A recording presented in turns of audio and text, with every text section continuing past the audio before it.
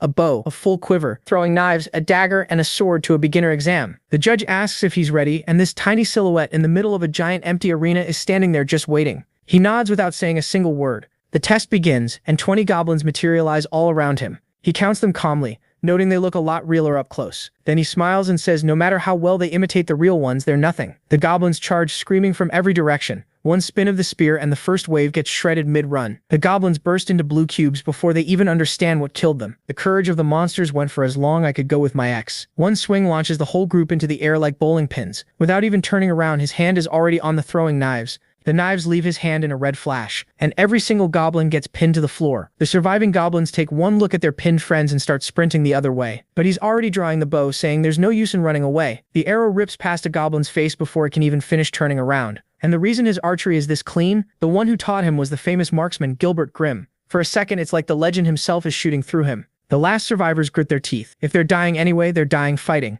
So he calmly puts the bow away and draws his sword. The blade drags across the floor, sparks trailing. They surround him from every side, jumping in all at once, exactly what he was waiting for. His grip tightens on the handle. One swing, everything around him gets cut down midair, and then he freezes, realizing he maybe overdid it for a rookie exam. The adrenaline fades and Bro is shaking on his feet, thinking he seriously needs to rebuild this body, while the judges above can only whisper amazing. The examiner sets his cup down and says they've reached a conclusion. Applicant number 75, Seo Jun-ho. Passed, with the entire room still trying to process what they watched, and every single judge is asking the same thing. Who is this guy? To answer that, we have to go back 25 years to be precise. Humanity's final dungeon, and standing at the end of it is the Frost Queen, the monster that froze the Pacific Ocean with a snap. She's laughing in his face, asking how it feels to make it this far after leaving his whole team behind to die. She tells him he understands nothing about this world, but Bro cuts her off, saying he's got no time to fool around. She forms a giant blade of pure ice, and he answers with a simple, "I'll kill you and end this nightmare." The two collide midair, trading blows at Goku's speed. She gathers ice magic in her hand and fires it point blank. He dodges by a hair. Then in one final exchange, a black flash cuts through the blue. Silence. The Frost Queen is on her knees, and the guy is standing behind her. She says it was fun. He says he can't say the same. He moves in to finish it, but the moment she starts to glow, his body starts freezing instead. Ice crawling up his arms, his neck, his face. A message telling him he's absorbing the Frost Queen's core, and he'll stay in hibernation until it's fully absorbed. That's the last thing he sees for 25 years. Now, 76 hours before this fight, 5 heroes are standing in front of that dungeon. And there's a problem. Only one of them can go up those stairs. The big tattooed guy is punching the ice wall, furious that picking one person is the same as telling the rest to die. The cowboy tips his hat and admits they're at a disadvantage, but everyone already knows who has to go. Even the big guy concedes. There's really no one quite like Spectre. The girl agrees, and just like that, 4 people hand their lives to one man. The whole squad stands facing him, telling him they know their deaths won't be meaningless. He mumbles that not a lot of people would call him their friend. The cowboy just smiles and says they'd follow him even to death. The healer beams at him, saying none of it will be in vain, and all he can get out is a quiet "you guys" before apologizing and walking up those stairs alone. 25 years later, the year is 2024, and we're at a museum exhibit about the monsters humanity still can't defeat. A presenter explains how one man froze the Pacific with a snap of the Frost Queen's fingers, and how 5 legends walked into Antarctica to stop her. Those 5 are displayed right there, frozen in ice. The 5 heroes. Then a nerdy kid starts screaming, pointing at the exhibit. The ice statue just moved. The presenter laughs it off, explaining the chamber's temperature is controlled 24/7. There's no way anything happens to those statues. Then she hears the cracking behind her. The ice explodes and a figure bursts out of the shards. He drops to his knees shaking as a message tells him the absorption finally hit 100%. The only thing Bro can say after 25 years, cold. And a new notification, X-rank skill acquired, Frost. The news detonates worldwide within hours. The legend has awakened. The Spectre is back after 25 years of cryogenic sleep. Meanwhile, the legend himself is sitting in a hospital bed scrolling headlines like a grandpa who just discovered the internet. It's been 25 years. He tries to make a fist and can barely close his fingers. The doctors walk in with news. The president of the Player Association is coming to see him personally. Jun-ho already hates this. If it's not someone he knows, he's sending them away. But the doctor says the man used to talk with the Spectre all the time, a close friend. And when the guy shows up, Bro instantly recognizes him. It's Shim Dukal, and just like he predicted 25 years ago, dude went completely bald. That's the first thing he says after a 25-year reunion. Shim is furious, saying he was dumb for expecting an emotional moment. Once they're alone, Jun-ho asks the real question.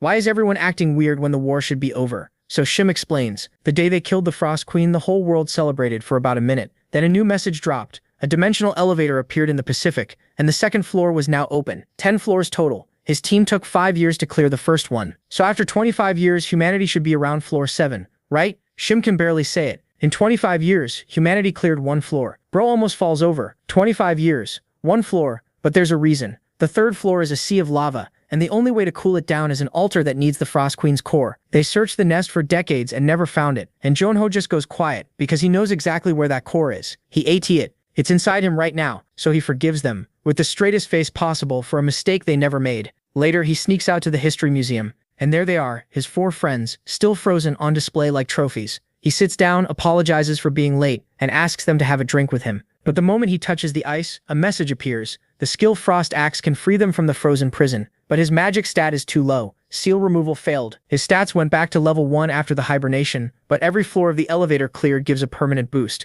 So the plan writes itself. Climb the tower, get the magic, melt the ice, bring them home. He tells Shim he's becoming a player again. Shim hates it. The demons, criminal players who terrorize the world, are still obsessed with killing the Spectre. The only safe way back is a new identity. Fine, but there's one problem. Nowadays, the only way to get a license is passing the public admission test. And now we're back at that exam, where a level 1 rookie walked in carrying every weapon known to man. Now you know exactly why the judges couldn't understand what they were watching. They weren't grading a beginner. They were grading the greatest player in history, starting his climb from 0. And that little demonstration, that was him with a body that could barely make a fist 2 weeks earlier. And Shimdioku realizes recruiting him to the association won't be a problem at all. Shimdioku says they've probably reached a decision. He also says he feels bad for lying about MC's profile. Now everyone around Shimdioku wants Junho. Sometime later, he starts laughing right in Shimdioku's face, making him really mad. The protagonist is eating junk food, drinking coke, and talking about how wild that novel is. Even Shimdioku has to admit he's right. It's hard to believe the world's most famous player, someone everyone looks up to, is acting like this just 2 days after leaving the hospital. Spectre really is a lazy guy. Shimdioku tells himself he just has to put up with it. But then MC suddenly starts yelling curses, then shouts in surprise. Shimdioku asks what he's reading, and Junho says the main character is a priest who only fights instead of healing people. Shimdioka asks if he's crazy, and he actually agrees. Still, Shimdioka tells him to sit down because he brought the things the protagonist asked for. That gets MC's attention, but Shimdioka asks why he wanted info on incomplete gates. He's not seriously planning to enter one at his current level, right? Junho says yes. Why else would he ask? That leaves Shimdioka stunned. He knows exactly what that means. If those gates still haven't been cleared, he asks if he's joking. Did he really think he'd forget? He explains that gates are full of monsters and traps that attack any human. Some are so dangerous that not even the players' bodies are left behind. Those are the gates that were never closed, called incomplete gates. The protagonist says they're the only gates beginners can enter, but that also makes them worse.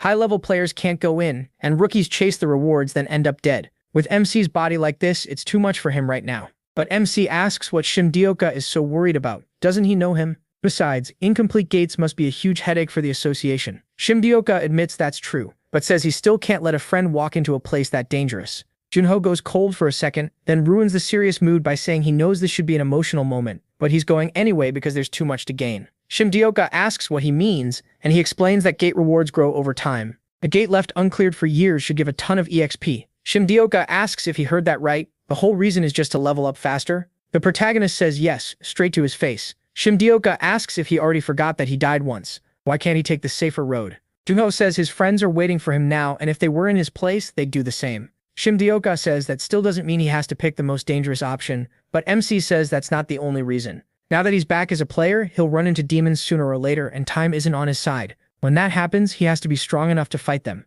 Shimdioka admits he hadn't thought that far. He says he didn't realize he was carrying so much pressure. Junho doesn't call it pressure, and of course he doesn't mention that. In the past, he was the one hunting those guys. In the end, Shimdioka says he can't stop him, so he'll look for a gate the protagonist can actually enter. Soon he finds only one gate available at MC's level, and MC asks which one it is. Shimdioka shows him the file. It appeared 7 years ago, and 142 people have already tried to clear it. Only level 1 players can enter, so they call it a rookie graveyard. He says the rules sound simple, and Shimdioka says he's awfully confident. Then Junho gets a notice on his smartwatch. Shimdioka says his payment came through. He adds that this means the protagonist is now under contract with the association and will serve under them for 1 year. MC immediately asks what the hell he means by serve under them. He says he'll show him who the real servant is, and Shimdioka quickly tells him to calm down. Then he asks about housing. If the association has places for players, is he staying there? Shimdioka says that's a good idea. He'll be safer nearby. He tells him to give him a nice room, and Shimdioka says he can have whatever he wants.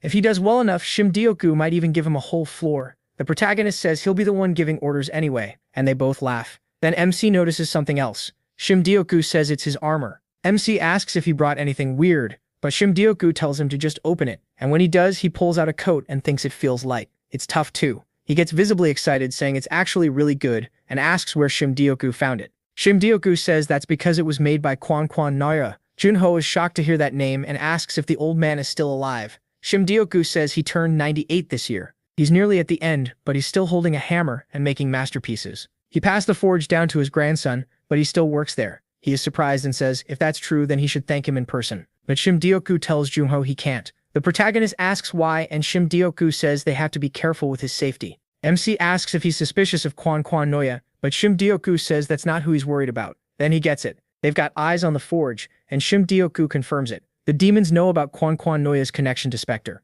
If Junho goes there now, it would be the same as exposing who he is. The protagonist accepts that pretty calmly. If a rookie like him suddenly leaves the country to see Noya, people would notice right away. Shimdioku reminds him that he already said he'd support him, so MC should understand. He says there's nothing else they can do. He just needs to get stronger and visit him later. He asks Shimdioku to pass on his thanks, then says he'll take that gear. After that, he asks what weapon he should use, and Shimdioku says the warehouse should have something good. He can take whatever he wants. Junho says now they're finally speaking the same language. Shimdioku asks when he plans to leave, and the protagonist says he was thinking of going right away, but he should raise his vitality first. Just the exam drained all his energy. If his vitality stays low, he won't even handle monsters, let alone demons, so he needs to prepare. Shimdioku asks how long that'll take. Will it be a month? Shimdioku says that's way too much. 10 days is enough. After that, he heads to Namyang province, to Mount Shongma. Once he arrives in front of the gate, he finally gets ready to enter. It's the Gate of Dawn's Curse. The only clear condition is surviving until sunrise. When MC steps inside, the sun is already setting, so he first thinks the place feels pretty comfortable. He'd been holding his breath, but when he sees the graveyard ahead, comfortable doesn't feel like the right word anymore. He figures he might be going a little crazy. Still, after checking the info, he sees this gate isn't supposed to be that hard, and the goal is simple, just stay alive until dawn. He came at a good time too. From the records, the groups who entered in the morning lasted the longest. Time works differently inside the gate, and people who went in later didn't have enough time to adjust. They probably got hit right away and had no real chance to respond. In the end, there wasn't much they could do because they were only level 1 players. But Junho has survived all kinds of things, so he's ready for whatever comes. As time passes and night falls, he feels a strange, uneasy sensation like he's being watched. He feels like something is watching him, maybe the undead. He mutters that this is going to be a mess. The second he stands up, the undead burst out of the ground. One grabs his leg and he just says he knew that would happen. He smashes its head, trying to kill it, but it doesn't work. So he tells it to stay down and go back to sleep. There are more all around him, and then night fully falls.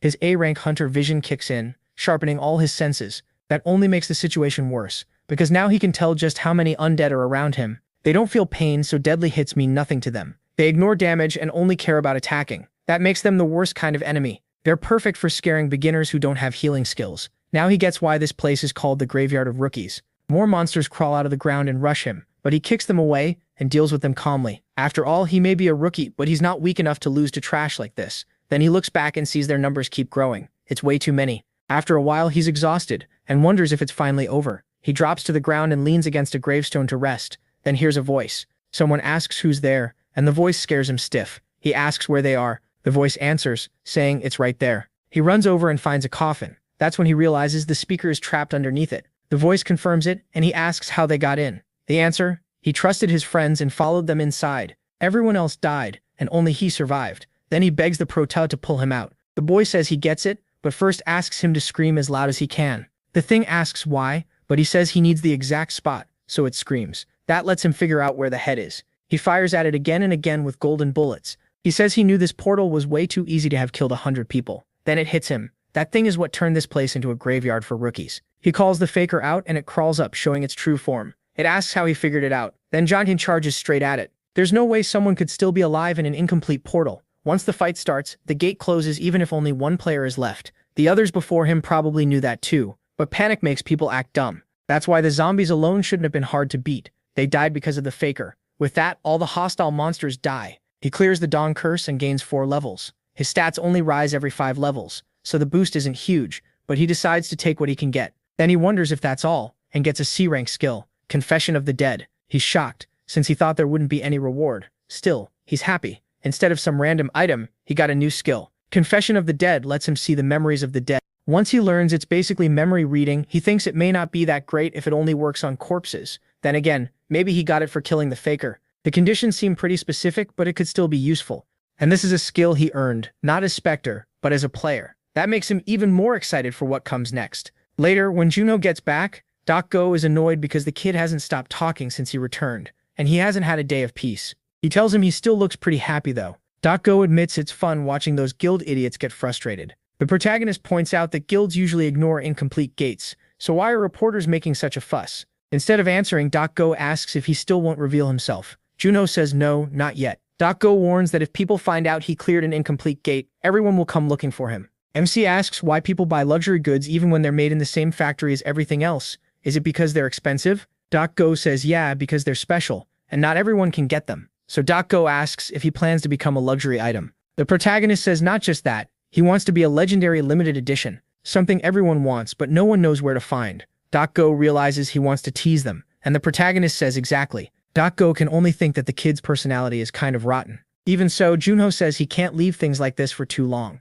Smart people will figure it out soon enough and start asking if that guy will show up at other incomplete gates. Reporters will start camping there too, waiting for him. He doesn't need to brag, the world will catch on by itself. Doc Go asks since when he cared about bragging, and Junho gets annoyed, but Doc Go drops it and just calls him to eat. Sometime later, MC is doing handstand push-ups. When he reaches 73, he nearly falls, but still finishes the yellow gate challenge before dropping onto his back. That raises his strength by 1 point, and he thinks he finally did it. He stays sprawled on the floor, then grabs some water and says he finally feels alive again. After that, he checks his watch and looks through a long list of dungeons he could clear. One catches his eye, the Garden of Lyelf, the oldest incomplete gate in Korea, first found 9 years ago. If a gate stays open that long, monsters start coming out. That's what they call an open gate, and the government and the association offered a huge reward to anyone who could close it. People all over the country tried, 124 attempts, 124 failures. In the end, they had no choice but to bring in help from another country. They spent a fortune to hire India's superstar rookie, Tushar Vishy. He was a genius with a bow, and had the kind of talent that could have reached Gilbert's level, or maybe even gone past it. But he failed, and hope died with him. A 22-year-old with a huge future ahead lost his life there. Junho thinks that's a real shame. That's why he prepares even more carefully. His training just raised his strength, and now every stat except magic is above 30. For his level, that should be the max. Still, if even someone like Tushar couldn't clear the gate, he can't ignore the chance that something hidden is waiting inside. So he gets ready for every possible situation. Even then, he draws on a bit of his magic. Since he can use freezing now, he's getting used to it and wonders how strong it'll be in a real fight. Then he heads for the Garden of Lyelf and finally arrives. To close the gate, he has to wipe out every monster. He doesn't know how many Lyelfs will appear, but if even teams of 4 failed, there has to be some hidden trap that killed them. He scans the area and notices a maze below. For now, he decides to stay away from that suspicious place. Lyelfs only come out at night, so he waits and soon night falls. Then they start bursting out of the ground. One makes a noise right beside him, making him jump. At least now he knows they announce themselves when they appear, and with night here his senses grow sharper again. For now, he only sees 2. He thinks that's a nice welcome as they throw attacks at him. Junho charges in, plants his halberd, vaults over the attack, and gets ready to strike. As he lands, he uses ice to make a spear and throws it straight at them, killing the first one easily along with the one beside it. Then he realizes that the spear is really useful. The Frost Queen's power is definitely worth having. But another attack comes, and he sees a whole horde rushing in. So yeah, 2 was way too few. He dives back into the fight and cuts through them with ease, shredding monster after monster. He splits them apart, and the last one looks around in confusion. Then Junho appears right behind it, ready with the final blow to finish the thing off. But when it finally drops, he realizes that was way too fast. Even worse, more have already appeared, twice as many as before. That's when he figures it out. They multiply when they die. After fighting them for a bit longer, he starts running and wonders how many there even are. The whole thing is getting ridiculous. The monsters chase him and whip vines at him. He has to defend himself with everything he has, using the Frost Queen's power as well as he can. Now he has both an ice spear and a shield that blocks the vines. Behind that shield, he gets ready to strike back with shadow power. He slices through the one-eyed monsters in a clean frontal cut. When they finally fall, he realizes he's completely worn out and starts wondering how many hours have passed. Closing the gate is tiring, but not impossible. Still, one thing keeps bothering him. Even if he has an overpowered skill, if this is all the gate has, then a team of 4 should have been enough. And among the players who tried to clear it over the last 9 years, there were plenty with amazing potential. Tushar was one of them. One of them was Tushar, and from what the protagonist knows, he should have handled at least half those monsters by himself. With a full team, they should have cleared the portal. Even while the monsters keep swarming him, he can't stop thinking, why did Tushar fail? He keeps cutting them down until he finally clears the Garden of Lyelf. As the sun comes up, he says he seriously thought he was going to die. Still, as long as he's alive, he'll take it. Then he looks around, confused about how he even got there and where exactly he is. The maze starts pulling him in, and he decides to check it out. But then he spots a dead body nearby. The air reeks of corpses. He wonders if all these groups were trying to escape, and realizes the maze was just a waste of time for them. If they couldn't block the core, this place only became a dead end. After a while, he reaches the end of the maze. There he sees Tupar Vishi's body and recognizes the bow beside him. He remembers its name, Tempestade. After paying his respects, he takes the bow. Its arrows fly in wild, shifting paths like wind in a storm. That's how it got its name. He recalls that the Indian government had entrusted it to Tupar Fire. Then he notices something else, a notebook, and he opens it to see who it belongs to. It starts, April 7th, 2044, 12:40 p.m. Tupar Fire writes that he was sent to clear the Lilith portal in Korea,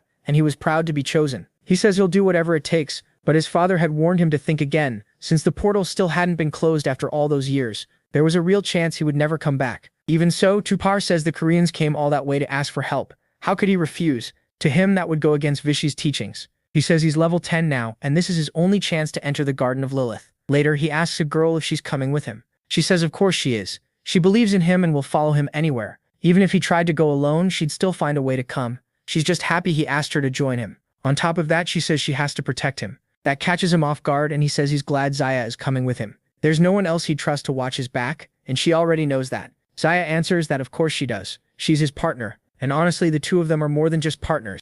Together they promise they'll close the portal no matter what. Somewhere else, Tupar Vishi sees one of his teammates talking to his daughter, promising he'll come back. Tupar apologizes for calling him out like that, and the man says this is his first trip so far from home, leaving his daughter behind. But her grandmother is there, and since Tupar asked for help, he couldn't say no. Tupar Vishi thanks him, and the man says that if he's going with a rising star like Tupar, then he has to do his part too. After that, they head to Indira Gandhi International Airport in New Delhi and get ready to fly out with his fiancée and one more teammate. Once they arrive, they train a bit, and Tupar says he has a good feeling about this. Then on April 24, 2044 at 11:37, they finally enter the Garden of Lilith. As they step inside, they're struck by how beautiful it is. None of them has seen a portal like this before, but they quickly snap back because they're in a dungeon, and they can't let their guard down. For now, they decide to observe the area. Then at 8:33, 8 of them appear, and they wonder if that's already a bit much. More keep coming, but the group handles them easily at first. Then the count doubles, this time reaching 32. After that, the numbers just keep climbing, and eventually their tank gets hit in the chest and starts bleeding. Tupar is shocked when he sees it. They tell everyone to grab the others and run. The group rushes to the maze, and the girl yells for Tupar to hurry. They need shelter. Tupar realizes that every time they wipe out a horde, the next one gets bigger. This dungeon is completely insane. After some time inside the maze, the team's tank can't hold on any longer and asks Tushar to take care of his daughter before dying in front of the others. Then on April 25th at 5:29, only 3 of them are left. Another teammate dies from his wounds, and Tushar can't stop crying. By 7:12, the sun starts to set, and he prays to Shiva for mercy so he can write again tomorrow. Before the next fight, he writes that they can barely go on. In his diary, he says they beat the 4th Lilf's horde last night, and the 5th will arrive soon. There are at least 120 of them, and even after fighting for their lives, around 40 are still left. He can't handle that many alone. Then he looks over and sees his exhausted fiancée asleep nearby. Even so, he thinks that today they'll make it out and begs for there not to be a 6th horde. But after the 6th horde, the girl dies in his arms and he breaks down. He says he promised to close the portal, but what's the point without them there? Then someone speaks to Tushar saying it's time for him to die. The assassin goes for his life, but Tushar sees the attack coming through his fiancée's crystal ball and manages to dodge. The blade only hits his shoulder, and he immediately goes on guard. The assassin is surprised he avoided it and says Tushar really does deserve his name, as India's rising star. Then Tushar notices his eyes and realizes he really is a demon. He demands to know how the demon tricked them and what kind of bad luck brought him there. The demon says that's the dumbest thing he's heard. And the answer is simple. Tushar's girlfriend was just as stupid as he is. He says even he didn't know there would be that many Lilfas, so he planned to help a little after Tushar's friends died. But they were useless and died too fast, and it nearly put him in danger too. Hearing that, Tushar gets furious. The demon thanks him for helping close the portal, then says it's time to hand over Tempestade and join his friends. Tushar snaps, but then he notices something and freezes in shock. The demon asks what's with that look. Was he scared to die? But then a 6th horde really does appear. Hanan sees Tushar run and says he didn't expect that, but it doesn't matter. The poison will kill him anyway. As Tushar runs, Hanan sees monsters crash into him and tear him apart too. So there really was a 6th horde. Tushar keeps running, poisoned, frustrated because he can't even feel his arm anymore. He thinks he can't die like this. He enters the maze and hides there, reaching the end only to realize the place was a trap. He gets even more bitter, thinking he can't die this way after everything that happened in that dungeon. He writes that he lost feeling in his right arm. The demon must have coated the dagger with poison. Whether it's the liftifs or the poison, he's going to die either way. So if anyone finds that diary, they should tell their families they're sorry. The protagonist finishes reading and understands what happened. He thinks that's the end, but there are still a few pages left. Those pages hold Tushar's final words. He wonders if things would have been different if the rest of his friends had lived. Maybe they could have closed the portal. Instead, he blames the demon. Those damn demons. Full of hatred, he prays to the great Shiva, asking permission for Tushar Vishi to become one with the eternal soul. He begs for every last one of those bastards to burn in hell, and pleads for anyone to avenge this warrior. The protagonist is the one who ends up finding those words, and he thanks Tushar. Now he finally understands everything. The number of Lilfs rises based on how many players enter. Since he came alone, there weren't that many, and he could kill them fairly easily. If he had come with 3 more people, just thinking about it makes him sick, so he decides to take the diary with him, just in case. Then he looks at the bow and thinks it over. He'll borrow it for now. It's not like he's stealing it for nothing. He's going to kill those rotten demons and avenge Tushar. Back at the association building, Shim Deok-gu says the protagonist was right. They kept quiet, and now everybody knows anyway. The protagonist says he told them that would happen. He was barely holding himself back from saying it at the gate. Then he asks why Shim Deok-gu came so early when he could have just said it through a video call. Shim replies that news like this should be shared in person. He also says the Indian government sent a message. They wanted to thank him for finding the diary, and the families have been told. The protagonist reacts pretty calmly, and just says that's good. Shim says Hansen should be happy about that. The protagonist says sure, but even so, it's a shame about Tempestade. It was made as a national defense weapon, but it had been in Tushar Vishi's inventory. The protagonist tells him to take a look at what's already in his hand, and shows Shim the weapon. Shim can't believe what he's seeing, and asks if the protagonist has lost his mind. Then he demands to know why the hell he has it. Shim says he should have left it there since the bow belongs to the Indian government, but Jun-ho just says he's borrowing it. That makes Shim ask what he's supposed to tell them. Does the protagonist really mean Tushar passed the bow to him? In the end, Shim gives up and tells him to deal with it himself. MC says he'll be careful, so there's no need to get mad. Still, Shim warns him not to joke around. Everyone thinks the bow is gone, but he says that's not the real issue. The bigger problem is the demon this will draw in. Jun-ho explains, the demon was believed to have died inside the portal, but the protagonist figures he probably wasn't the only one hunting that bow, and that guy must have seen the news. He's not dumb enough to believe it. MC says the man is crazy. He values items more than people. Once he learns Jun-ho has the bow, he'll come after him. Shim realizes that's probably true, and there's only one person he can think of. It's the demonic archer Call Signer. He's known for collecting bows. He says even other demons talk about him, and he's one of the strong ones. That's why he's wanted all over the world. Shim remembers Cal didn't meet the level requirement, so he couldn't enter the Garden of Lifil himself. Jun-ho says exactly. If Cal comes after him, he'll team up with other demons and wait for the next incomplete portal to strike, and he'll be stronger than when Tushar was alive. Shim asks what kind of crazy talk that is, saying it's too dangerous and they can still return the bow. The protagonist tells him to relax. If they prepare now, they'll be fine. Does Shim really think he'll be easy prey? Shim thinks for a moment and admits no, but it's still worrying. He tells his friend he just wants to keep him safe. Jun-ko gives a small smile and asks who Shim thinks he is. He's the one and only Seo MC. He tells him not to worry so much, this won't be like 25 years ago. Shim then realizes Jun-ko really hasn't changed at all, even after all that frozen time. Just then Shim gets a call and rushes out. He says he has to refuse them and asks someone to please send them away. He has no idea what's going on and asks what happened. Shim says reporters are flooding in because everyone heard he closed the portals and now they all want an interview. Jun-ko thinks for a second and tells Shim not to send them home. Shim asks why. The protagonist says if they're going to fight demons, they should at least choose the battlefield. Then he says he'll hold a press conference. And so the reporters all sit down and wait for Jun-ko to speak. While they wait, they look into Seo MC's record. His first portal was Curse of Dawn, and the next was the Garden of Liof. It's been a while since they've seen a rookie this good, and some say Korea may have found another player like Kim Woo-jung or Shin Song-hyun. They add that he stands out even among countless stars. Then they notice him coming and shout for photos, but they're stunned when he shows up looking like a total shut-in, flip-flops, shorts, and a cheap t-shirt. Now they wonder if this is really the same player who cleared 2 incomplete portals, or just some guy who wandered into the press room by mistake. Jun-ko looks around and thinks it's quite a scene, though maybe he should have changed first. Then again, he dressed up all the time as Spectre, and now that just feels like a pain. So he simply introduces himself as Seo, the protagonist, and says this press conference will last 30 minutes, starting now. One reporter is so shocked he forgets to ask anything. Then everyone jumps in at once, asking about his portal experiences, how he felt going in, and why his debut was in incomplete portals.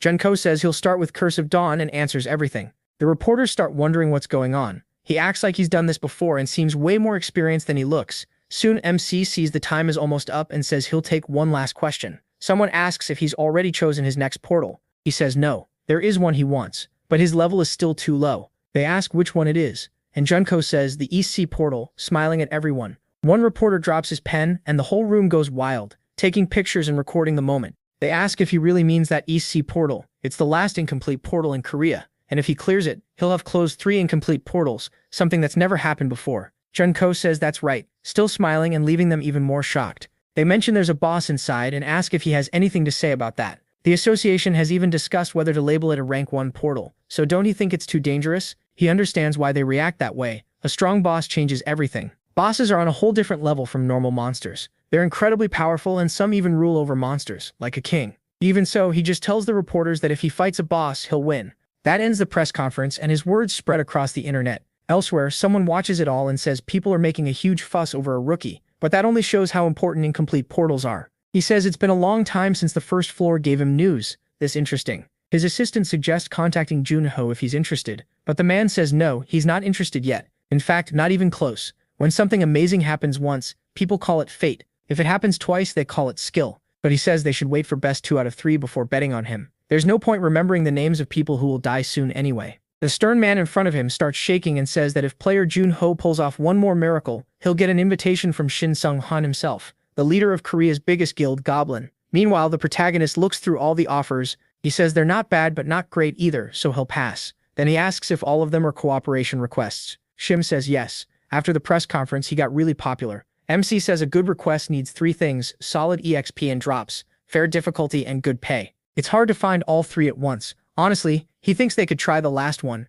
but Shim quickly says no. If he helps now, it'll set a bad precedent. Instead, Shim brings up another request from a father searching for a cure for his daughter's terminal illness. The key to saving her is the core of a gray fox. That name makes him pause. It's been a long time since he heard it. Shim says he saw one back when he first became a player, and he says he almost died that day. Shim says it's easier to just show him. The portal is the national rank divine fox, and the protagonist is surprised. He looks over the images as Shim explains the portal appeared only 3 months ago. It still hasn't been declared incomplete, but one monster there has already wiped out 7 parties. Junho notes the required level is even higher than the Gray Fox portal he cleared as Spectre, so this will be tougher than before. Shim says it won't be as hard as it sounds. Players are stronger now and their gear is much better too. MC says he hasn't seen many skilled players since coming back, but he trusts Shim. If he wants to see what the new generation can do, then this is the right place. Shim adds that the request actually came from a friend of his, and that surprises him. Shim asks if he knows the MCO group, and says its chairman made the request. The protagonist asks if he means Choi Man-hyuk's son, and Shim explains he actually has a second son named Choi Pil-ho. While they're talking, someone knocks on the door. A girl walks in and asks if the chairman called for her. Shim welcomes Cha Tae-seon and says that from now on she'll be Junho's secretary and assistant. MC thinks that no matter how famous he is as a rookie, it would still look suspicious if the chairman handled everything for him. Seon politely greets him and he greets her back. Shim tells Junho he'll talk with the group chairman and asks him to work well with Seon. He says she's very responsible and can be trusted. She thanks him for the praise and Shim says he just expects good results from both of them. Then Seon asks the protagonist if he knows about the Myung-ho group. He says yes, they're #1 in Korea. She explains they're famous for staying clean, with none of the scandals rich families usually have.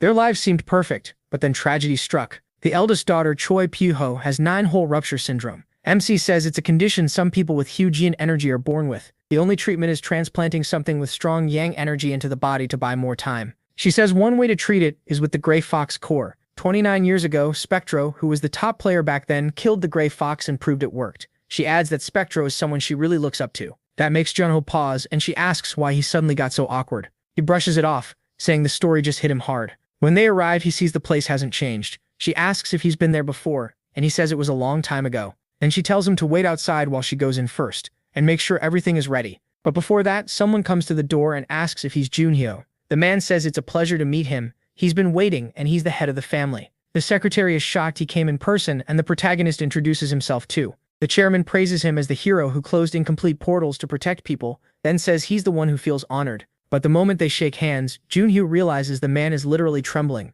He says this is his only wish, begging MC to please save his beloved Hyu-sun from that cursed disease. He sums it up, they need the Gray Fox core. The chairman says yes. He searched everywhere and found a case in France where someone fully recovered and people said it was because of the Gray Fox core. Then he gets right to it and offers 15 billion won as a reward. He also promises any item or material Junho needs for the portal. Anything at all, as long as he can get it. The girl is stunned by how huge the reward is and thinks he'll obviously accept, but the protagonist apologizes and says he has to refuse. Everyone there is shocked by the boy, so he explains. The chairman quickly raises it to 25, even 30 billion, asking if that still isn't enough. Junho says he isn't asking for more. 10 billion is already more than enough. The girl is just as shocked as the chairman, so he asks why, and MC says Spectro once got an offer from a French client. The man was ready to give up his whole company to save his daughter, but Spectro refused all of it and only took 100 million. He says his reason is the same. You don't take advantage of someone trying to save their daughter. Later on the way home, the girl says she'll park the car and he can go ahead.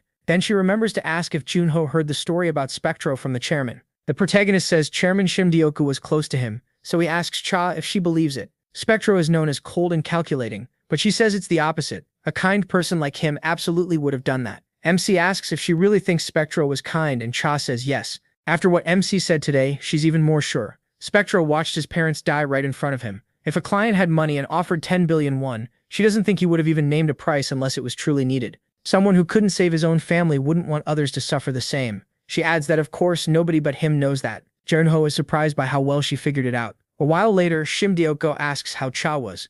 He says they only talked for 2 hours, but she's good at giving advice. Shimdioku tells him he'll see her real value soon. With that way of talking, she could work for a famous guild or a huge company. She only chose this place because the association is taking care of Spectro. As they keep walking, the protagonist asks where they are, but Shimdioku says he's just making small talk because he's too embarrassed to open that door with his fingerprint. He calls Juno out for stalling. Then he says if MC wants to beat something on the Grey Fox's level, he'll need to bring something useful. And this place holds all kinds of old weapons. He explains that in the last 25 years, technology has advanced a lot. They made weapons and materials nobody could have imagined, and it changed how players fight. Then he tosses a sword into Junho's hand and tells him to pour magic into it. He does, and the blade starts glowing. Shimdioku explains that with a little magic, an artificial blade forms, and it can pierce an orc's hide with ease. The protagonist studies it, while Shimdioku keeps showing off more gear, even a shield made with magic. Then the protagonist asks if players these days mostly use this kind of weapon. Shimdioku looks surprised and says high-tech weapons are very effective, so why wouldn't they? MC asks if even rankers use them, and Shimdioku says he's not sure. Rankers usually carry custom gear, but he says all of this is just kid stuff compared to real predators. Against monsters that can tear apart a player's magic, these things won't matter. So he asks Shimdioku why weak monsters appear on lower floors. Shimdioku guesses it's because players would die if they had to face strong ones right away. Junho says exactly. The system is fair. Players grow by fighting enemies around their level, then use that strength and experience to beat stronger ones later. Shimdioku asks if that means these weapons aren't useful against top monsters, and the protagonist says that's right. Shimdioku agrees. Players who rely only on high-tech weapons never achieve much. They're mainly good for clearing portals near their level for cheap. Junho says he gets it, but then he notices a sword thrown off in a corner and asks about it. Shimdioku says it was made with new materials too, but it wasn't very useful, so he tossed it aside. MC asks if he's serious, then swings with full force and makes the whole place shake. Shimdioku nearly jumps out of his skin. Junho says the world really has gotten interesting, and asks what's wrong with players limiting themselves to these toys.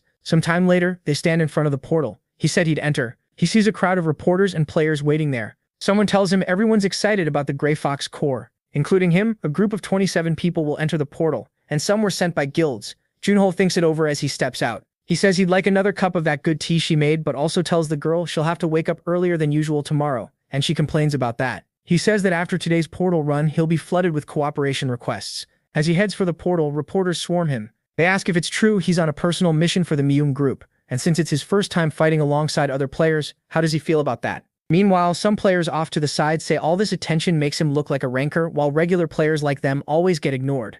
One girl says he's the rookie everyone's talking about, so he's probably been all over the news. They're shocked that this skinny guy really closed 2 incomplete portals, but they don't buy it. Even his gear looks terrible. Still, they guess he must have more items in his inventory. There's no way he'd enter with just that weapon. Soon the interviews end and everyone gets ready to go in. They head into the portal. Once inside, they're met by burning dunes and endless sand. It feels like a giant desert. People wonder how they're supposed to move in all this heat, but then one man shouts for everyone to listen, and they ask who he is. He introduces himself as Cha Ming, a member of Korea's 13th rank guild, Choenkai, and everyone is surprised that Choenkai joined the raid. He says they all know a portal like this isn't something you handle alone. Since the group is big, they shouldn't waste time fighting each other and creating extra danger. He wants to make a deal, and a horned man asks what kind. Chai Ming says his guild will pay 10 million won to everyone who follows their orders inside. In return, Chai Ming keeps the real prize, the Grey Fox core. Everyone is shocked that's what they were after. He points out that paying everyone won't even cost 300 million won, then asks how they plan to get the core without Cheonghai's help. He adds that his guild is trying to be generous, and if anyone changes their mind, they'll offer 5 million. People think it over, then accept. Meanwhile, Junho walks off alone, so a guild member asks if he won't be joining them. The protagonist says he plans to go by himself, leaving everyone behind. A fat guy says he knew the rumors were overblown. People call Junho a genius, but if he's dumb enough to fight solo, they don't need to worry about him. The leader snaps back, asking when he ever said he was worried. Annoyed, he tells everyone to move out. MC keeps going alone and thinks about the gray fox. It's something between a monster and a mythical beast, a 9-tailed boss whose tails grow one by one every 1,000 years. When all 9 are grown, it rises to the heavens as a 1,000-year fox that protects its kind. And each new tail increases the number of fire foxes it can control. Right now, he doesn't know how many tails the gray fox in this portal has. For now, he needs to find a good spot. But when he looks over, everyone else notices it too. A Shanghai guild member slams the ground. Fire foxes burst out from the sand. He tells everyone not to panic and follow orders. The vice leader counts them around 30. Then the monsters charge. The group waits for the right time to strike those things. Meanwhile, the bald guy and the big guy start activating a device they brought with them. It raises 4 towers around the group. Those towers start shocking the foxes rushing in. Everyone's stunned that it actually works. The Shanghai leader boasts that this isn't the age of weak weapons and simple traps anymore. This is second-floor technology. Loaded up with gear, they rush in like a full battle squad. They say they've already killed over half, with Che leading. The big guy says they'll get the gray fox easily at this rate. But Che cuts him off. If he has time to talk, he has time to fight. One of the girls admits she got nervous after hearing about the gray fox but says this is nothing. The bald guy brags that's what happens when you join Shanghai. Then something huge blocks the light above them. The bald guy looks up and asks what it is. A giant gray fox appears, with multiple tails. It towers over them, and the bald man shouts that the fox is here. Seeing its cubs dead below, it flies into a rage. Terrified, the group hears it roar and threaten them. Then they realize it has 9 tails. No way this is possible. The one Spectre beat didn't even have 6. Still, the guild leader orders everyone to pull themselves together, hold formation, and keep attacking. But everyone is shaking. They don't look like they can help at all, even with the guild here. The leader tells himself it doesn't matter what the monster is, a blow to the head or heart will kill it. He says the trap he prepared is stronger than anything they've used before, and if it catches her, she won't escape. Today, he'll kill the gray fox and surpass Spectre. But then the fox spits out a blast of fire so strong it should have left nothing behind.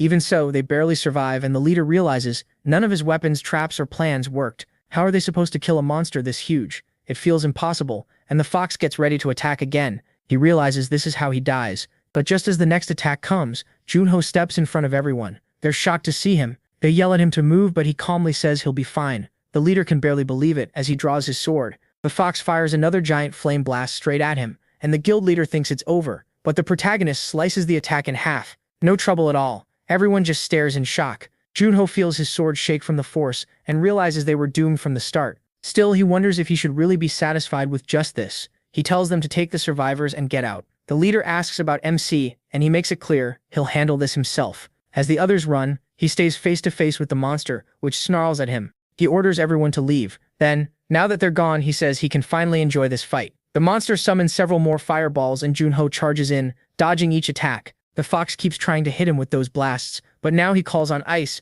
making a shield against the flames. He figures she won't let him get close, so he keeps pushing forward, closing the gap while the monster watches him and forms another massive fireball over its head. Junho recognizes it as Giant Flame Explosion and knows he won't survive if it lands. At the last second, he makes his move. The blast hits where he was standing, but the fox starts searching for him. Then it catches his scent and realizes he's alive. It swipes at him with its paw, cutting off part of his hair. He barely dodges and jumps up onto the monster's snout, ending up face to face with it. The fox shoots fire upward to hit him, but Junho jumps away. In midair, he creates several ice platforms to use like steps, letting him rush the fox faster. He says the gray fox gets stronger with each tail, so he starts wondering what happens if he cuts some off. A few tails go flying, split apart by the ice and the impact. Just like he thought, its power drops. Outside, the portal is still red, showing the people inside are still alive. Outside, reporters say it's already been 10 hours since the players went in. The last group survived 2 days, but one reporter tells the other not to be disrespectful. All they can do now is pray everyone comes back alive. Back inside, Junho keeps fighting the fox and it starts to panic as he keeps hitting it with ice. He realizes this is the first time it has ever felt pain. It had no natural enemy, no rival. It only killed countless players, never thinking it could one day become the prey. Fear takes over, and it attacks wildly from every direction. Junho slips away, dodging another paw strike. The fox frantically searches for him, until it notices where he's coming from. The protagonist gets right near its face and asks where it's looking, then slashes one eye, blinding that side. The fox starts gathering fire again and launches another attack at him, but he keeps dodging and striking back. The monster suffers more and more under the non-stop hits. Now it's the one getting scared, backing away from the boy. It retreats and forms another huge fireball to throw at him. Junho says it's being dramatic and asks why it's still resisting when it already knows it's going to die. Then he raises his hand and gathers the power of the Frost Queen, saying it's too late now.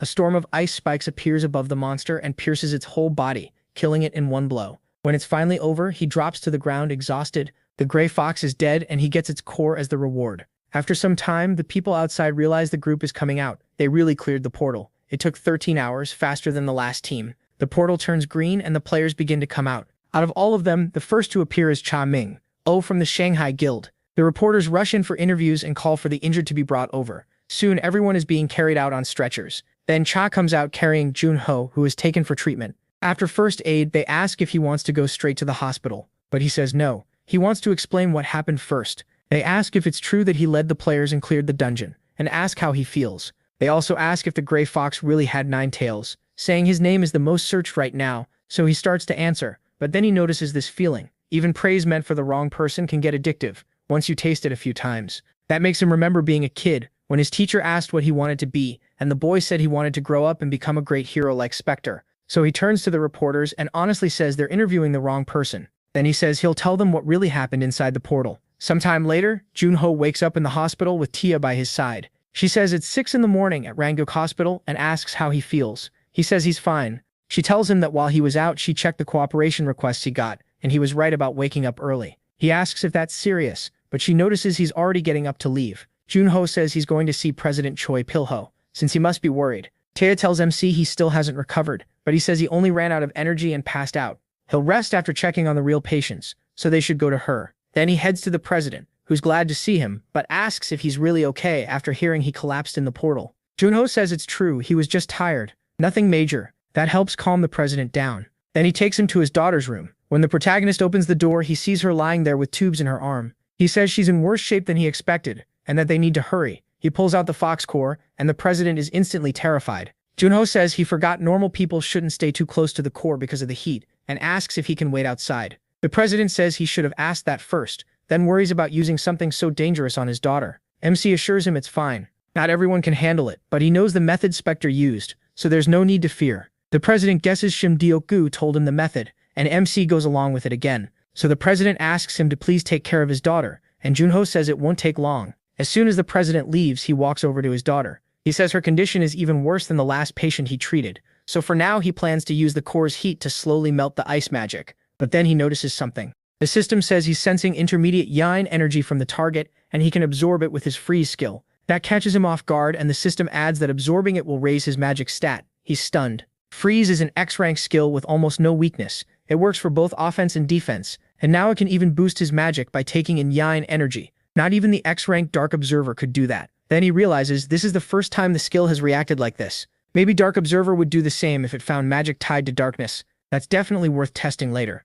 But not now. First, he has to treat the 9 yin syndrome before the patient suffers anymore. He needs to remove all the yin energy inside her, and he's going to do it in one go. So he starts drawing that energy out of her. Back when he was Spectre, he used the core's yang energy to force the magic apart, but that put huge stress on the patient's body. He had no better option then. This time, it's the reverse. He'll drive the yin energy out and absorb it little by little until things balance out. It's much safer than using the core. Outside, the president grows more and more anxious. Tinya notices the door opening. She calls for him.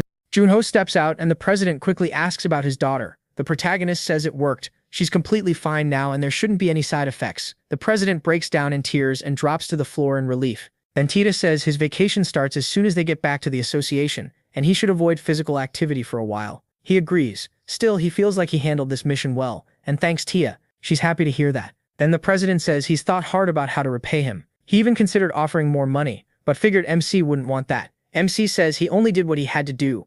That alone was enough for him, but the president has already made up his mind. If he ever needs help, the Mayan Group will back him however they can. The Mayan Group is the #1 company in Korea, with influence all over the country, but their real strength is the eldest son, Choi Pyong-ho, who leads the Scarlet Tower Guild, the 5th biggest guild in the nation. Having them as allies would be a huge advantage. Choi Pyong-ho says he'll be careful not to damage the group's name, and the president tells him he only has to ask. After all, the protagonist saved his family. Later, Shim Deok-gu says he just got a call from the president, who is overflowing with gratitude because his daughter is finally feeling better. He also asks how MC's body is doing. MC says it's just a little muscle soreness, and Shim Deokyu jokes that he must be taking something to turn into Captain America. He says no way, he overworked himself that day, but he also gained a bunch of recovery skills. Then they get straight to the point. He pulls out the core in front of Shim Deokyu. Shim Deokyu is shocked that it's the Grey Fox core, and Shimho says he didn't even need to use it on the president's daughter. Instead, he absorbs some of the yin energy with his freeze skill. Shim Deokyu loses it,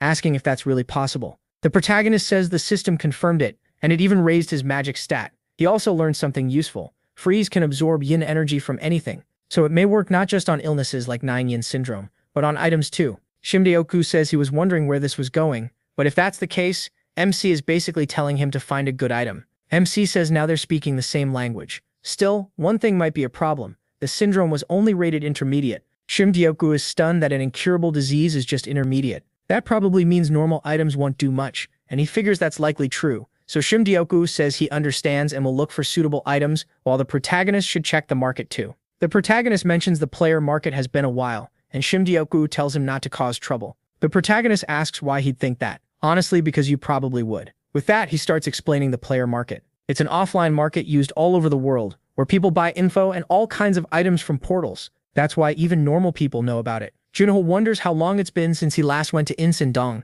It's gotten a lot more crowded now. Back then, the place was nearly empty because everyone was focused on surviving. Seeing that change makes him genuinely happy. But instead of the regular market, he has business in the black market. Once inside, he sees a crowd watching something. He heads to room 8, seat G10, and explains that the cinema in the player market has a special seat used as a teleport point to the black market. That seat acts like the gate itself. He remembers one of his old companions complaining that the market's teleportation system was awful. With portal resources, almost anything should be possible. So how does teleporting still make people sick? She used to say she'd rely on her own magic instead. Junho waits and is teleported soon after. He arrives at the black market, Ethiopia, the underground city. It feels nothing like the normal market, only a select few can enter. And player markets around the world are just doors that lead here.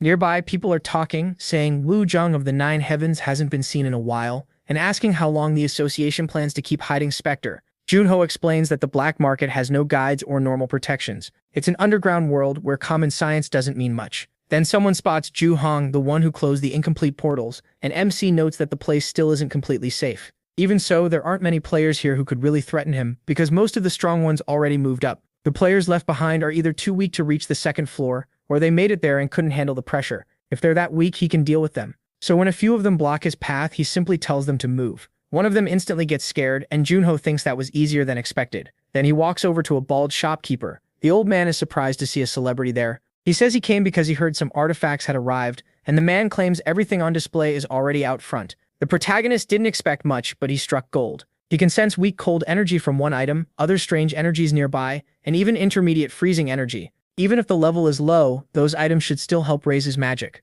So he tells the old man that, now that he thinks about it, he heard from some rookies that the shop keeps its best items in a separate room. The old man is clearly startled. He denies it and asks who would say such a thing, but Junho says he already knew, because the man is a terrible liar. He asks to just take a look, promising he'll buy some things too, and keep the secret. The old man grumbles, asking which idiot spilled that. Then he shows MC the hidden room, telling him these are the best artifacts he has. Junho says they all look impressive, but he doesn't see anything with a darkness attribute. Those are rare. Then he notices an ice-type item, but the old man warns him not to touch it. He says the thing has a strong curse that freezes the wearer's body, but he calmly puts the glove on anyway. The old man is left speechless. It's the gauntlet that carries the rage of Han's ice fairy, rare and almost cursed. The moment he puts it on, he feels intermediate freezing energy. That means he can purify it. Since intermediate is the same level as 9-yin syndrome, he should gain about the same amount of magic as before. So he says he'll buy that, and the earlier artifacts too, and the old man can only thank him with a huge smile. After that, Junho heads to a bar.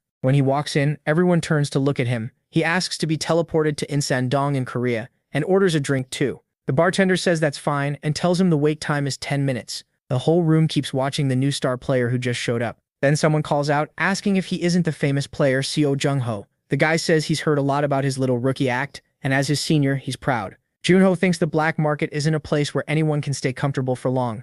A player's reputation matters a lot. It affects cooperation requests and even guild entry, but it's hard to build real fame through portals alone. So some cowardly players look for easier ways.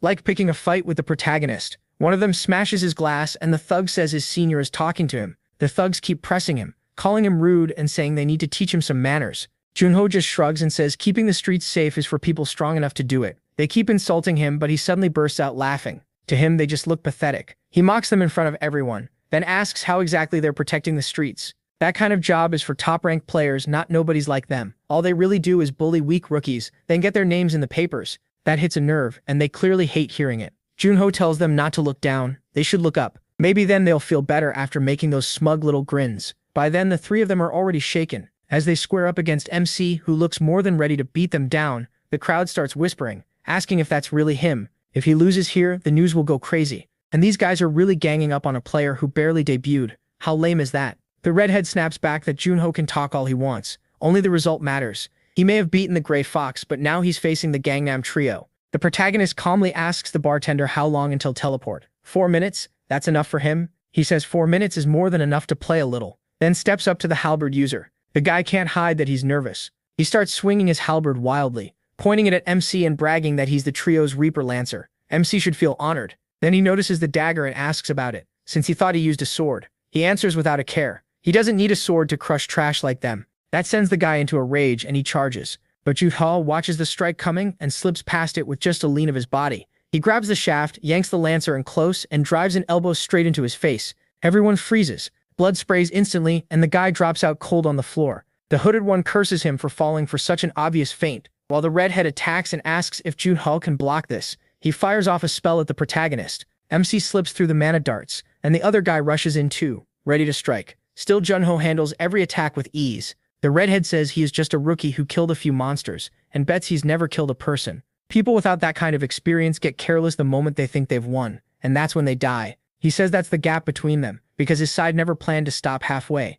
He keeps talking tough to Junho, but then realizes his partner is already on the ground and the protagonist breaks his arm without the slightest mercy. Then MC glances back and sees the redhead completely lost. The guy can't understand it. Junho is just a rookie, yet he crushed the whole Gangnam Trio. In panic, he gathers more magic, saying this can't be happening. He insists it's not over yet, and throws another attack at him. But Junho remembers that back in Spectre, the reason he killed so many enemies was his skill of reading breathing. Using that, he moves in, shuts down every attack, and gets close enough to pin the redhead against the wall. Junho tells him his breathing makes everything obvious. Then he pins the man's hand above him with his dagger, driving it through and leaving him stuck there screaming while the protagonist turns away. He walks back to the Lancer and asks if he'll bother him again. The answer comes fast, of course not. They won't even look his way again. Junho can tell they got the message, while the crowd starts shouting that he won. A rookie beat 3 experienced players, and everyone says it's unbelievable. They even call for reporters to hear how amazing MC was. To him, the world feels twisted. People act like this is just a game. Some kill for selfish reasons, and others cheer for the winner instead of helping the injured. Then the bartender announces the teleport is ready, and Junho thinks there are only 3 ways to survive in a world like this. Go crazy with everyone else, bury your feelings, or suffer in silence. With that thought, he comes back to himself. When he steps out, he suddenly misses his friends. Soon, the clip of him pinning that guy's hand to the wall spreads all over the internet. A blonde man says the video came from the black market just minutes ago. Junho beat 3 level 20 players with overwhelming skill and went far beyond expectations. Then he asks what the princess thinks, and she keeps watching, clearly interested as she asks for his name again. Later, Junho is taking a picture with a girl, wondering why this is even happening. Then he sees a whole line of people waiting to take photos with him, and he's shocked. At this rate, he figures he won't get home before night. Then someone calls out to the protagonist, and a girl walks up asking if they can talk. Junho notices her light orange hair and the strong heat coming off her. There's only one person who fits that. One of the 6 Great Guild members, the Dokebi princess, Gong Joha. She hands him a card and says she's not some suspicious person. He replies that he knows if Dokebi came to see him, then they're interested, and honestly that feels good.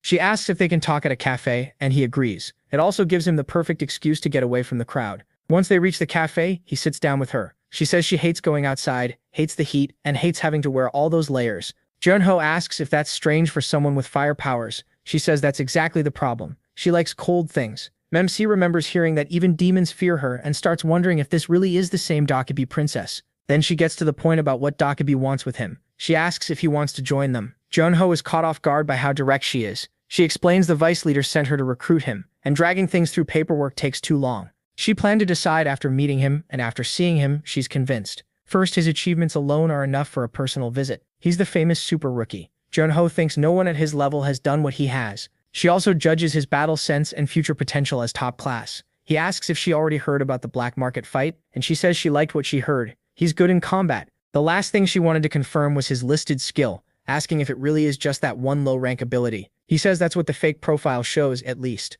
That only makes her want him more. She tells him to think about it. If he's already this strong with just a D-rank skill, imagine what he could do with more. If he joins her guild, he'll get access to all kinds of skill books, plus trainers who will build his schedule. Junho knows that's a huge offer. Guilds don't just have better resources and benefits. The pay and support are better than the association too. That's why so many strong players left the association. Guilds are thriving for a reason. She adds that Dokubi is one of the strongest guilds in the world, and they know more about the second floor than the association does. So wouldn't it be smarter to join them instead of staying there? Then she asks what he'll do, already thinking there's no way he would refuse Dokubi, especially with her recruiting him herself as a team leader. But Junho turns her down. She first acts like that's fine, then can't hide her surprise and asks why. He knows joining Dokubi could bring him fame and money, but nothing comes free. Their orders would be absolute, and he'd have to do every mission they gave him. It might help now, but one day it would feel like chains. She asks if he understood the offer. Junho says he knows Dokubi gave him a good one, so she asks again why he refused. He asks if she's ever heard the saying that it's better to be the head of a snake than the tail of a dragon. She says she understands.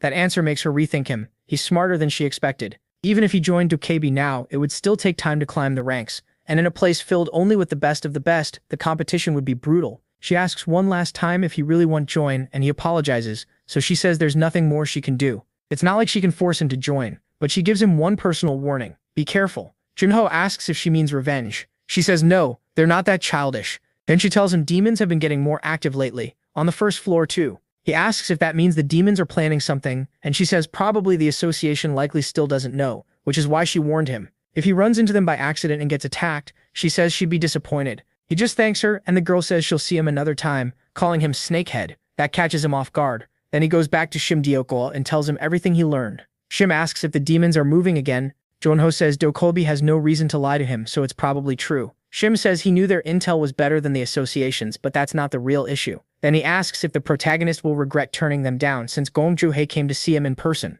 MC says not really, sure he'd get fame and money with them, but he doesn't care about that stuff. Then he asks why Shim is making that face. Does he want him to join them? Shim says that's not it. He just thought they might be more useful to him. Still, Junho doesn't like that kind of talk. Guilds are strict while he can do what he wants with the association, so Shim shouldn't worry. That leaves Shim looking all soft and touched. He says all right. Then he adds that they'll renew his contract tomorrow and even give him a whole floor. He appreciates it, but asks if that's really okay.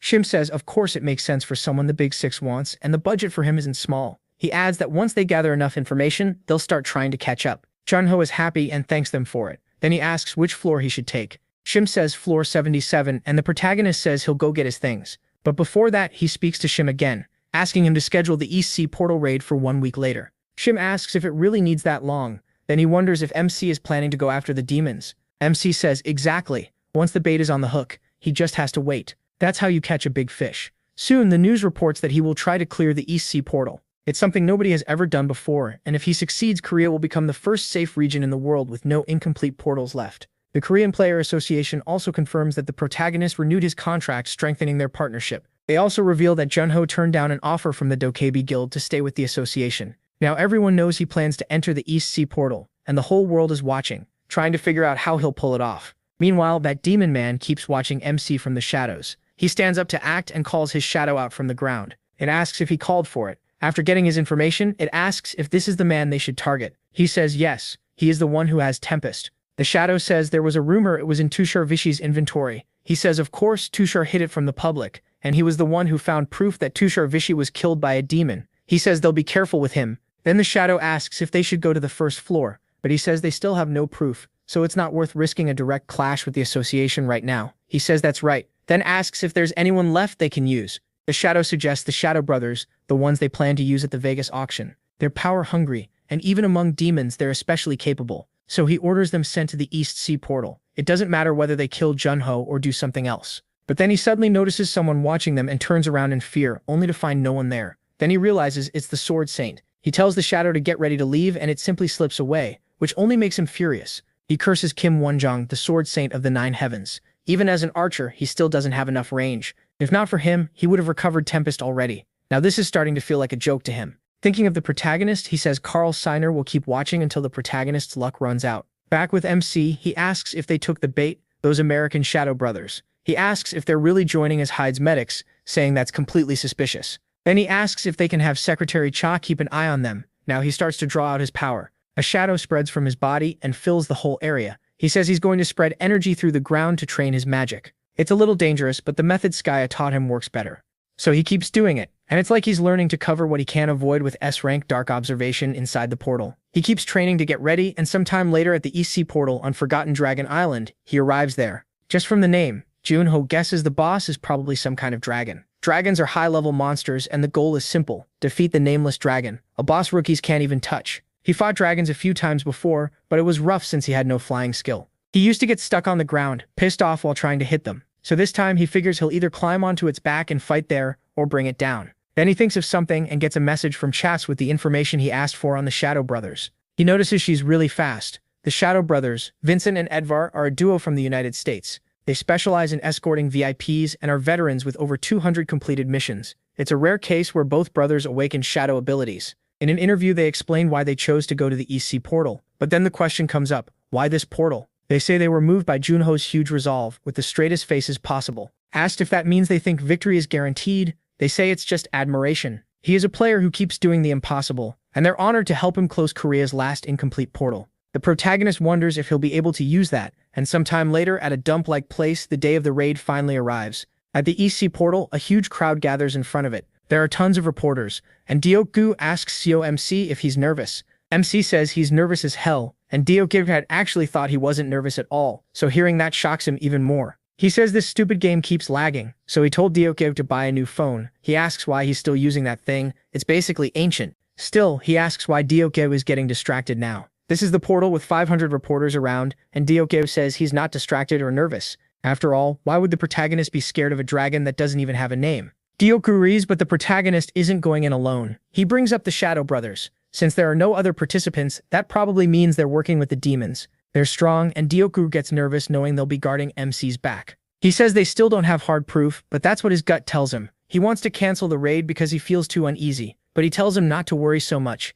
Even if they attack him, he has a plan. Then as they get close to the protagonist, the brothers say they're his fans. They heard he closed 2 incomplete portals, and for someone that skinny, that's amazing. Junho says it's no big deal, replying in English. They're surprised by the courtesy. They didn't expect him to speak English at all. MC says he has a friend in England, and one of them says Vita's translation system has a small delay, so he was worried, but it should be fine. They talk about Korea's last incomplete portal and say they know how much this means. They'll give it everything they have. Junho tells them not to worry, he came prepared for anything.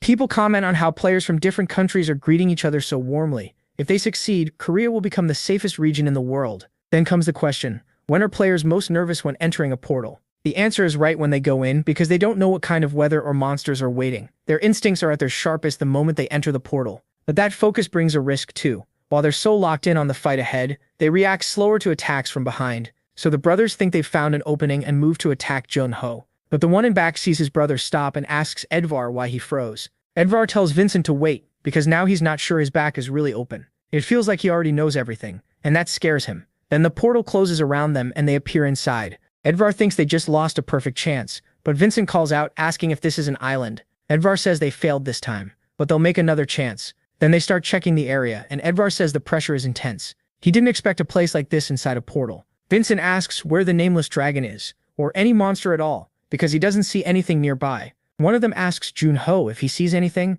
and the protagonist thinks something is off. The portal boss doesn't even have a proper name, and this feeling it's like a 1-star portal. That's when he knows something is seriously wrong. And then all of them are suddenly covered by a huge shadow falls over them. When they look up, they spot a massive dragon flying overhead. Edvar instantly realizes it's the nameless dragon. The thing is gigantic. They finally found that Leviathan in the sky. They ask how they're supposed to kill it and turn to Junho, but he's already gone. They curse and ask where he disappeared to. One of them says it's impossible. They didn't even sense him move. He's already on top of the dragon high in the storm while the beast starts raining lightning down on them. From above, Junho watches and asks if they're working with demons or not. The two dodge the lightning, getting more and more frustrated, so they call out shadow soldiers and summon Sunjin, Ohen to the field. Edvar yells at Vincent to distract the dragon while he finds Junho and kills him. Vincent wonders if Sunjin Ho can handle that alone, but Edvar snaps back and tells him to bring MC over the second he finds him. Vincent agrees and keeps trying to strike the dragon, but the shadow attacks barely do anything.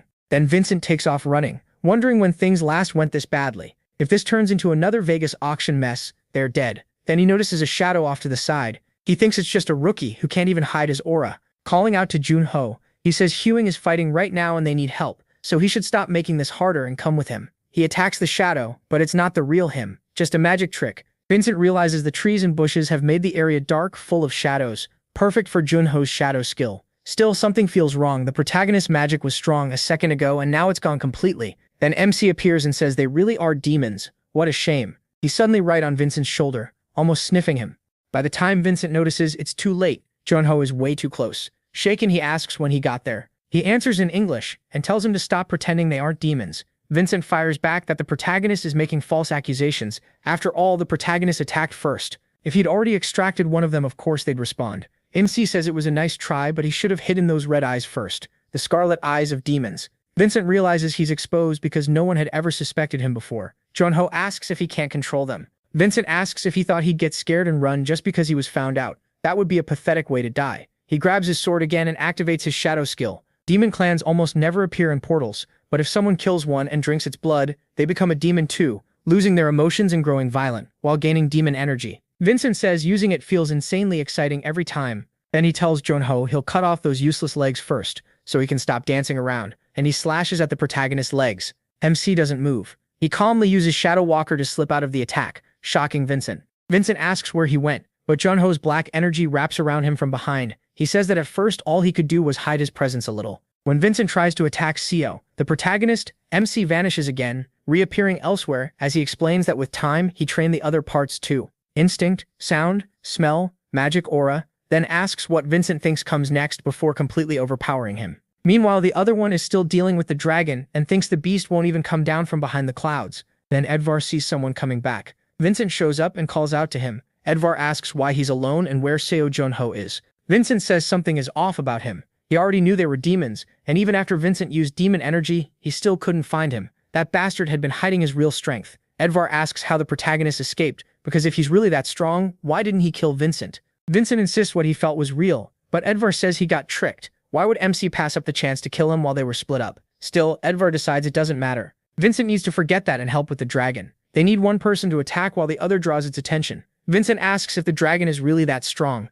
Edvar says that's not all. It's insanely annoying because attacks from the ground are useless. But dragons do have a weak spot. The reverse scale, the one that grows the opposite way. Vincent figures he'll use shadow movement to get there. But the dragon reads their plan and starts charging an attack below. Edvar shouts for Vincent to dodge, and they barely avoid the blast. The shadow soldiers get wiped out, and Edvar feels the damage from losing them. Vincent calls to his older brother, but Edvar tells him to forget it and stay focused. Vincent nods, forms a spear, and gets ready to strike upward. He aims for the dragon and actually lands a hit. The spear cuts the dragon's cheek, but it's not enough. Vincent says he missed, though at least the dragon is flying lower now. So he uses shadow movement to get close, climbing onto the dragon's back. Then he realizes this thing feels even bigger up close. Down below, Junho watches and calls them idiots.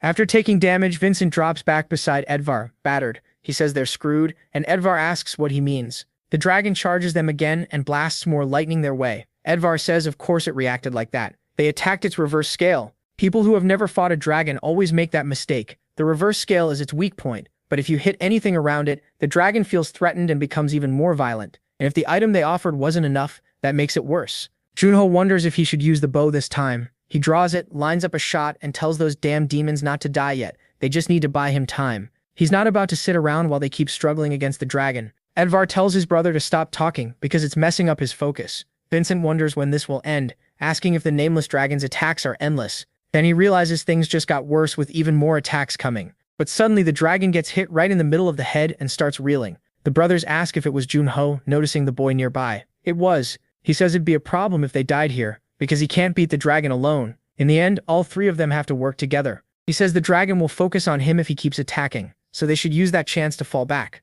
But the dragon keeps going after only them. Junho is surprised. The two are just running instead of fighting back. Then he realizes they're trying to make the dragon target him, but he says sorry. That oasis they're looking at is just a mirage. He raises his bow again, this time aiming at the clouds. As he pours dark energy into the arrow, he lets it fly with absurd force. Junho thinks that should do it, and wonders if he should go after those mutts now. One of them mentally curses the protagonist, wondering why he stopped attacking. Then another strike comes at them. Junho appears beside them, telling the two they should be hunting, not playing tag. They ask that idiot if he wasn't supposed to support them, but MC says he did. When they look up, they see a sky full of stars, and those stars rush the dragon from behind, slamming it down onto the beach. Looking back, they realize they couldn't even scratch the dragon, but Junho dropped it with ease and his main weapon is supposed to be a sword. What was that? He asks if they're impressed. He says Tempest really is an amazing bow and it works great with these skills too. Now he gets why Cal Siner was so obsessed with it. Now that the protagonist knows everything, the two start begging. They say they helped in the fight so they should talk.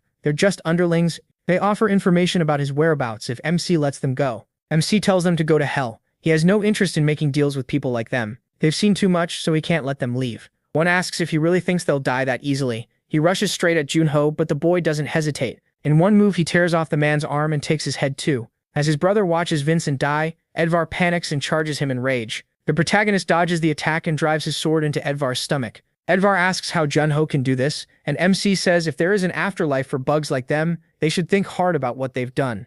They collapse, asking how this happened. Then he turns to the next target, the dragon dying nearby. He walks over to it, he moves in to finish it, but the dragon gives him a strange look. Junho pauses, wondering what that face is supposed to mean. Then he says goodbye to the creature. With one last strike, he puts the dragon down. Its eyes finally close, the nameless dragon is dead. That ends the raid. He gets 20 kilos of dragon bones and levels up twice, but decides to check the rewards later. What he wants to test now is that new skill. It came from Curse of Dawn, Confession of the Dead. This power lets him see the memories of the dead, so he starts with those two brothers. Vincent's memories begin to play, and a screen pops up in front of him. He stares at it, surprised. To him it feels like a movie, with some pretty neat mechanics too. He checks the options and asks for the most recent memories first. At once, the memories flood into his head. The brothers are being questioned. Why are they killing innocent people like it means nothing? Their victims beg for mercy, offering money, pleading for their children and parents. Junho cuts it off. They killed those people too fast to be useful, so he searches for anything tied to the Demon Association.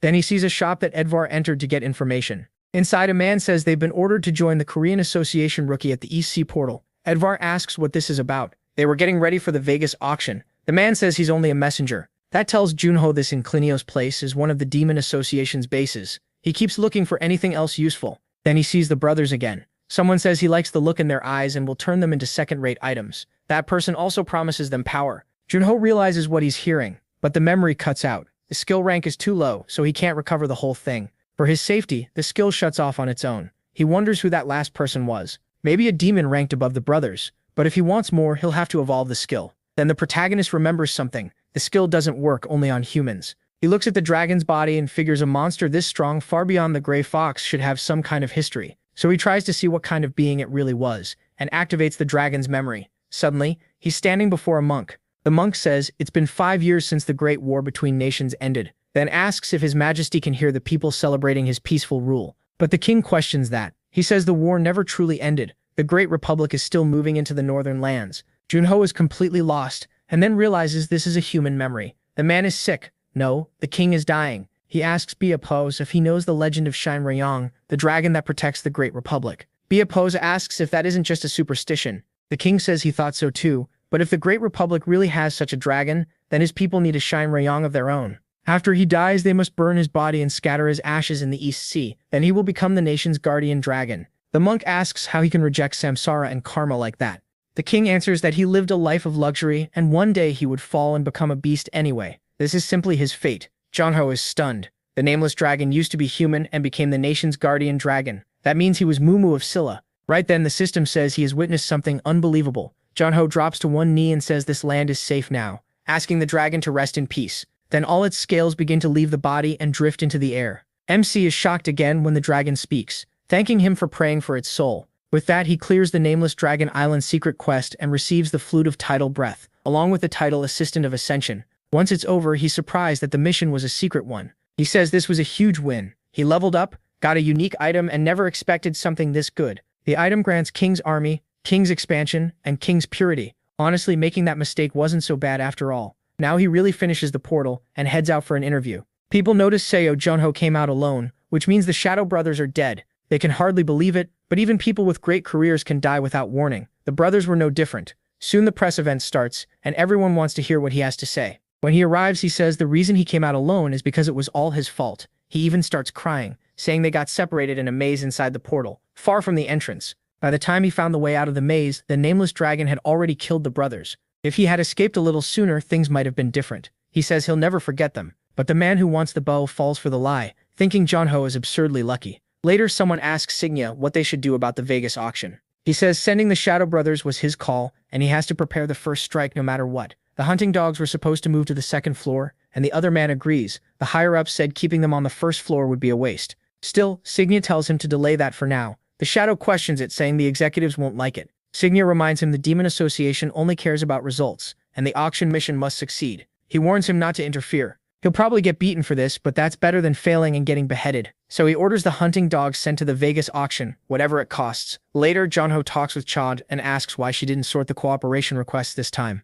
Dark circles under her eyes, she says she already did. He asks if all of this is really from cooperation requests, and she says yes, it's because he cleared the East Sea portal. Junho says he barely even helped, but Cha reminds him that reporters can say whatever they want among players. Luck counts as a skill too. Then she adds that he seriously needs a haircut. Right now he looks almost homeless. He asks if it's really necessary since he's not some celebrity, but she says yes. His hair looked awful in the press conference photos. Then she says these are the profiles of famous players right now, showing him a bunch of ridiculous-looking guys. He says their careers aren't as good as his, but at least they don't look that sloppy. Junho hates hearing that, and when she asks if he has a day off, he says yes.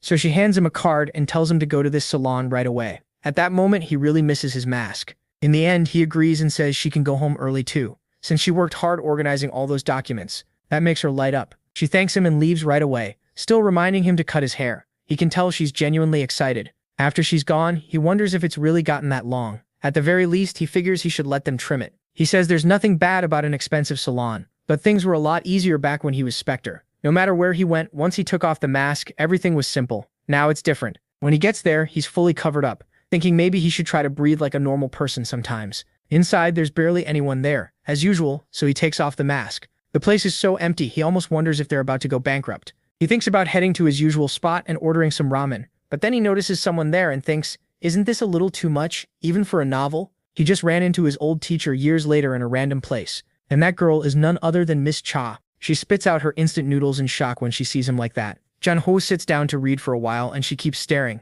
He tells her he's not leaving just because she keeps looking at him like that. She gets awkward and slams her book on the table. Then she says she's a reader, and there's nothing wrong with reading whatever she wants. Her ancestors said the universe hides inside books. Dionishu says she's not wrong, but the universe definitely isn't hidden in the book she's reading. The S-rank addict who trained for 990 million years. She shoots back by asking Seo, the protagonist, what he's reading to talk like that, and he admits it's another novel, not much better. So he asks if they can call it a tie. She tells him to show her the title, and he does. That makes her laugh, saying, it's no different from hers. Things get pretty awkward after that. A while later, he finally finishes reading and asks Miss Cha if she's done too. Smiling, she says it was great. He says it was a little surprising, and she asks if he means seeing her in a manhwa shop. He says yeah, he heard she came from high society, so he figured she wouldn't come to places like this. She says most people assume that, but she likes reading here because no one bothers or interrupts her. She also loves turning real pages instead of reading on a screen, and says paper smells great too. Old books are even better to her. It's like the smell gets richer with time.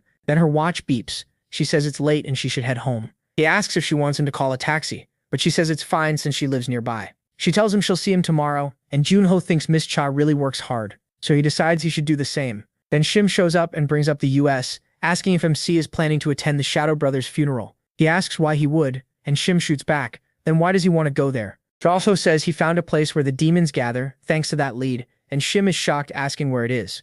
The protagonist says it's a secret, he's going there himself. Shim says he's worried, and MC asks if he means worried about him. But Shim says no, he's worried the demons will get killed before they can give up any info. He tells him not to worry, he'll be careful. The protagonist remembers the guy from the hideout. He seemed low level, but he must know something. Shim says he'll trust him, but MC still has to tell him if he needs help. Junho says he always needs Shim's help, then tells him to grab that while tossing over the dragon bones. Shim is stunned, and he says they're from the Eastern Sea Portal's dragon. He can use half however he wants and give the rest to Quan to make him a sword. Shim says he'll pass it on, then asks if there are any other details like size or weight. Junho tells him to just use the same measurements as last time. He'll know. Then he adds that the old man turns 100 the day after tomorrow, wondering if he still remembers. So he tells Shim to pass that along and say he should retire already, if he can't even remember that. Sometime later, Junho drops into the chamber to relax for a bit, and calls Miss Cha, asking if she can book him a flight to Las Vegas for tomorrow. She agrees right away, and the protagonist notices she's gotten a little softer with him. Then he turns to check his inventory and takes out the ritual item that wiped out every problem and brought peace to the world, the Tide Breath Flute. Too bad it breaks after 3 uses, but that just proves how powerful it is. Then he notes that the Assistant of Ascension title boosts his stats. It's not as good as the one that freed Spring, but he's still satisfied. His magic stat has never been this high. At this rate, he thinks it won't be long before he can use Aura Sword. It takes deep magic knowledge and high magic stats are required. Once learned, he can use it any time, and he thinks he may master it even faster than last time. He doesn't expect trouble hunting on the second floor, and once he learns Aura Sword and reaches the third floor, he starts to wonder if he'll be on the same level as the 9 divinities. He imagines how strong the top players must be after 25 years, not to mention how troublesome the demons are. Thinking about all that just makes him more excited for what's coming. Then he talks about Las Vegas, a city of casinos and brothels open 24/7, which is why people call it the City of Sin. He notices it took forever to get there, and his whole body aches from sitting so long. If Sky were there, they could have teleported in a second. He misses her a lot, then notices people staring upward. That explains why there are so many people outside. The Alcatron event is open and famous people from everywhere came for the artifact auction. But that's not why he came. So he checks the map and heads to his destination, saying he'll finish this fast and get some rest. He finally reaches the shop run by demons. Inside, a guy is already losing it, asking when the electrician is coming to fix the AC. He grumbles that nothing is going right, the Shadow Brothers failed, and now the AC is broken too. Then he brings up those cursed hounds, saying he never expected to see them, and the guy next to him asks if he knew them already. He says yes. They said it had been a long time since they smelled blood, then killed his boss.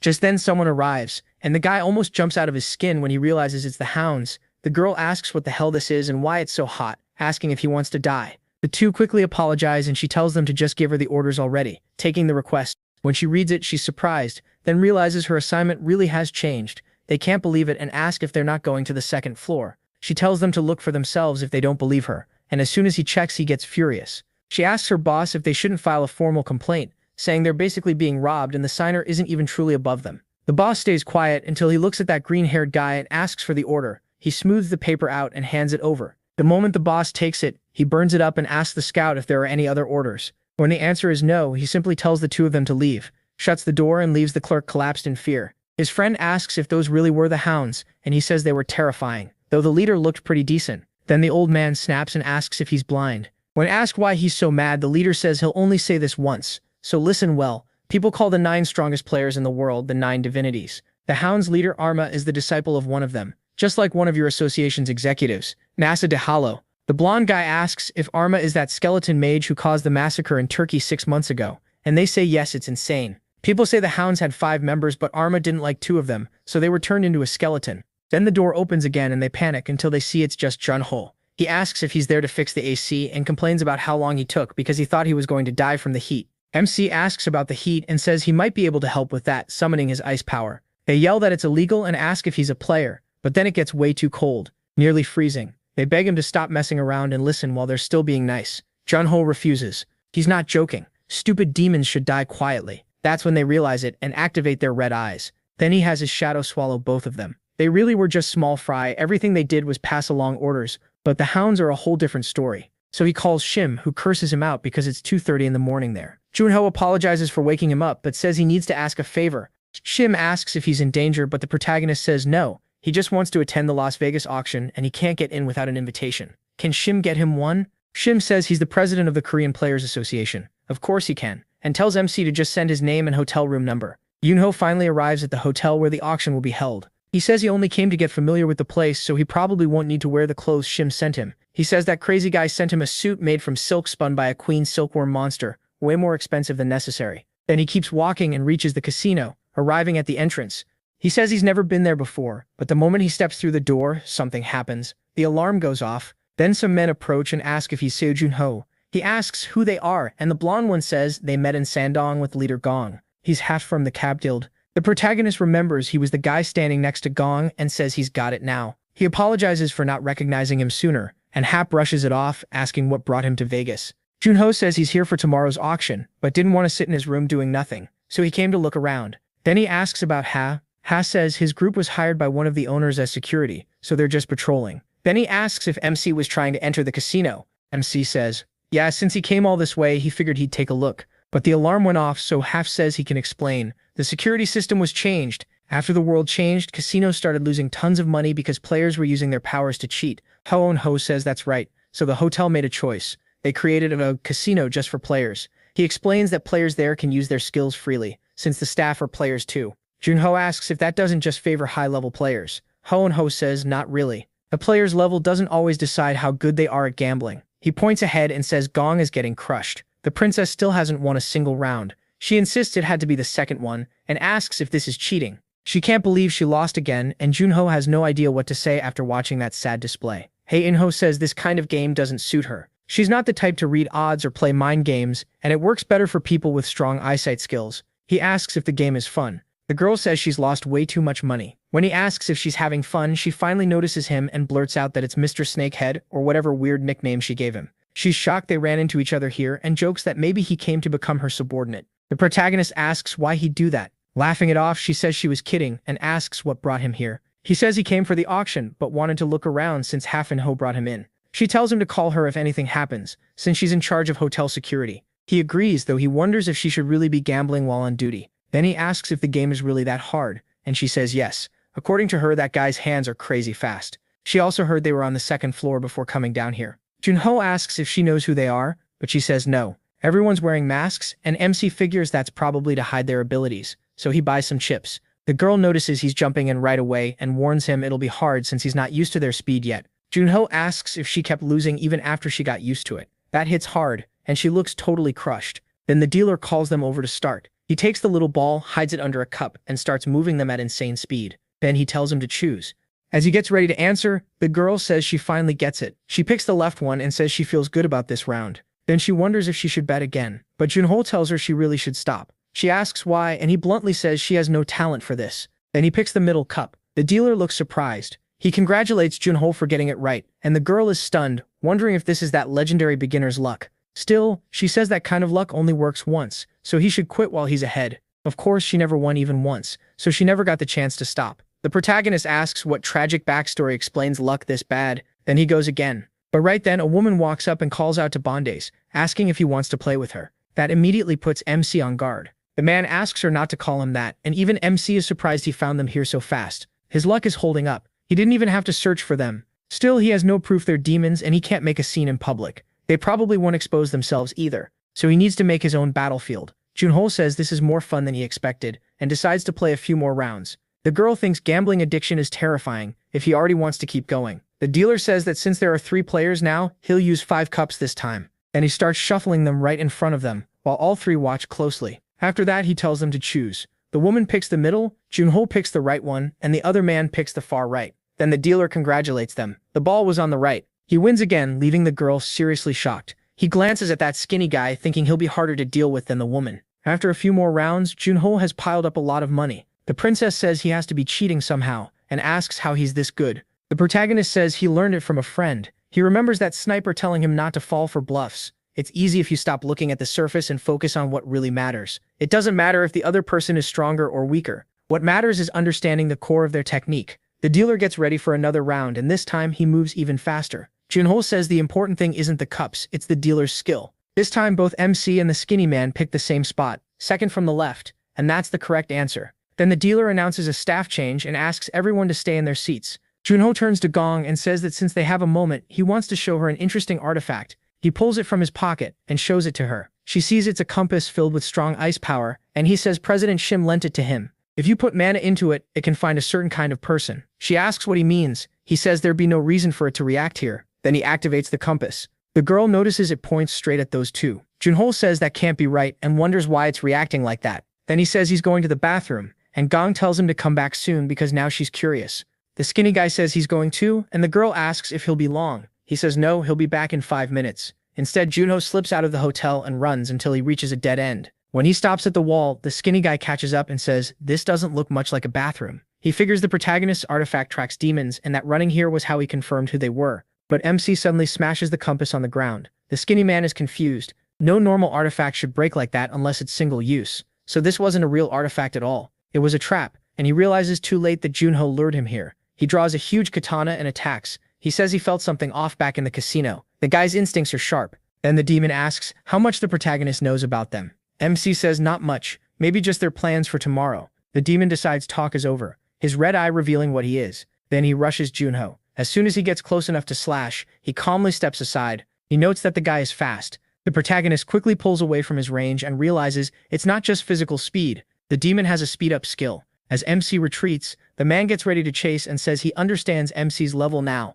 He tells him to give up and die quietly because he won't dodge the next attack. But then the protagonist relaxes, closes his eyes, and waits. The skinny man realizes MC figured out he can't track his movements with his eyes anyway. The demon admits Junho isn't bad. The two instant kill spots are the heart and the head has more openings, so he'll fake an attack to the head and really strike for his heart. But just before he lands the hit, white smoke blasts into his face and blinds him. He says a smokescreen won't matter. His dagger is already headed for Junho's chest, but mid-attack something feels wrong, and the protagonist tells him it won't work. His hand and weapon are already frozen solid. MC reveals it was all a trap, and when the demon drops to the ground, he says that if he really understood his level, he should have lowered his speed and been more careful. He says the guy's personality made him easy to read. Of course he'd go for the heart while leaving the head as bait. That leaves the demon stunned. Junho asks what good speed is if you're so predictable. The demon snaps at him to shut up and attacks with his other hand, but the protagonist catches that one too. He freezes it as well, leaving the demon with nothing he can do. Then MC cuts him in half and kills him in one strike.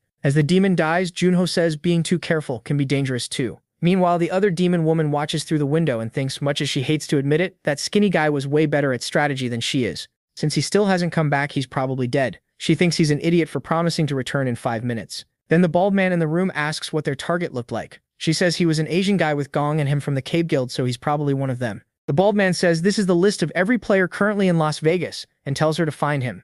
She checks it, then says this is the one, she's sure of it. The bald man thinks that's strange, because Junho is just a rookie who debuted 2 months ago. There's no way his subordinate should have died to him. Then he realizes something. That means he got mixed up with the Shadow Brothers. The woman asks if he's serious. Wasn't that the guy who entered the East Sea portal with the Shadow Brothers? He starts to think the protagonist may have come to them on purpose. If so, the Shadow Brothers didn't die by bad luck. The protagonist is hunting him. The bald man then says that from now on, Junho is being treated as a threat. Find him right away and get rid of him. Meanwhile, MC is arriving at the auction venue in a suit, and the guards stop him to ask for his invitation. He pulls it from his pocket, and the all-black card immediately shocks them. Their tone changes at once. They welcome him in. Junho asks if there's no security check, and the guard explains that won't be needed. This entrance is for regular guests, while VIPs can go through the other side. He wonders if he's really a VIP, then notices something. It's Gong Chung-ho, still looking overheated. Speak of the devil, she just showed up. She asks for iced tea with a ton of ice. 20 cups, in fact. Junho walks over, and she looks surprised to see him. She jokes, asking if he isn't Mr. Snakehead, the guy who said he was going to the bathroom and then ran off. The protagonist asks if she actually waited for him yesterday, and she fires back that if he starts something, he should at least finish it. She says she was so curious about the artifact that she couldn't even sleep well. MC apologizes, but she says that's all he's got, so he offers to buy her a snack later. She says fine, just make it something expensive. Junho asks what's in the box, and she says it's a cooler filled with drinks and ice cream. Then she tells him to get ready, because once the long messy fight starts, things will get rough. Even inside, she feels like she's burning up, and he realizes she really does hate heat, even though her power is fire. She admits it, being hot all the time is seriously annoying. Still, she tells him to go ahead without her, since she has to wait for her iced tea. Junho agrees and says he hopes things stay peaceful for her. But once she heads inside, she sees the hall is huge. Maybe it's because she's in the security seating area, but every big shot is there. The Queen of England, the President of the French Association, and plenty of others. She gets a little nervous, but if she stays near the stage, she can jump in fast if something happens. So she heads to seat 14, and notices that Junho is right nearby, which catches her off guard. She tells him those seats are reserved, so he can't just sit anywhere. The protagonist points out that he's in a 13. That's what was written on his invitation. She's stunned that he got a VIP pass when even she only got a lower rank 1. Now that she looks closer, he's dressed sharp too. He only debuted 2 months ago, so if he's getting this kind of treatment, then he clearly didn't blow all the money he won at the casino yesterday. MC asks what she means, and she says his clothes look crazy expensive. Even if he did spend all his money, she still wants to know how he got a VIP ticket. MC says President Shindakugo gave it to him and the clothes too, plus the hotel room. That makes her nod in understanding. She says she gets it now. She had no idea the president picked him as a successor. He quickly says he's not anyone's successor, but she doesn't buy it. No way. He doesn't need to hide it from her. She's not dumb. You don't get that kind of invitation unless you're tied to one of the most powerful people in the country, so he must be there as the president's representative. Junho starts thinking she's reading way too much into this, but there's no point arguing. He just says he's a little nervous, then realizes that's probably why that jerk gave him these clothes. He decides he'll ask him about it once he gets back to Korea. She asks what he came to buy, and he says he doesn't have anything specific in mind. Then he asks if Gong does, and she says not really. She didn't come there to mess around. She's a professional, so work comes first. The protagonist thinks that's funny, coming from someone who was gambling on the job, but he's still glad leader Gong is there. He had planned to deal with the hounds by himself, but after reading the memories of the guy from yesterday, he changed his mind. Right now, he's not strong enough to beat Arma alone. Whether he likes it or not, once the fight starts, he'll need help from the Cave Guild. And if the rumors about Leader Gong are true, he might not only get the divine breath, he might also keep everyone at the auction safe. Then the lights go out, and she realizes it's starting. The host steps up and thanks everyone for waiting. With that, the Las Vegas exclusive artifact auction begins. Partway through, Seat 14 buys the ice crown, and she gets all excited, snatching up all kinds of cold-based items. Junho notices she's grabbing every artifact with the ice attribute, so he asks Leader Gong if she wasn't the one saying a professional should stay focused on the job. She fumbles for a second, then says a real pro knows how to handle more than one thing at once. MC lets that slide, and she asks if he's not buying anything. He says he's not sure yet if something catches his eye, he'll bid. She says he doesn't seem very greedy for items. Junho says that's not true, it's just that nothing here really stands out to him, compared to the gear he used before. So far, the only thing he's gotten is that necklace. She asks why he bought it, since it only boosts stamina recovery. Is it a gift for someone? Maybe a girlfriend? He asks if she shouldn't first ask whether he even has a girlfriend. That makes her think maybe it's for his mom. But the protagonist says she passed away, and her face goes pale with embarrassment. She says she'll stop talking, and he explains it's for his nephew, so she doesn't need to feel so bad. The auction keeps going, and now an item that hasn't appeared in a long time is brought out. Veteran bidders recognize it right away. Item number 84, the unknown orb. The moment Junho sees it, he's shocked and wonders why. Out of all his abilities, one is reacting to the orb. People around them scoff, saying who cares if it came from the second floor. They still haven't figured out what it does after 20 years. Someone adds that a man once claimed he'd solved the mystery, but since it's up for auction again, he must have given up. They laugh, asking who would buy something that useless. Junho realizes that's enough for him. He doesn't know why his skills suddenly reacted, but it's never led him wrong before, so he decides to trust it again. She's surprised that he wants the orb, and he ends up buying it for $60,000. MC says he just had a good feeling, and she still has no idea what he's thinking. Then the announcer says the main event of the day is finally here. Item number 85. It was found in an ancient dungeon on the second floor, and it's a high-level magic core. This is the divine breath. She thinks it looks beautiful. The mana inside it is insane. Just like the rumors said, it could power an entire city, and that doesn't even sound exaggerated. Dungao asks how much she thinks it'll sell for, and she says probably more money than he can even imagine. He's stunned they came to steal something this valuable. The bids keep climbing, reaching $600 million. Then the ceiling starts collapsing. The host looks up but has no time to react. Smoke fills the room, and by the time he understands what happened, the guards are already moving to protect the item. Gong asks if everyone is okay, then calls out to him, while Junho is shocked that he raised that barrier that huge in an instant. Skeleton-type monsters start pouring in, and he says that's exactly why they call him the Guardian Knight. Gong thinks only demons would do something this insane, but who the hell summoned those skeletons? Junho wonders if this is the skeleton mage behind the massacre in Turkey. That kind of skill isn't normal. Since he plans to leave the auction hall to them, he decides to at least give some information. Gong agrees and tells everyone to listen. First priority is evacuating the guests. If they have extra people, then protect the auction items. She orders Han Ho to secure the divine breath, saying they'll hunt down the skeleton mage after that. He obeys right away. Then she turns to the protagonist and says some help would be nice, but he's already gone. She wonders where he ran off to this time, because he's always disappearing. Just then she hears someone shouting, telling everyone not to panic even with the chaos. They should move calmly. He says a barrier is up, so they're safe for now, but the rich guests aren't buying it. They yell that they're not safe at all. The barrier looks like it's about to break. Do they really look safe? They demand to be let out. Gong asks how long it'll take to get everyone through a tiny door like that and tells them to move faster. In-ho tells the princess this place is expensive, so she can't just smash walls like that. She snaps back that people's lives are in danger, so he needs to stop being picky. At a time like this, he figures helping her was the right call, even if she'll have to leave him out of the apology letter. Still, she tells him not to be so harsh on her. But right above her, something appears, a dark portal, and an attack shoots out of it straight at In-ho's shoulder. It hits him dead on, and she watches in shock as he drops right in front of her. The moment he hits the floor, she notices the darkness barrier starting to crack. He passed out. That's why. So now she's furious. She planned to wait until she found the bastard controlling the skeletons, but she's had enough and gets ready to use her fire. As the skeletons rush in, she just blows them all away with a massive burst of flames. Someone watching from far away can't believe what they're seeing.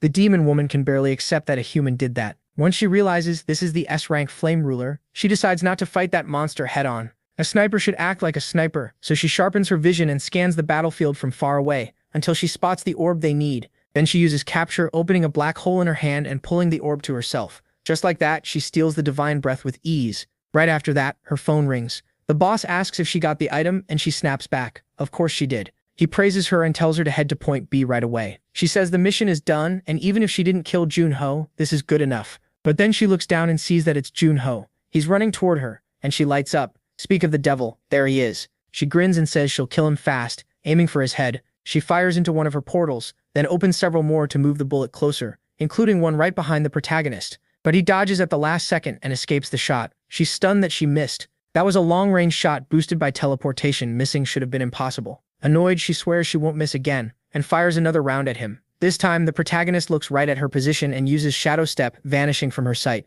That leaves her seriously scared. Even Han Ho couldn't dodge her shots, so how could a newbie like him do it? Then she realizes the path he was taking leads somewhere she knows. She barely has time to think, because the protagonist freezes her leg and torso. The ice climbs all the way toward her head, and the only thing she can see is a shadow behind her. That shadow is Junho. She starts cursing him out, demanding to know who he is and what he wants. He calmly asks what she'd do if he told her. Then he says the Hans will be wiped out tonight. Sometime later, all the monsters around the princess are lying in pieces on the floor. She's burning up and complaining that it's way too hot. She says that once this is over, she's taking a vacation in Antarctica. Then another man rushes in and calls for the princess, saying there's an emergency, they can't find the divine breath. She asks what he means, and he explains the item vanished during the battle. They've been searching, but it's nowhere. She can't believe it. No one got near the divine breath, so how could it disappear? Then people start shouting for Lydia again, and several men behind her are suddenly getting cut down. When she turns around, she sees an even stronger skeleton, and then several more start appearing. She blurts out, "What the hell is this?" With those powered-up skeletons surrounding everyone, the princess realizes they're in real trouble. These are black skeletons. She says she picked every member of her team for their skills,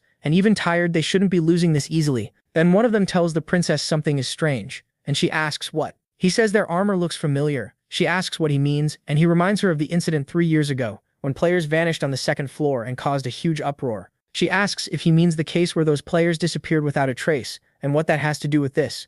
He says he handled the investigation, so he knows every detail. Their gear, fighting styles, everything. And all of it matches these skeletons. That's when she starts to realize the truth. Meanwhile, the protagonist reads the demon woman's memories. He sees her boss saying they'll attack the auction hall to distract Gong Jong-ha while she steals the divine breath. And she agrees. He also tells her to meet at Hotel Sherry, Point B, after it's over, and to avoid dangerous players. But it's too late for that because the protagonist already finished her off. He notices she doesn't know much about the Demon Association either, which makes him wonder if the Hound's leader keeps his subordinates in the dark. Then he thinks about the skeleton mage Arma. He'll need to see that guy's memories too. From the Hound's memories, he learns the skeletons attacking the auction were once players sacrificed by Nazad Hallow, and Nazad Hallow's disciple Arma is controlling them. Arma is hiding somewhere far from the auction, with lots of magic traps ready, so rushing him would be suicide. If he can't get in safely, he can't do much. Then he notices the watch on her wrist and thinks this might be the answer he needed. Back at Arma's hideout, magic circles cover the whole place. He waits there for her, so the protagonist sends messages using the girl's identity.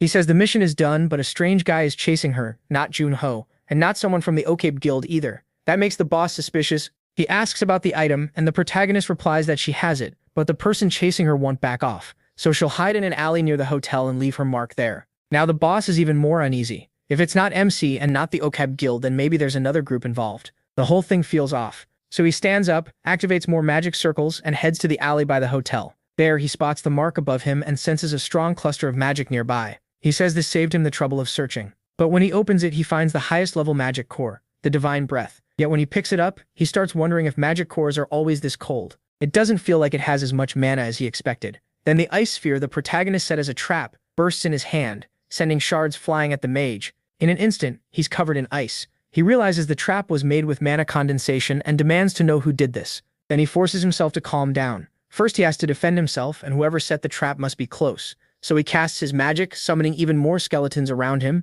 and says he didn't want to use his full power, but now he'll crush his enemy with a legion of undead. That's when the protagonist appears right behind him and says he did pretty well, except for one thing. He's wide open while casting. As soon as the boss looks back, the protagonist drives his sword straight through his chest, and he can't understand when Junho got there. Then it hits him. He had been waiting for him to cast from the very start. He knows he's been completely beaten. As he falls, he curses the protagonist and asks his name, but Junho asks if he ever answered the people he killed. The man realizes the protagonist is right, and MC raises his sword, saying there's no reason to ask questions now.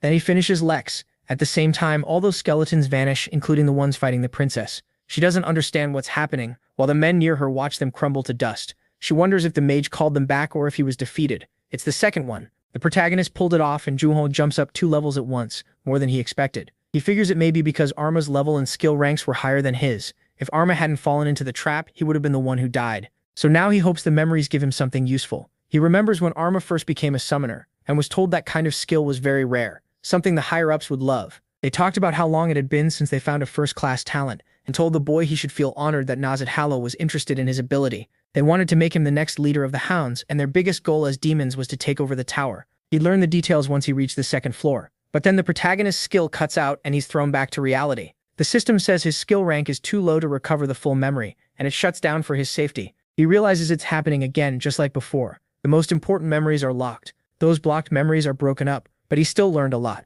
Those bastards train orphans to become demons. Before that, they treat them like tools, not people. And if they can't survive the brutal training, they're thrown away without mercy. He can't just sit still after learning all that. He has to act. The arma behind the massacre in Turkey also came from an orphanage, so he needs to wipe them out before they make more monsters like him. And that name, Yahello, he's the one Junho saw in his shadow brother's memories. Maybe it's the same person, but he can't be sure since he doesn't know how many demon groups have top leaders like that. Thinking of the master and his disciple, he calls it lucky and promises to wait for him. Then he'll tear out the evil at its root and send them all to hell. The next day, the princess is a mess. She keeps asking if they've found him yet. They all apologize for failing, and it only makes her feel worse. The thieves grabbed the divine breath and ran right away. If they had fought a little longer, she could have followed the magic trail to their hideout. Then she asks the time. It's already 7 a.m., and she jolts up because if those demons hadn't shown up, she'd still be asleep at the hotel. Just then, Enho calls for her, and she asks what happened. He says someone left her a gift and she wonders what it is. Maybe a fan sent it. He figures that might be it. She complains that people keep sending her stuff even though she already told her fan club not to,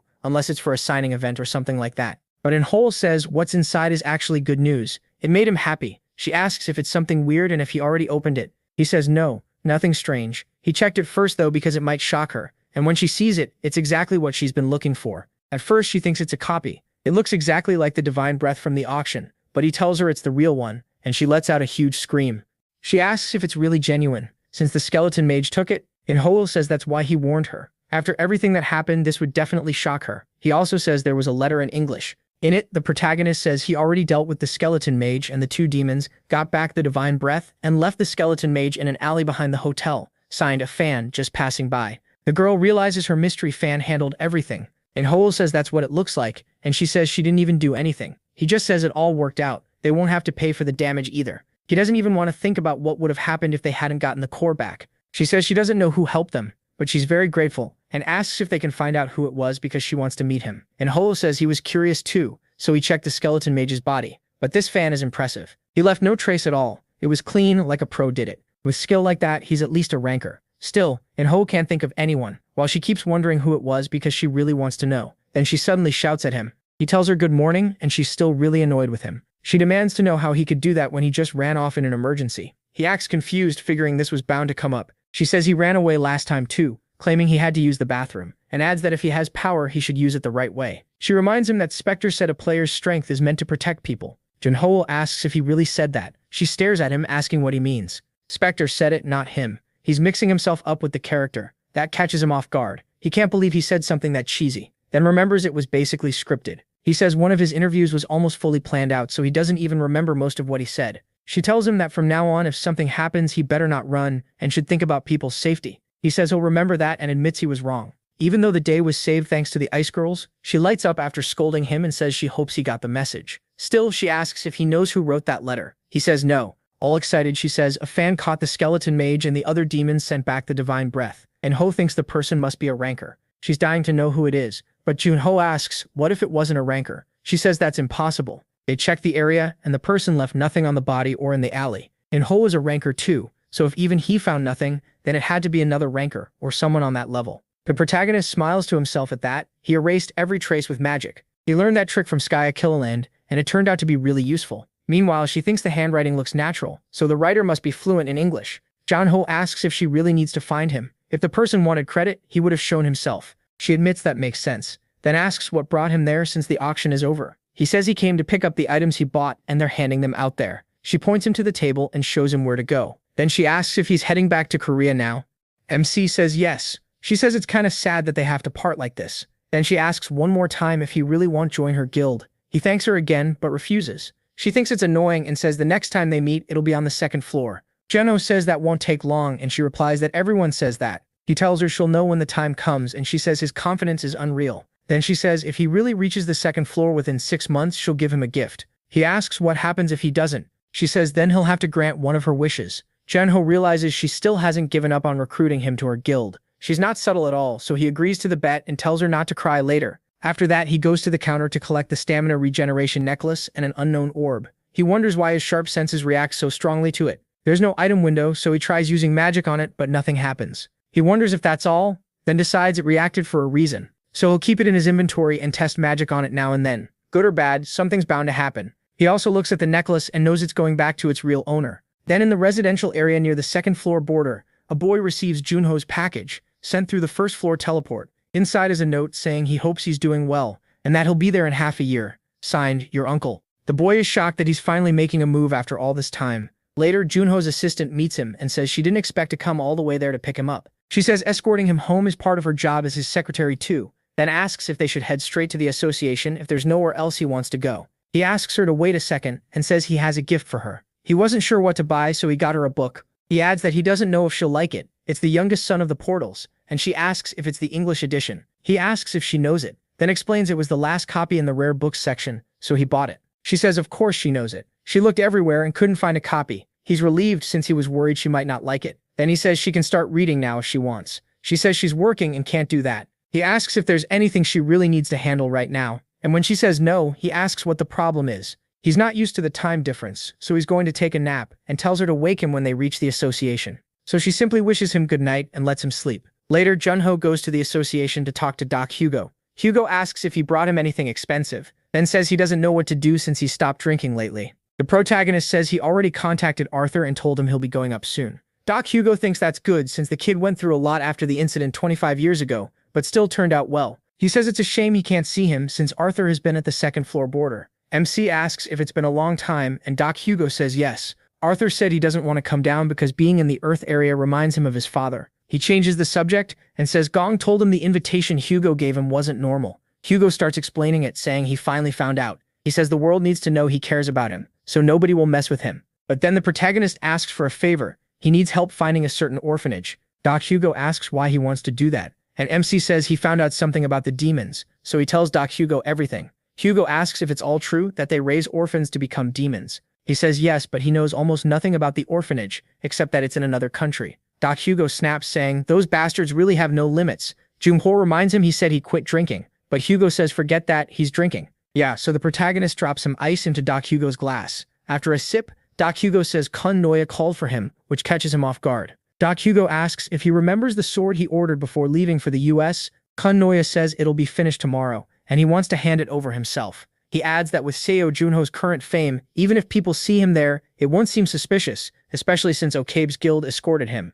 So Doc Hugo tells him to go early tomorrow. The protagonist agrees and says he'll rest first. Doc Hugo adds that Kun Noya sounds really excited to see him. Hearing that, he thinks things are finally moving and now he needs to do his part too. The next day, he heads over to Kun Noya's place, thinking it looks exactly like it did 25 years ago. Then he remembers hearing that Kun Noya's grandson took over the forge. From the sound of the hammer, the old man trained him well. He wonders what that crybaby kid is like now. Once he steps inside, he sees that the old crybaby grew up a little. The grandson asks who he is, and Seo Junho can't believe what he's seeing. He stares at him and wonders if this giant is really Kun Noya's grandson. 25 years ago, he was just a tiny kid who cried all the time. Back then, he used to bawl whenever his grandfather bothered him. The grandson recognizes him as player Seo, the protagonist, and says the association called ahead, but the protagonist is still shaken by how huge he is. Then he looks up and wonders if Kun Noya is upstairs. As soon as he goes up, Kun Noya walks over to him. He says it's been way too hard to see his face again. Trumho replies that it really has been a long time for Kun Noya.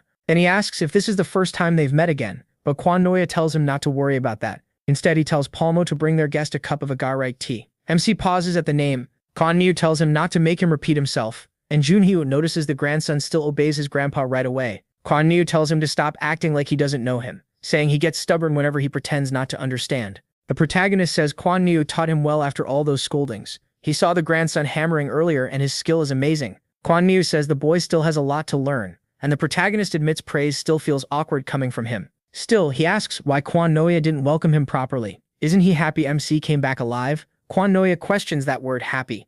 Then he steps closer and puts a hand on Junho's shoulder, saying he's been through a lot. He thanks him and says he's glad Kun Noya hasn't changed, but Kun Noya quickly asks why the hell he came back. The protagonist wonders how he's supposed to answer that. Kun Noya says Doc Hugo gave him the short version, but never explained why he returned as a player. MC says seeing is believing and shows him the Frost Queen's power. The old man notices it right away. He immediately realizes it's the Frost Queen's ability. So Junho explains everything to Kwon Noya. Kwon Noya is shocked that he gained her power after defeating her, and that he might save his friends with it. He says yes, and from here on out they'll work hard together. After all, they made that promise a long time ago. He asks if Kwon Noya still. Kwon Noya cuts in and says he made a deal with the Spectre, not some rookie named Seo Junho. That leaves him stunned. Then the old man smirks and says he was kidding. He just wanted to see that dumb look on the protagonist's face again. The protagonist asks if he called him here just to mess with him, not because of the sword. Kwon Noya asks if he means the one made from the nameless dragon's bones. Of course it's done. MC is surprised. It hasn't even been that long since he asked for it. Kwon Noya asks if he already forgot. He used to hold the hammer for him, and Seo Junho held the sword for him. That was their deal. The protagonist is left staring, saying he never agreed to that, or did he? Kwon Noya tells him to stop talking and look at the weapon. When he draws it, it's a black sword with a dragon-shaped hilt and striking horns. It fits perfectly in his hand. He realizes Kwon Noya still remembered him even after 25 years. Then Kwon Noya complains, who just dumps a pile of dragon bones on an old man and tells him to make a sword. He says he added some new materials too, and tells Junho to check it out. The magic flow and durability are both better. MC checks the Black Dragon Fang stats. It's tough and highly durable. Its critical effect makes wounds hard to heal, and Persistent Hunter lets him track the source of any blood left on the blade. He thinks this is what a real sword should be. It's on a completely different level from the random swords sold through the association. He tells Kwon Noya his skill is as sharp as ever, and says he loves it. Kwon Noya scoffs at as ever and says he's gotten even better over the last 25 years. He teases him for sounding polite like some old man who just plays Go all day, then asks if he actually plays now. He reminds him Kwon Noya never beat him before, and the old man gets furious, asking if Junho thinks his Go skills stayed the same too. He says he's better now. Just then the grandson comes in, confused by the whole exchange, and asks the protagonist to have some tea while they talk. MC thanks him, and Kwon Noya warns him that it's rare tea, not to waste even a drop. He says he's had all kinds of expensive tea before, but the moment he drinks it, he's stunned. Kwon Noya can tell he likes it. He says the protagonist has probably never tasted anything like this. The protagonist asks what kind of tea this even is. Kwon Noya asks if that's really how he should be talking. Then he says he'll explain if MC beats him at Go. MC tells him not to complain later. Once he starts winning too easily, the old man blurts out, asking what the hell this is. Junho tells him to relax. He won fair and square. After that, Kwon Noya sits down and asks if he knows about secondary races. The protagonist says he means monsters that walk on two legs and look human, like orcs and elves. Kwon Noya says that was the old way of thinking. Since the second floor opened, the standard changed. Now secondary races are smart enough to talk with humans. MC is surprised that even orcs can communicate. The ones he met only scream nonsense. Kwon Noya explains that some secondary races were never intelligent, so not all of them can be reasoned with. Junho asks why he's bringing this up now. Kwon Noya says it's because he asked about the tea. It's a guri tea, made from leaves grown by elves. The protagonist asks if he can get some on the second floor too. Kwon Noya says not unless he finds intelligent elves and builds a good relationship with them. Otherwise, not even $1 billion would do it. MC says that's a shame, but since he's here, he wants Kwon Noya to take a look at something. He says Kwon Noya might know what it is. Kwon Noya disagrees and asks if Junho thinks he's some NASA scientist. He doesn't know everything. Still, he can tell it's an elven item. He asks how. Kwon Noya says, in short, he once spoke with an elder from an elven tribe. The protagonist is stunned and asks if he went to the second floor. Kwon Noya says no. The elf came down here instead. Junho is shocked that beings from the second floor can come down, but Kwon Noya tells him not to act so surprised. It's top secret information. MC tells him to keep going. He gets it. Kwon Noya says the elf was mysterious and gave off a strange energy. Even though he knew he was talking to an intelligent being, it felt like standing before water, earth, or a tree, as if he were face to face with part of Mother Nature. He feels that same energy from the orb. Junho is surprised the orb belongs to the elves. Kwon Noya says if he wants answers, he should go somewhere he can meet them. He adds that elven items tied to the world tree still work, so with some luck he may learn more there. Satisfied, the protagonist says he'll ask his secretary if she knows any way to find elves. Kwon Noya asks if he's leaving already and tells him not to go too far. MC thinks that's about as warm as the old man gets. Then the grandson tells him not to take it the wrong way. His grandfather is bad at showing how he feels. Junho says it's fine, he understands. Then he asks what the grandson is handing him. Palmo says it's a garret tea leaves. His grandfather told him to give them to him. Palmo says he's never seen the old man take care of a guest like this before, so he must really like him. The protagonist asks Palmo to thank him for that, but then Palmo seems to remember something. He says it's nothing, and MC will find out soon enough. For now, he just tells him to stay safe. Back in the car, Junho asks his secretary about dark elves. She says they're corrupted elves who betrayed the world tree. They move in groups, so portals with them are usually very hard. If he's lucky, he might get their legendary elixir of life. He asks where to find them, and she says there's a portal in England called Wild Forest where they've appeared before. She asks if he's interested, and he says yes, for now. She says that's good to know. Then she shows him something about the Zhongai Guild and asks if that's the guild he ran into while fighting the Grey Fox. She says it's not just Zhongai, players from all over the world are joining too. That makes him ask what they know about the gate. She explains the gate is in Graham Guldir, England. The mission is to kill the Dark Elf tribe leader. Only level 20 to 30 players can join, and the cap is 200 people. Hearing all that leaves Junho stunned. Elsewhere, on the second floor, the red-haired guy is furious. He just found out all the hunting dogs were killed. He snaps at the shadow, asking what the hell it means, and it says it's true. Contact between Skeleton Mage and the others was cut off. It isn't certain, but they were likely trapped while trying to kill Mr. Seo Junho. That makes him panic, because Nazad Hollow cares a lot about his disciples, and Sword Sano still hasn't stopped chasing him. He asks how the association reacted. They say that after reading Mr. Seo, his report, they refuse to believe a rookie player could have killed the hunting dogs. Then someone knocks at the door. The two realize an unwanted guest has arrived. As the door opens, both of them freeze in shock. The visitor asks one thing. Is he Karl Kalsiner? Both immediately kneel, because the man before them is Nazad Hollow. He says he read the report and asks if Karl is sure the man called Mr. Seo, the protagonist, killed his disciple. Karl says that's how it looks, even if he doesn't know how the protagonist did it. That answer gets him punched in the face by Nazad Hollow, sending him flying into the wall. Then a shadow wraps around his neck, choking him. Nazad Hollow asks what he means by not sure, like he came all this way just to hear that. Karl says he really doesn't know, but if he gets one chance, he'll catch Junho and bring him to Hollow. Seeing that, the old man lets him go and gives him one more shot. He gives Karl 6 months and orders him to bring Mr. Seo Junho in before then. Karl points out that if they want to bring MC to the second floor, he has to be at least level 30. He's still a rookie, so how is that supposed to happen in 6 months? Nazad Hollow tells him not to get it twisted.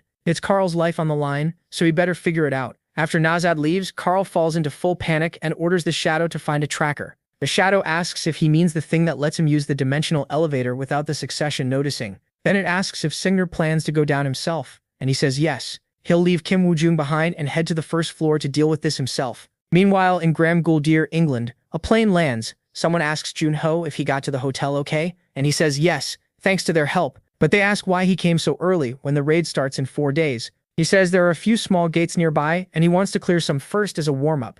Then he remembers the 200-person limit. She says yes and asks if that's a problem. The protagonist says the system came with the gate players and it's usually fair. Gate difficulty is never tilted too far toward either players or monsters, so if 200 players can enter, that means this gate is going to be extremely hard. He knows he can't protect 200 people while fighting, and this gate will be tougher than normal, so he needs to prepare. 4 days later, a huge crowd gathers in front of the gate. A girl arrives and thinks everyone looks fired up. Strong players came from all over the world, and she sees so much gear she's never even seen in Korea. Then she tells her leader to look, wondering if he's searching for leader Jae-ming. She asks what he's looking for. Seo Junho, maybe? He jumps in shock. She teases him for scanning the place so hard. He doesn't deny it. He's excited. Back in the Grey Fox fight, everyone saw how MC acted. It opened his eyes and he felt ashamed for always choosing the easy path, so this time he says he'll show how much he's changed. Then she tells him to look. Seo Junho is right there. He startles again as he goes to sign the attendance sheet, then runs straight over to him. The protagonist recognizes him as the guy from the Grey Fox gate.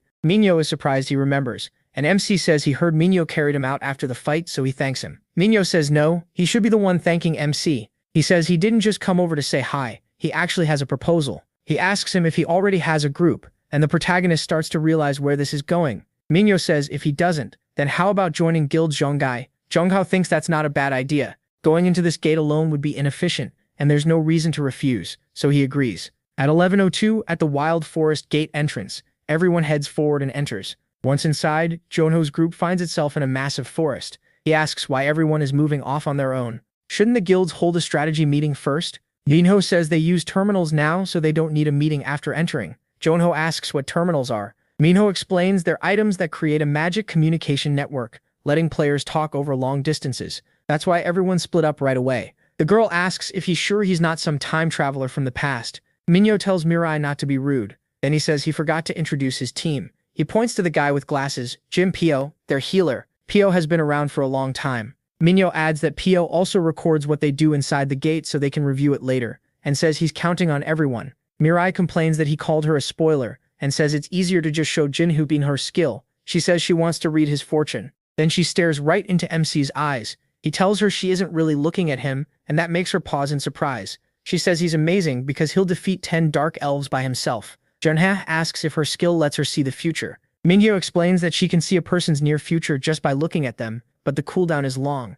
She also has to tell the person what she saw, or she gets a huge penalty. The protagonist thinks prediction is a rare skill. When he was a specter, only 10 people in the world had it. He wonders if she might tell him something about his friends too. But then she adds that her skill only gives a quick glimpse. She can't see far ahead, it isn't always exact, and the future keeps changing. Minho says that with Mirai, they can move more safely. Junho gets it, they can see what's coming and prepare. Minho says exactly. Lastly, Minho says he has a body enhancement skill, then asks if MC has weapon mastery. He likes the balance of the team and says he has a good feeling about this. He tells everyone to get moving. They need to set up camp and lock in the communication network. He agrees. 5 hours later, Minshu says that once the terminal is buried in the ground, it creates a magic communication network. They start talking with the Fang group, who say they're moving east but still haven't seen any Dark Elves. The Blue Spear Guild hasn't seen any either, and they wonder if the Dark Elves are hiding in fear. Minshu says his group is searching east too and asks them to report it if they find any Dark Elves. He figures nothing has happened yet, while Mirai thinks that if no team has found any Dark Elves,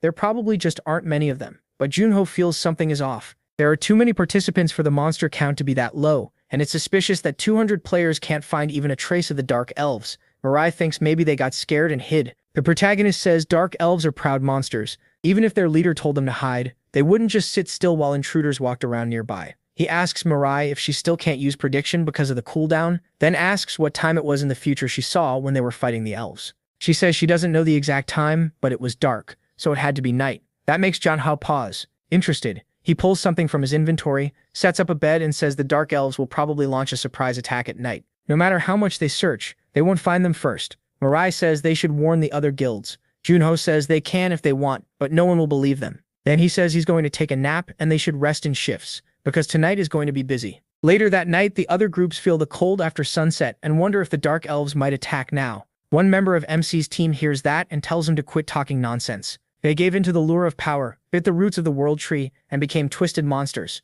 They're dumb and can barely talk to each other, so there's no way they should be able to plan an attack like this. But he's proven wrong right away. Something shows up behind them and the mage calls out to the spearman. There's a huge wolf nearby, but he brushes it off. He tells everyone to stay calm. According to him, wolves are weak and scared of fire. The mage isn't so sure though. There are way too many. Then he asks if that's really true because none of them are backing away, even this close. The spearman looks up and spots something in the trees. The mage asks what he saw, but instead of answering calmly, the spearman orders him to wake the others.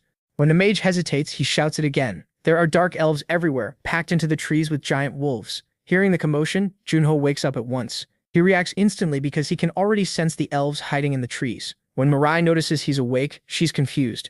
Nothing has happened yet, so she says he can sleep more. But Junho asks about the other groups. She says people are on watch and every team sends updates every 30 minutes. The next report is due any second. Then she notices something strange and wonders if the communication network has a problem. No one has reported in. He realizes they probably can't. Those damn elves must have hit all of them already. His Night Hunter skill activates, sharpening all his senses, and he spots elves lined up in the trees. Now it's clear, these mindless Dark Elves are working together with trained wolves in a surprise attack, and that excites him. He tells Mirai to wake Leader Cha, but she hesitates since she still hasn't seen anything. Before she can question him more, one of the monsters nearly kills her. Junho moves at once and saves her at the last second, throwing both attackers into the fire. He clicks his tongue in disgust. Then he tells her to wake everyone now. They're completely surrounded. Right after that, the elves rush Junho all at once, with the wolves charging in too. Still, he handles them with ease, cutting them down in a single strike. Another one lunges in, but Junho pours power into his armor, and the elf can't do a thing with that tiny weapon. Just like he thought, the common gear never lets him down. This is the black armor, a unique rank item, and he really likes it. Shimdeok made it at the common fortress using the dragon bones Junho gave him. He even sent a note calling it a gift for Association President Shimdeok, and simply named it Black Armor. The protagonist decides he'll thank him after the raid. The armor gave him 10 extra aura. Then he looks at the elves and realizes what they're trying to do. He decides to let one escape on purpose so he can chase it into the forest. That's the only way to use Confession of the Dead without the others noticing. So he invites one to come at him, promising a painless death, and one actually charges. Junho cuts it down in one blow, while another seems to realize it's the last one left. It turns and runs for its life. MC follows it to use Confession of the Dead, and what he learns is huge. The tribe chief is different. The elves who ate the world tree root traded their minds for strength, but his intelligence is still intact. Even without the leader on the field, 1,000 Dark Elves are still dangerous, and he also has guards and Dark Elf Knights. When Junho returns, everyone is shocked. He explains that one elf fled, so he chased it down. Mirai was stunned. She thought the attack would come later at night, so she admits he was right and apologizes for not helping more since she was busy dealing with the wolves. He tells her it's fine, no apology needed. Even the Shanghai Guild members did their part. Then he asks Mirai about the other communication devices. She says she still hasn't reached anyone, so the others are probably still fighting, or already lost. Junho says they need to move fast. They're going to save them. At the other camps, everything has fallen into chaos. The elves are cutting down player after player, and one man begs for help, saying he doesn't want to die like the guy beside him. An elf almost lands the killing blow, but suddenly it drops dead. Junho has arrived, killing both the elf and the wolf in an instant. The survivor is shocked to see the protagonist. He asks if MC saw his distress signal. Then the others rush over and ask if their leader is okay. Junho asks if they're alright too, and they say they only survived because of his group. Their leader thanks him, calling him the savior of the Balazon group, but he cuts to the point and asks about their losses. They lost 5 people. The leader blames himself, saying they died in front of him, and he doesn't know how he'll ever avenge them. A moment later, the protagonist's teammates arrive, and since they're here now, he sends his own group east. He tells the Balazon group to head north. When their leader questions it, Junho explains that most groups are still fighting. If they link up, they can keep more people alive. He estimates there are about 500 Dark Elves left, and this attack probably used half their forces. So if they survive the night, they can still win, but only by gathering the players and striking together. MC tells them to head north, join the others, and move east after the area is secure.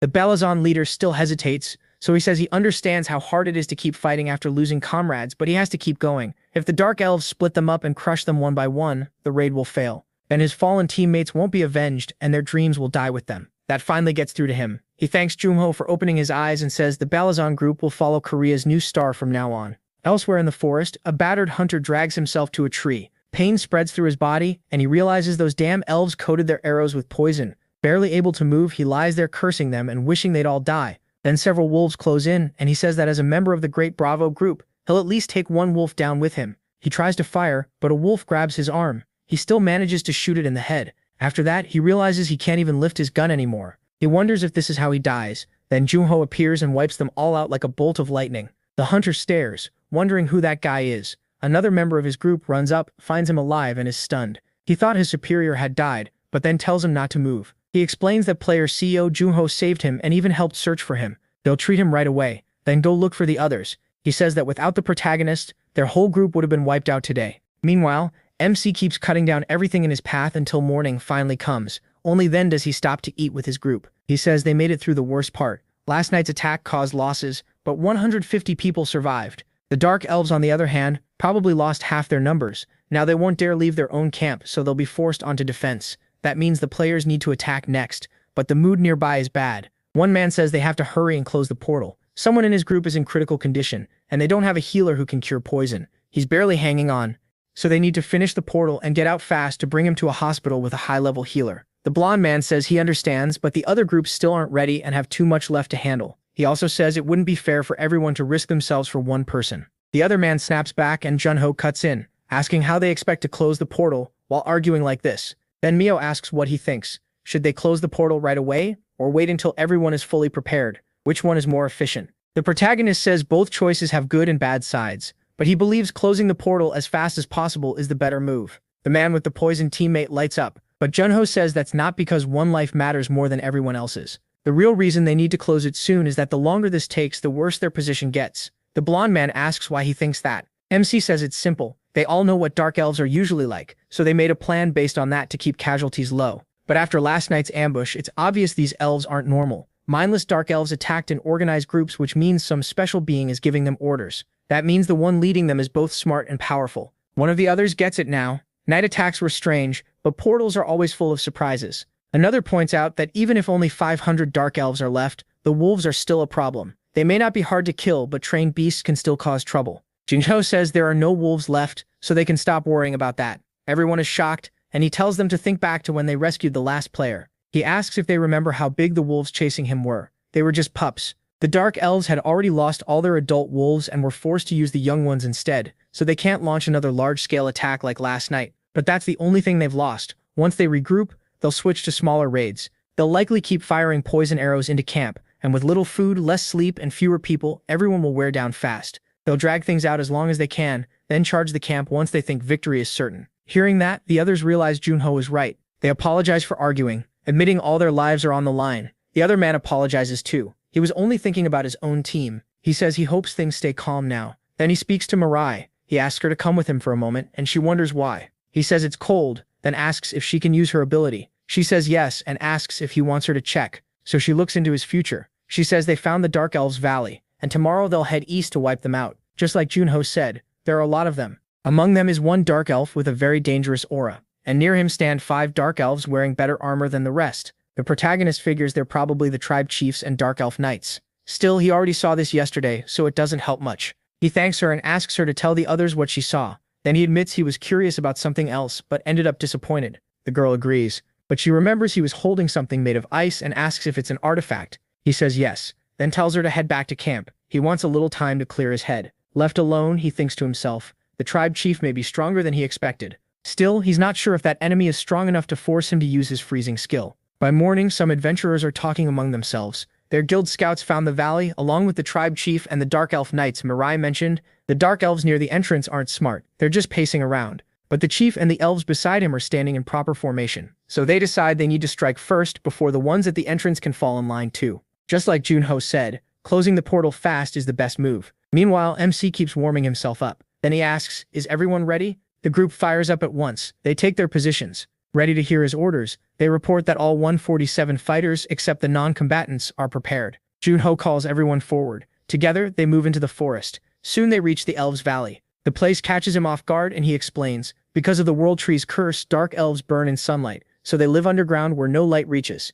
Usually they have dozens of exits leading up to the surface, but when they reach this one, they realize there's only a single entrance. No one has seen that before, and Junho starts thinking. The tribe chief is clever. One entrance means they won't have to worry much about attacks from behind, but it also means if they don't kill every dark elf inside, they'll never reach the tribe chief, so he orders everyone to move in. Inside, they keep going down a staircase lit by torches until they reach a massive army. At the far end sits their leader. The dark elves were waiting to fight in tight tunnels like an anthill, but instead they've gathered in a huge chamber. There's no way around it now. They have to face them head on. More than 500, with the boss seated in the back. The chief stares at the humans. That alone makes everyone tense. Junho sees the upside. If they'd been surrounded, they would have been forced to defend. But with this much room, they can go all in with a frontal assault. He tells them to do their best. They only need to kill 4 dark elves each. One of them answers him, clearly not thrilled by that plan. Then the protagonist adds that if the tribe chief is strong, he probably has elixirs. No one likes hearing that, especially when elf potions can save someone who's almost dead.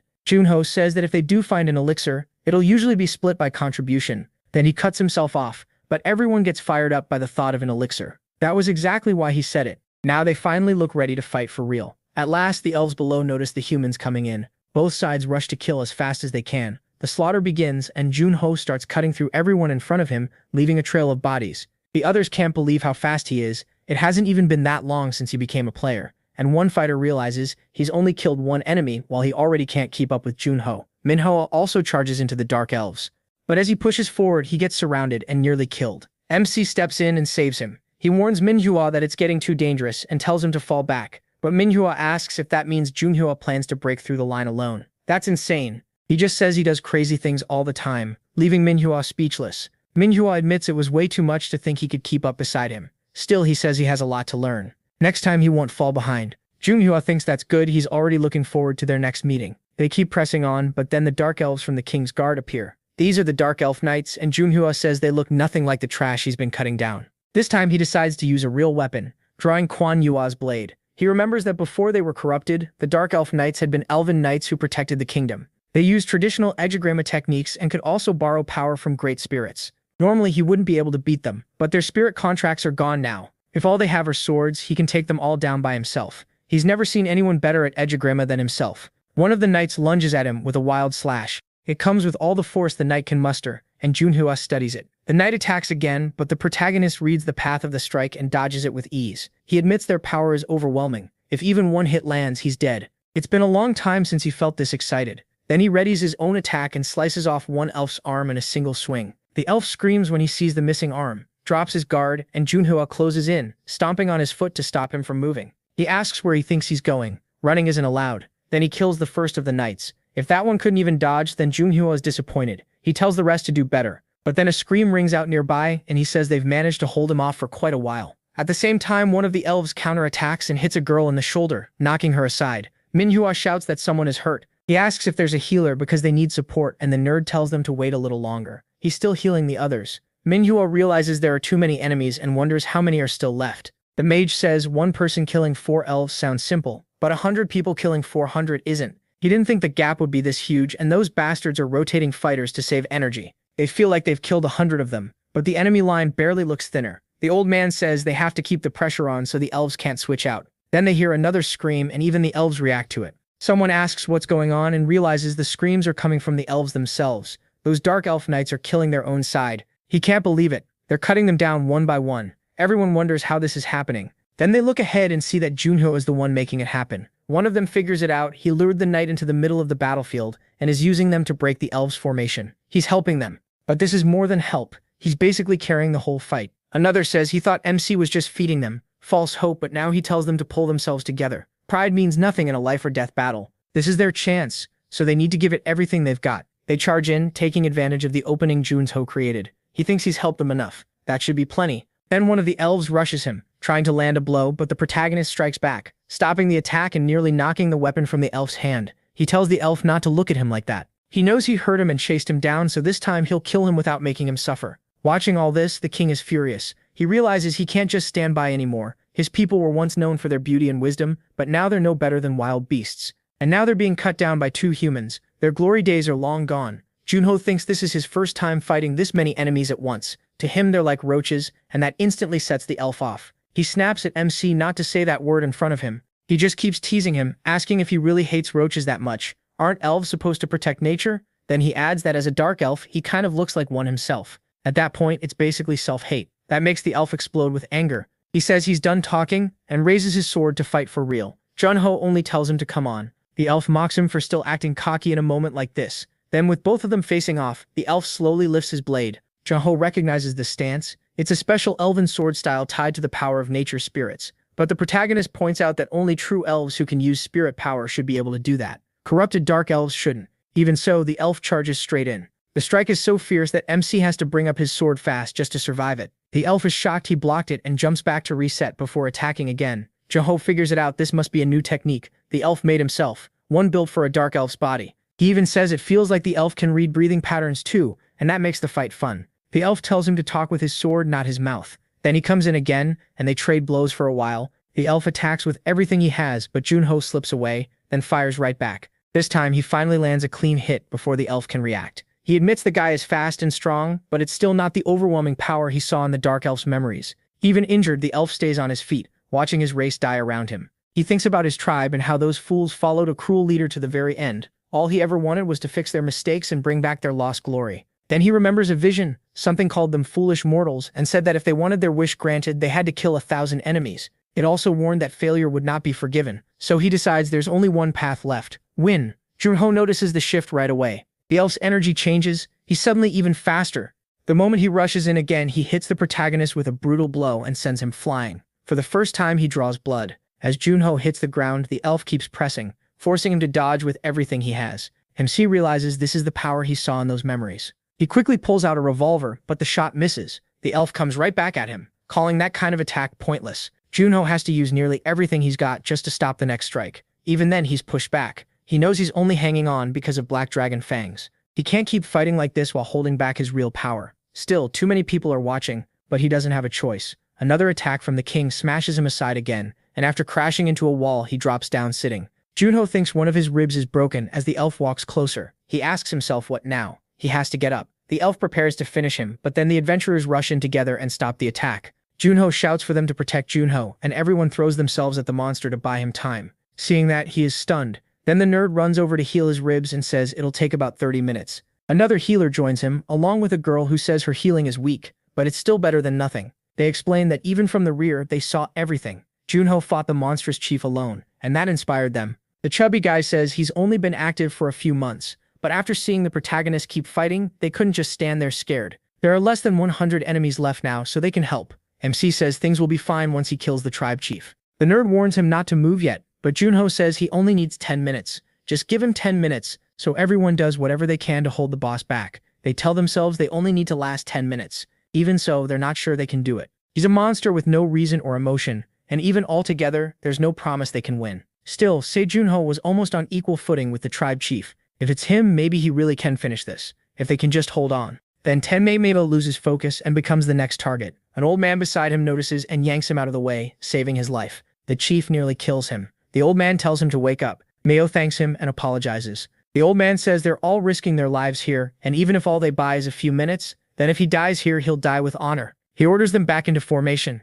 They're killing this thing today. Meanwhile, the chief calls them pathetic insects. Everyone charges again, but one swing of his sword cuts down several hunters. A mage throws a fireball at him, yet he still can't understand why they keep coming. The wounded are sent to the rear and the rest keep attacking. The chief yells at them to just die already, then starts wondering why he's getting so nervous. What is he afraid of? It's Junho just sitting there healing and gathering aura so he can kill him later. That thought drives the chief into panic. Meanwhile, the others realize only 3 minutes are left and tell themselves they can do this. But then the chief kills the men holding the front line. With a single slash, he takes the heads off the 2 taller ones, only the short one survives. Seeing that, he realizes many others got caught in it too. They understand how foolish it was to think this was almost over. Exile is a monster, an S-rank monster. It doesn't matter if they killed hundreds of dark elves if they can't kill him. That thought fills everyone with fear. Then Junho calls out to that giant roach and asks if his little show is over. He asks why he's not answering. Didn't he ask if he was done? Junho thanks everyone for holding out and tells them they did well. Now they should leave the chief to him. They ask if he'll really be okay alone, and say maybe they can win if they all surround the boss together. But he says he'll be fine, so they should handle the remaining elves. Inwardly, he knows he still has to hide his full abilities. The elf roars at them, calling them all insects. He raises his sword and draws out his power, saying he'll kill everyone at once. But the protagonist catches that attack inside his shadows. Everyone shouts for Junho, but then a sphere of dark energy rises around the 2 of them. The others wonder if that's the chief's skill and ask if MC is okay. From inside, he yells back that the bastard did this, not him. And now he's trapped in there too. They shout that he walked into a trap and start looking for a way to break the barrier from outside. Junho is glad they believed him. The chief asks what this is. Was he hiding his true strength the whole time? The protagonist tells him not to be shocked by one move. He's got plenty more. Then he releases his freezing aura across the whole area. The chief can't make sense of it as thick ice forms under him. He asks what's happening until he notices a cluster of ice spikes aimed right at his head. MC reads his thoughts perfectly. The boss must have thought he was close to winning. But now MC is using a new skill after recovering. He asks if that doesn't make him want to scream in frustration. That's how bosses feel when they look down on humans. The king gets even angrier at that. Then Junho remembers going off to train, while Dokugu kept asking if he was really sure he should start again so soon after coming out of the ice. He said it was fine. He needed to test how fast he could freeze things. Dokugu replied that he had already perfected his fighting style as the Spectre, so what more could there be? The protagonist said that was the mistake. He still had a long way to go. Seeing that, Dokugu thought there was no stopping him, so he asked how Junho planned to use his freezing power. MC said he'd split it into 3 categories for now. Right now, he's using the first, utility. He freezes the ground to control the field and wear down his opponent's stamina, making it harder for them to fight at their best. The second is more direct. He coats his armor in ice to cover weak points in his defense. It slows him down so he only uses it when he needs to block. And the final use is offense, turning that power into stronger attacks. A storm of ice needles shoots at the boss, but he manages to dodge. Junho appears behind him and explains that Guard of Darkness burns too much mana, so adding ice lets him save a lot of it.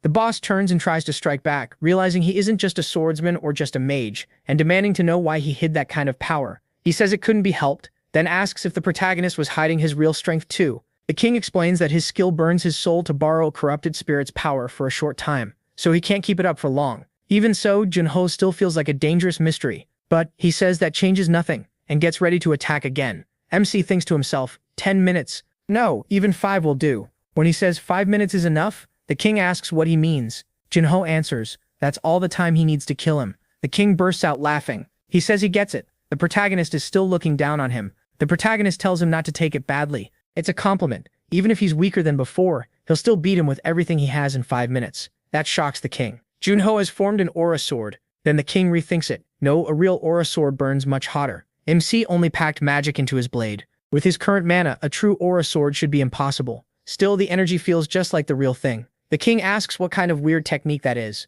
Junho says it started 27 or 28 years ago. Back then, he fought a monster called the Iron Shell Turtle. Its hide and shell were so tough that even his sword couldn't scratch them, and he thought that might be the end. But when death got close, he realized he didn't want to die. He couldn't suddenly use a real aura sword, so he made this technique instead, one that strengthens his blade with magic. When it clashed with darkness, he knew it was incredible. His companion back then told him that out of every technique he'd ever seen, this one was the best. Junho even gave it a cool name, Ramadat Kali. If you're ready to die, you'll find a way to live. It's an imitation aura sword, the law of life. As the king attacks, he strikes back and ends it with a slash straight through the king's chest. Then Junho realizes he was right. 5 minutes was more than enough. He asks if the king has any last words. The king points at his jugular, asking the protagonist to finish it in one clean blow. MC agrees, but before that he wants to ask one thing. Does he know what that thing is? The king asks if he means a spirit egg. Junho asks about it, and the king explains that a spirit can be born anywhere the world tree's power exists. It's weak, but that necklace holds a piece of that power.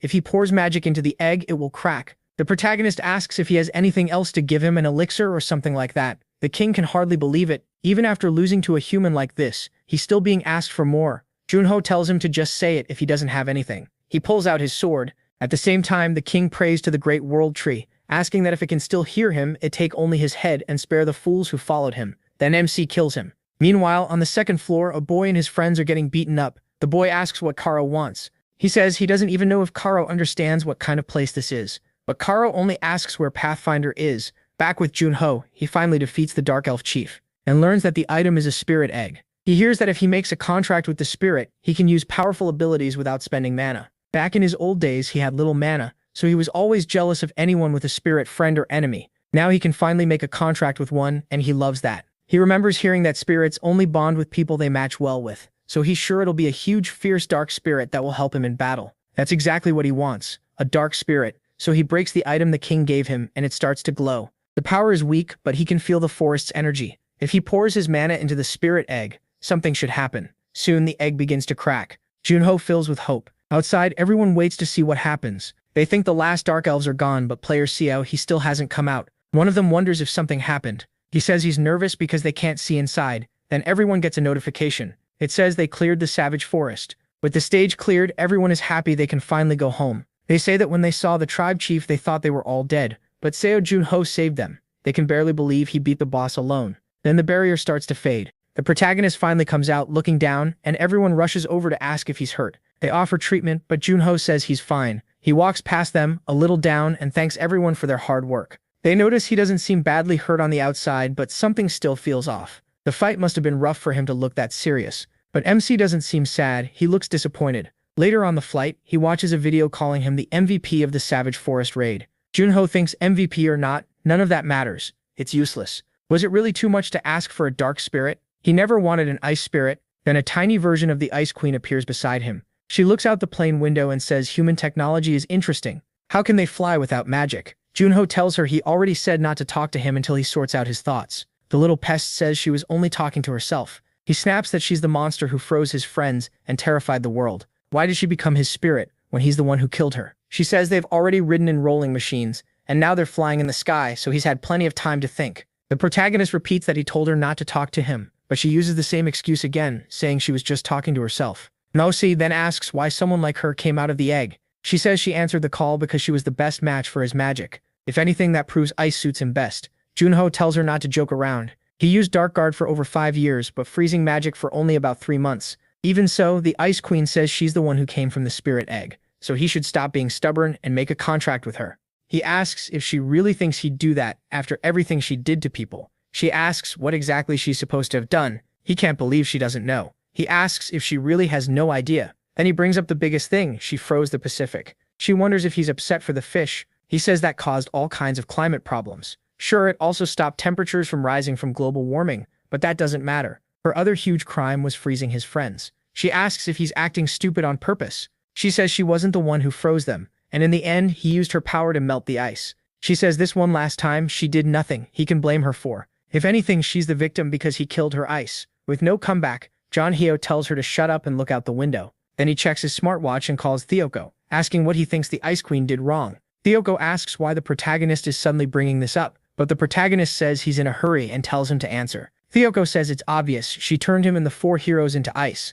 MC asks if there's anything else. Theoko says he doesn't know, and asks if there has to be more. Then the Ice Queen leans in, saying that device is pretty nice. You can hear other humans' opinions really fast. Juno says yeah, and ends up agreeing that she technically did nothing. Still, he asks why he'd ever want to make a contract with her. She says she'll become his master. He says he admits she was strong, but she still lost to him. She agrees. It's true that he beat her when she was at her weakest. Junho asks what she's talking about and if she's trying to trick him, but she says no. She declares that she is the queen of the Frozen Kingdom, Nilfheim, the ruler of all ice in the world, and swears on her existence that she hasn't told a single lie. The protagonist knows that's an existence oath, the kind mages swear with all their mana on the line, so she really was weakened, and he asks how weakened she was. She says maybe 100, but MC cuts her off and tells her to swear again. She refuses, saying that doing it too much would stain her dignity as a queen. Junho says fine, after all this, they'll make a contract, but on one condition. If she ever puts the people around him in danger, the contract ends. She asks if he only knows how to say the obvious. She says a spirit and its contractor are tied by the soul, so she has no reason to hurt him. He admits he's not sure this is the right choice, but he doesn't have many options. Right now he's too weak to clear a ranked portal alone. Still, if he can use that power, it should be enough. So he makes the contract. First, he wants to find out how strong the Frost Queen is as a spirit. Soon after, they head to the association's training room. The queen complains that she's bored because there's no one to fight. He tells her that's obvious, this place is for training. Then she asks what he's doing. He says he's testing artifacts he got from the last battle, the aura buff ring and the blue fairy bracelet. With all those magic boosts, his stats should go over 100. If that happens, he thinks he can clear a ranked portal by himself. She says he does look a little better with that gear on. He reminds her that he asked for her opinion, and he also wants to see what she can do. She says he already knows her abilities better than anyone, but he points out that things are different now that she's a spirit. She understands. Once he sees how useful she is, she says he'll start treating her differently. Then she calls up an icy wind. The whole room starts freezing over. He feels it at once. That cold sinks straight into his chest, just like when he first entered the Frost Queen's hall. But while she's releasing that freezing wind, she suddenly stops. He asks what she's doing. She says she lost interest. He can't believe it. She says she doesn't want to use her powers right now. He asks if she's messing with him, and she says when something makes her curious, she can't focus on anything else. So he asks what she's curious about. Her answer is simple. She wants to explore the human world. In the end, he gives in. He takes her out for a walk and she keeps firing off questions. She points at a huge building and asks which lord lives there. He says it's just an apartment. Then she asks about a strange carriage, and he tells her it's a car. Next, she wonders why everyone is staring down at the odd things in their hands, and even he thinks this has gotten pretty weird. Then he asks if other people can't see her, because she's making a scene and nobody is reacting. She says she can reveal herself if she wants, but he quickly tells her not to. A moment later, she starts talking to him in a very calm voice, asking what that adorable creature is. He tells her it's just a stray cat. She walks over to pet it, but he says the cat can't even see her. He's wrong. The cat does notice her, gets up, and gets ready to bite. That scares her badly. She runs off while the cat chases her, then asks him why that thing is attacking her. She jumps onto his head to hide and asks how a monster that fierce can be allowed to roam the streets. He tells her cats don't bite humans because humans are bigger. Then he reaches down and picks up the cat, saying cats only seem weak to creatures stronger than them. That leaves her completely shocked. Calling it a disaster, she tells him to keep moving. She'll show her power in the training room. He's happy he managed to push her into it. So they go back to the training room, and she tells him to watch her power with his own eyes. He says that will be a pleasure, and she summons several magic circles along with her ice. They form swords, spears, and more. He's left stunned because with all that she could fight a whole war by herself. He thinks it's pretty good, but she immediately calls him out. Just pretty good? She says he should pay close attention. Even weakened as a spirit, she's this strong, so her true power is far greater. He answers that he can already do something similar, even if his version is messier. She says that's nonsense, and asks if he really looked closely. Now he sees it. Every weapon was shaped with incredible care, like a master made each one for maximum damage. And she did it all in a blink. Compared to that, his current skills aren't even close. Even so, he sticks to his answer. He'll be able to do the same soon enough. All he needs is time. What he wants from her is something he can't do himself. She thinks for a moment, then remembers. She asks if he means something like this, and reveals something behind him that shocks him. He says yes, that's exactly what he wanted. Meanwhile, the secretary hears the noise from the training center and thinks he must be training hard. She can feel the vibrations even from where she is. Later, he asks Shim Dyokago if he knows what the Frost Queen looks like. Shim answers no. The only ones who ever saw her were the 5 heroes. That makes him realize this won't be a problem. Shim asks what problem. He says she can reveal herself now. Shim asks what he means, but the moment the queen appears, he jumps in shock. He blurts out asking what that is and if it's a ghost. The queen asks if this coward is really his friend, and he says sadly yes. Shim argues that anyone would be shocked if something like that suddenly appeared, but the queen doesn't like being called something like that. She asks how he dares talk about her that way, and says his nerve is shocking. He cuts in and tells her to stop freezing everything because Shim is almost dying. Then he reminds her not to bother his friend, and asks if she forgot the contract terms. She warns that if Shim insults her again, she won't forgive him, friend or not. He turns to Shim and says he heard that she's a powerful queen, so he needs to be careful. Shim asks what queen he means. By queen, does Junho mean that queen? After hearing the full story, Shim calms down enough to understand. Then he asks if that really is the Frost Queen, the one who came out of the spirit egg he bought at the auction and hatched with help from the tribal chief in the wild forest. He says he gets it now. Since Junho suffered the most because of her and is still fine with it, he's not in any position to complain. The protagonist explains that she'll be a huge help in battle because she's very strong. Then Shim asks what rank she is. Spirit ranks go from low to arch, and usually only the spirits themselves know their own rank. So he asks the queen what hers is. She proudly says she's obviously an arch spirit, but he doesn't buy it. She tells him not to ask such rude questions. Then Shim asks if she's actually a low spirit, and MC says yes, probably the weakest one. Still, she's strong enough, so he wants to try a harder portal next time. Shim says every portal Junho has entered was already dangerous, so anything harder sounds nearly impossible. Then he remembers something and asks if he means a 1-star portal. The protagonist says the Wild Forest was also ranked as a 1-star portal. He improved a lot there, and now he thinks he can clear one alone. Shim says that if he's sure, fine, but there are only 3 1-star portals on the first floor, or rather, on Earth. One is in South America, another is in China, and the third one he'd rather not even mention. He asks if MC is really okay with that, wondering if he has trauma. MC says no and adds that even if he did, the one who caused it is right there. Then he says his next target will be the portal in Antarctica, at King Sejong Station. The portal is called Winter Castle. Shim says he'll set up a press conference for tomorrow at 2 p.m. and Secretary Shao will come pick him up. Junho agrees and starts drinking a soda. He asks if the queen doesn't need to eat anything. She explains that spirits are different from humans. They don't need food. He says that's great since it'll save money on meals. Since they're already talking, he says he wants to ask her a few more things. First, does she know anything about the dimensional elevator? He says it's the mysterious source behind the disaster in this world, and if they find where it came from, they might be able to end this whole game. The queen thinks for a moment, then says no. He asks if she wasn't a floor boss and really knows nothing, telling her not to be stingy and just share what she knows. But she says she truly knows nothing, and even swears on her existence. She explains that she once knew things about this world, but after losing to him, she lost her place as a floor boss. Now whenever she tries to remember, her mind goes blank. He says that's a shame, thinking the system erased her memories. It's even more carefully built than he thought. She tells him not to be too disappointed. Even if those memories are gone, she was famous for her intelligence, and she'll still be a big help in the days ahead. He says he hopes so, but he has one more question. As far as he knows, spirits don't use their contractor's mana, so he asks how she uses her powers. He says he can't feel any magic from her. She asks if he really doesn't know, then says there has to be a limit to being this clueless. A spirit uses the contractor's mental strength to power its skills, so if his mind is shaken, she can't use her abilities properly. Junho gets it right away. If spirits could use that kind of power for free, it would be completely broken. She adds that the same goes for what she showed him earlier. Even someone as strong as him would need about a month of hard training before using it in a real fight. That sounds realistic, but once he hears it could take a month, he decides he'll cut it down to 2 weeks. The next day before the press conference, Cha knocks on his door. He tells her to come in and she says she brought the suit prepared for the conference. But when she sees him already dressed, she jokes that he's not wearing pajamas today. She was worried, so she brought the suit just in case. Junho laughs and says that joke only works once. Then he says he thinks he's ready and asks Cha what she thinks. She approves and they head out for the event. Meanwhile, the reporters are already seated waiting for the press conference to begin. The room is packed.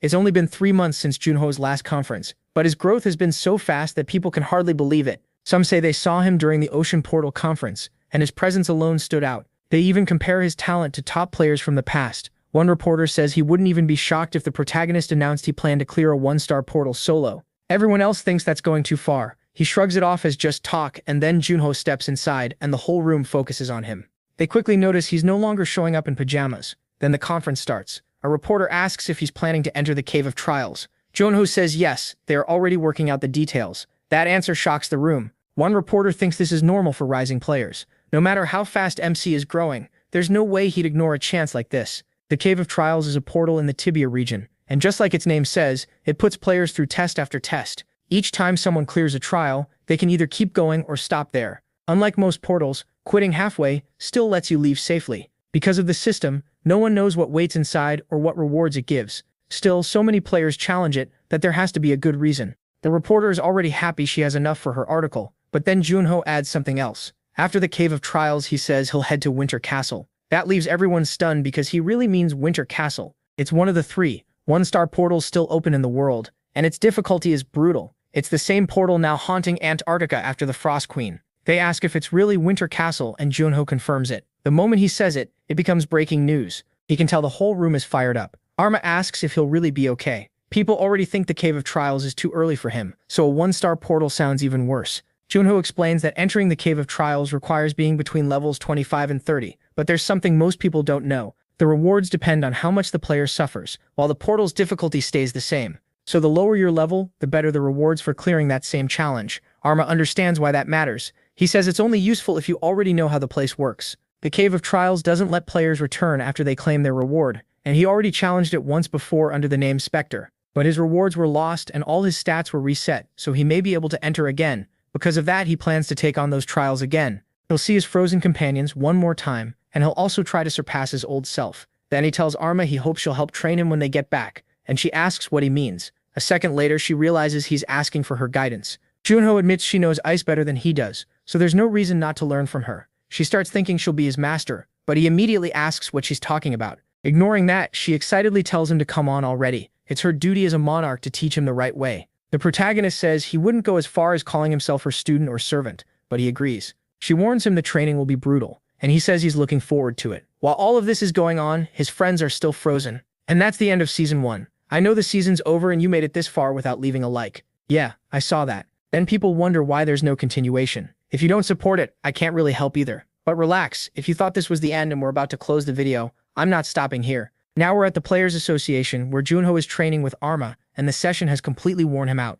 Right now he's exhausted, but he still raises the sword. Then he asks Arma how he did. She replies that he finally managed something a little useful. 15 days earlier, she told him he now controls 2 elements, darkness and ice. Junho asks why she's saying that like he doesn't know, and she calls him stubborn. Using energy isn't the same as understanding it. The deeper his understanding, the better and sharper his techniques will become. Then she asks him how he thinks darkness energy takes shape. He thinks it over and describes it as violent, proud, cold, and cruel. She says that's a good answer, then asks what he thinks of ice energy. He says it's just cold, and that clearly disappoints her. Still, she says it's only been 3 months since he started using ice, so he should listen carefully. Ice is more calm and elegant than other energies, and it can be used in all kinds of ways. Junho sums it up by saying that means it's well balanced in battle. She agrees. Darkness, fire, and wind hit hard, but aren't great for defense, while water and earth defend well but lack attack power. Ice users, though, were once known as one-man armies who could rule the battlefield. MC can guess why, especially after seeing Arma's power for himself.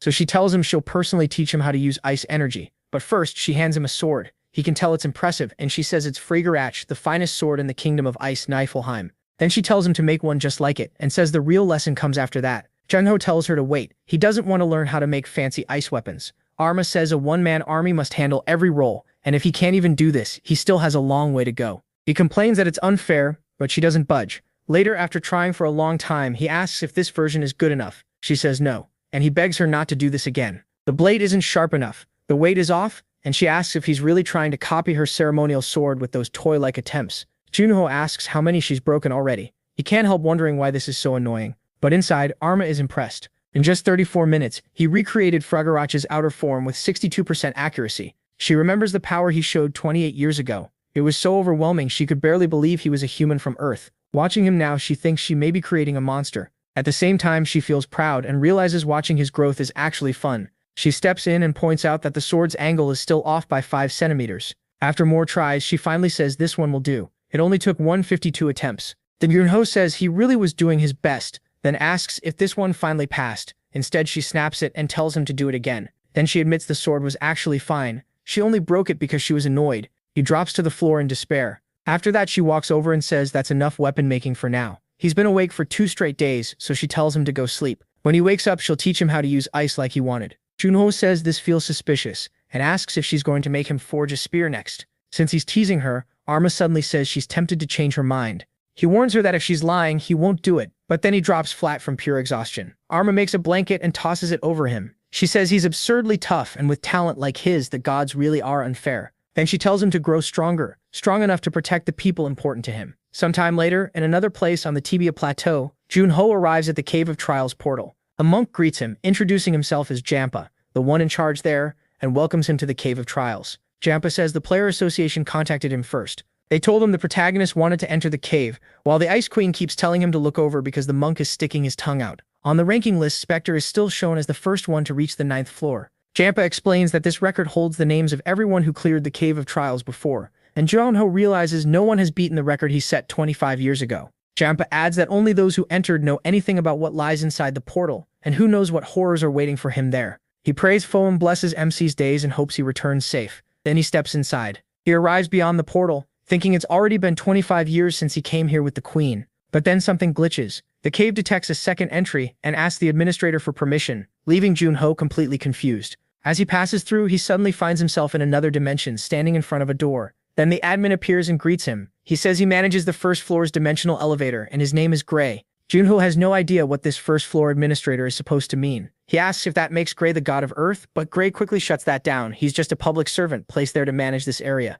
The protagonist argues that anyone running the first floor Earth sounds like a god to him, but Gray explains his authority is limited to the systems that make that floor work, like portals and monsters. Still, Gray says it's nice seeing a familiar face after all this time. Talking about player Spectre, he congratulates MC on his return, even if it came a little late. Junho thanks him, but then the queen notices Gray. Spoke in plural and asks if he knows who she is too. Gray says of course she's the queen of Nilfheim, the ruler of ice. He asks where they are and Gray says this is a virtual space he made. Then he pulls out a book crackling with lightning and says there's a small problem. Exactly 28 years, 7 months, 16 days, 13 hours, and 32 minutes ago, the protagonist cleared the Cave of Trials, and by rule, anyone who already got its rewards can't enter again. Changing your name doesn't matter, your soul stays the same. But MC asks what happens if he no longer has those rewards. Gray pauses and MC says he means exactly that. He doesn't have a single reward he got from the cave anymore. Gray notices that he's telling the truth, but he gets way too excited and the pressure from an administrator crashes down on Junho.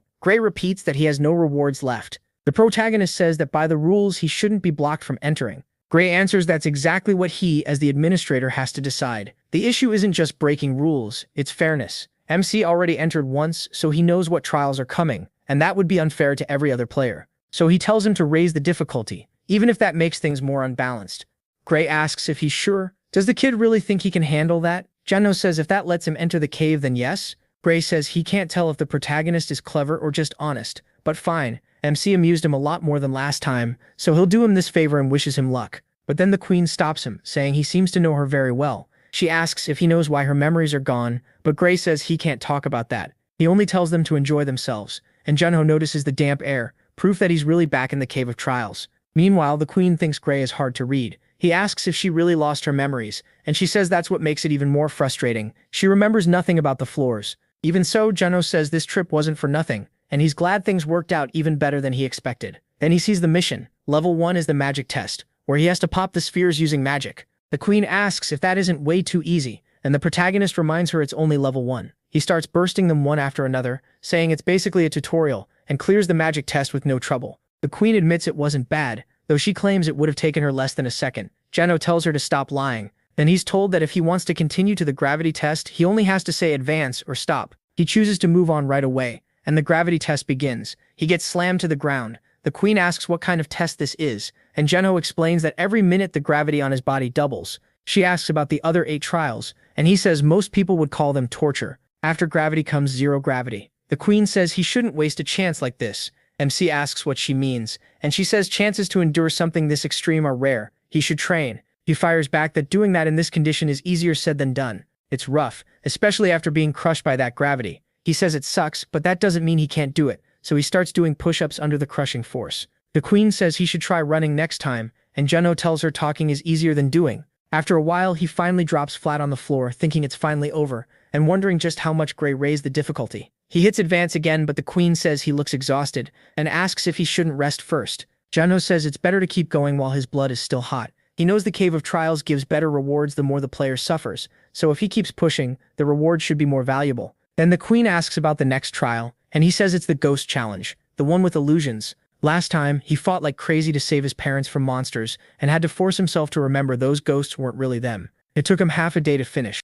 This time, he figures the illusion will be different. The queen notices him staring, and when she asks why, Junho says he was hoping the Ice Queen would show up. But it can't be that simple, so he bets it'll be something else. Then his friends appear in front of him, asking if he wants to live alone. They call him a traitor. Junho braces himself. He expected something bad, but this is even worse than he imagined. His friends keep asking why he threw them away, calling him traitor again and again, liar, and plenty of other names. The queen tries to snap him out of it, saying it's all fake, but the protagonist says he knows. Still, in their final moments, those idiots sent him away, even though they knew they were going to die, so he won't let these illusions insult them like this. With that, he charges straight at them. Here he's facing Ramadat with his high-level regeneration and raw power, Skaya with overwhelming attack and defense magic, long-range support from Gilbert and Mia, who can strike with her sword in a blink. Taking them all on at once is basically suicide. He asks the queen if she can hold Skaya and Ramadat in place. She says she can, but it'll burn through a lot of her mental energy. Junho says that doesn't matter, and asks how long she can keep them still. She says maybe 30 seconds.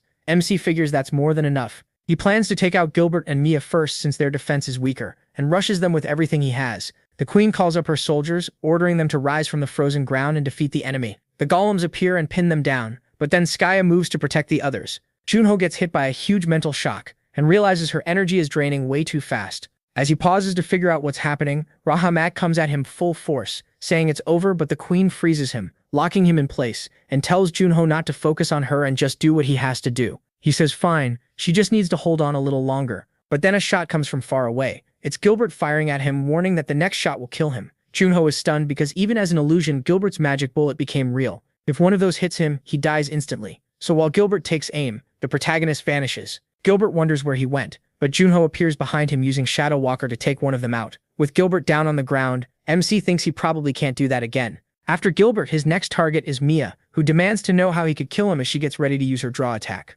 Junho knows Mia was called the Great Sword, so facing her head-on with a blade would be insane. As she swears he'll pay for killing her teammate, she lunges at him with everything she has. He thinks he has a chance, because Gilbert's death shook her up. She'll make a mistake, and when she does, he'll get his opening to finish her too. Then right before dying, she asks how he could do this to them. As she dies, he looks at her and thinks this challenge is disgusting. Then Ramanat starts breaking free, while Skaya struggles hard against the golems. The moment he gets loose, Junho hears it. Ramanat getting ready to charge. He glares at him and asks if they really thought something like that could hold him. The queen warns Junho that she's at her limit, and Skaya fires off her magic. The blast smashes the golems apart and drops them. Seeing that, the queen pulls back so she won't get hit by the falling ice. Junho thanks her, saying she did well as he covers her with an ice shield.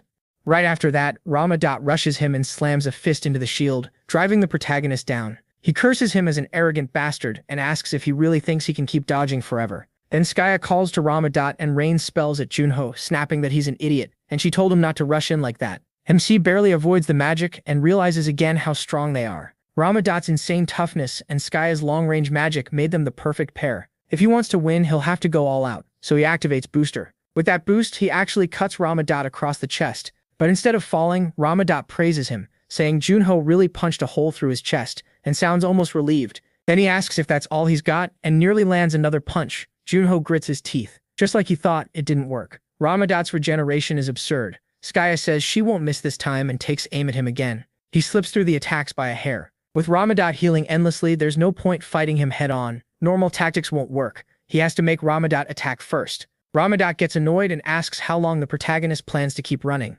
Junho snaps back that he's right and says he'll end this now. Ramadot tells him to stop acting so full of himself. Then that huge body appears right in front of MC and cuts him off. A heavy punch crashes straight into Junho's stomach. It almost sends him flying. He realizes this guy is a monster. He broke the ice shield and still caused internal damage, but this gives him a chance. Now that they're close enough, he strikes Ramadot right in the chest. Ramadot says it's useless, but admits the protagonist has guts. He likes seeing him fight to the very end. But MC says he's got it wrong. It's already over for him. Junho uses the law of life, and this time Ramadot finally dies for real. A huge hole rips open in his chest. Skaya runs over, screaming for him. But as she does, it hits her that she's the only one left, and she drops to the ground, swearing she'll kill Junho. The queen tells him this part looks dangerous. He agrees. Skaya's the last one. If he wants to beat an enraged Skaya, he'll need every bit of strength left. He tells her to come at him. Then he brings out the Scythe of Death. To break through the King of Destruction and the 7-mana shields guarding her, the only thing he can rely on is darkness and his hatred.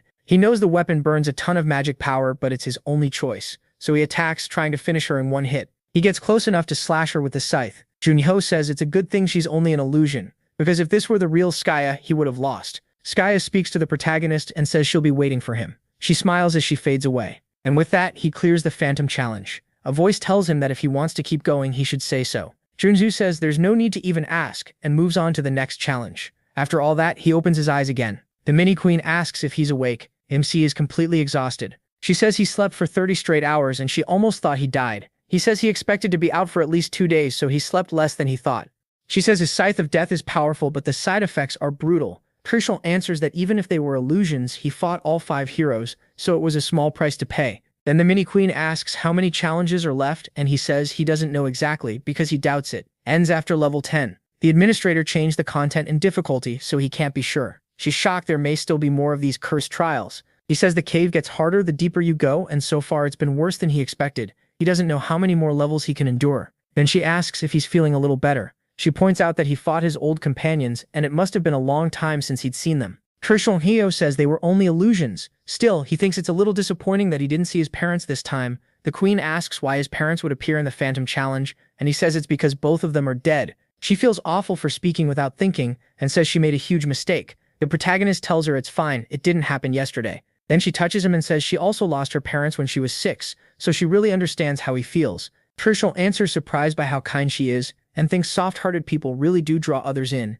After that they leave and close the restroom. When he returns to the trials, he says he wants to start the 4th room and they get ready. He's told the 4th level is the challenge of insomnia. A warning appears once it starts he won't be able to sleep for 10 days. Trishul goes ahead and 240 hours appear in front of him as the countdown starts. The challenge begins now. He's placed on top of a huge pillar of ice with nothing to do but wait. The queen says about 20 hours have passed and asks if he can handle it. MC says for now, yes. She says he must be starving and tells him to at least eat something, but he says staying hungry helps keep him awake. She suggests cold water instead. After 60 hours it starts getting much harder. The queen reminds him he can't fall asleep, and Junho agrees. He asks Frost to help keep him awake, so she presses an ice ball against his face. Then 98 hours pass. Junho is already banging his head against the ice, thinking he just wants to sleep. If he took a hot bath and lay down right now, he'd be out instantly. His eyes start to droop, but the queen calls out and asks if he's nodding off while he splashes water on his face. He says of course not, and she keeps watching him closely.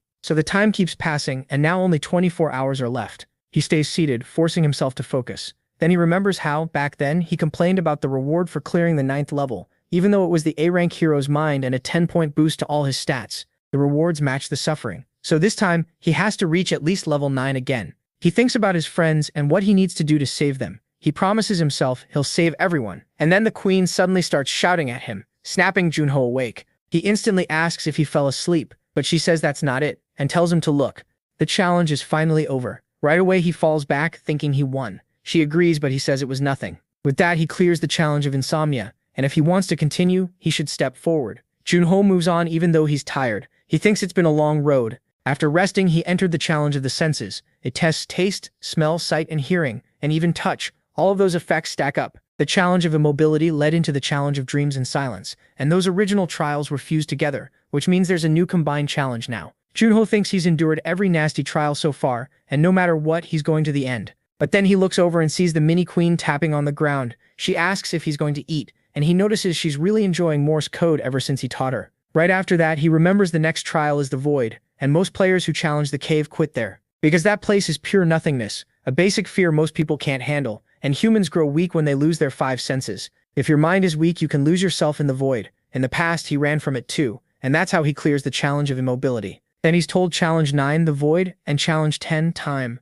will happen at the same time. Junho is shocked. The system even tells him to please give up if he doesn't think he can endure it, because his very existence could disappear. The Void is already dangerous, but adding time on top of it means he'll be trapped alone, unable to feel anything, not even time passing. Even so, he speaks to the Queen in Morse and tells her he'll come back. In this portal, you have to bet everything if you want to win. She wishes him luck and tells him not to worry. She'll be there waiting for him. Junho tells himself he can do it and steps into both challenges at once. The moment he accepts, he's thrown into an empty space with nothing there, and he realizes he can't feel anything. He can't even feel the Ice Queen anymore, or his own magic. Still, he keeps reminding himself who he is. Sei Junho, the Spectre, the one who always wins. He tells himself he'll beat this too, even as he starts wondering how long he's been trapped there. Time means nothing, and even his own existence feels like it's fading. He can't understand how it got this bad. He needed to master low skills fast, but now he wonders if he reached too far. For a moment he asks himself if he's going to run again, just like last time when he gave up on the Void trial. But no, he already made his choice. He wanted power,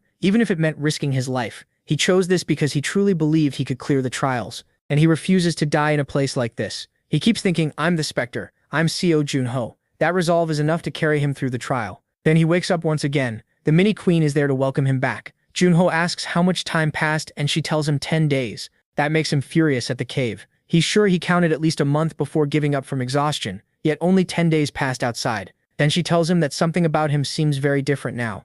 He brushes it off, saying it's nothing much. He just shed his old skin. Still, his body does feel lighter than before, so he checks himself. And when he sees what changed, he's stunned. His magic loss rate is now 0. Even as the Spectre, it was still 3. That puts him on the same level as Skaya, who was blessed by magic itself, perfect control, which means he can now make even better weapons. And when he tests one, the power is insane. A huge blast rips through the cave, leaving a massive hole in the wall. Junho just stares at the damage from a single swing of his hand. The queen says his aura sword feels stronger than before. That catches him off guard. He thought it was already perfect. Then the system announces that he cleared the time trial and starts calculating his rewards. He figures his long-awaited rewards are finally here, but nothing shows up. He complains that the system is slower than usual and even taps the status screen. The screen tells him not to rush. The rewards are still being processed. She gets annoyed at him, and Junho quiets down. The queen says the reward must be amazing, if even the administrator had to step in. So they wait and count through everything he earned. He gets 20 points in every stat.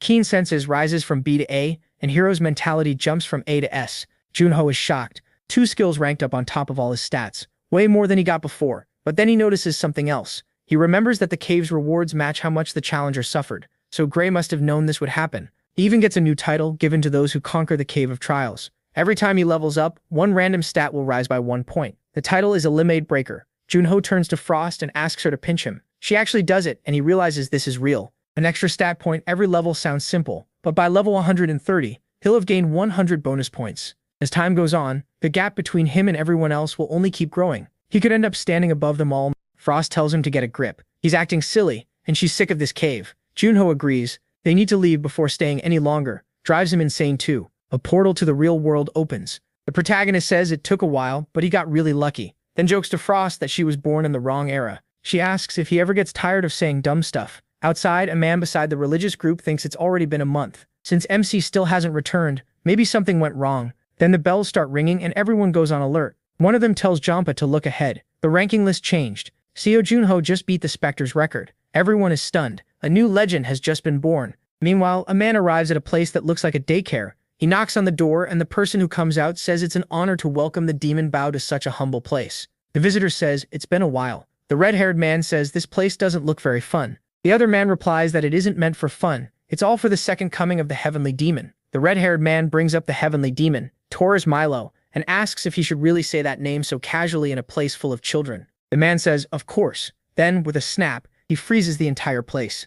Every child goes completely still and he tells him to just look. The red-haired man says those kids are creepy, and the other explains they were all trained to become great demons like Sidger. Then he returns the children to normal, and they go back to playing. After that, he invites Sidger to come in. In Rome, the city is packed with people moving everywhere. Frost is surprised when she spots Junho's face on a giant screen. They're talking about him on TV. He tells her not to get distracted. They came to find paradise and destroy it. First, they need to locate the urban area where Torres was seen. Frost complains that they came all the way to another country and still have to do grunt work, but it's the only way to track Torres. He says they have no other choice. A few days earlier, when Shum arrived, he was all excited and even called Junho his lucky charm. The protagonist thought that was gross, but Shum explained that ever since he came out of the Cave of Trials, donations had been pouring in. To them, he was basically a rabbit's foot. MC tells him to forget that and asks why he called. Shum gets straight to it. He says he looked into the orphanage he found while in Paris, and that instantly brings his anger back. The man who attacked the auction, Arma, the skeleton mage, was raised in that horrible place to become a demon, along with many others. Shim says he still doesn't know the exact location, but he may have found a lead. He shows Junho everything he uncovered. The man's name is Torres Milo. He used to be a famous player on the second floor, but now he's retired. That alone is strange. Players at the top usually don't suddenly lose confidence and quit, but after retiring, Torres started acting even more suspiciously. Shim tells him to look at the next photo. Torres is with 2 children. Junho is surprised, and Shim says an investigator took that picture. Based on witness reports over the last few years, Torres has visited Rome often, but no one knows where he lives or what he does. He's only been seen in the city with children, and it's always different children. The protagonist thinks that's seriously suspicious. If he's really tied to the orphanage, why show up in crowded places like that? Shim says that bothered him too, so he checked Rome's crime records. He points out that every time Torres was seen, a missing person report was filed within a week. MC knows he has to look into this. Shim says Torres shows up about every 2 months, so he should appear again next week. Finding Torres becomes his top priority in Rome, but by afternoon he admits they still found nothing.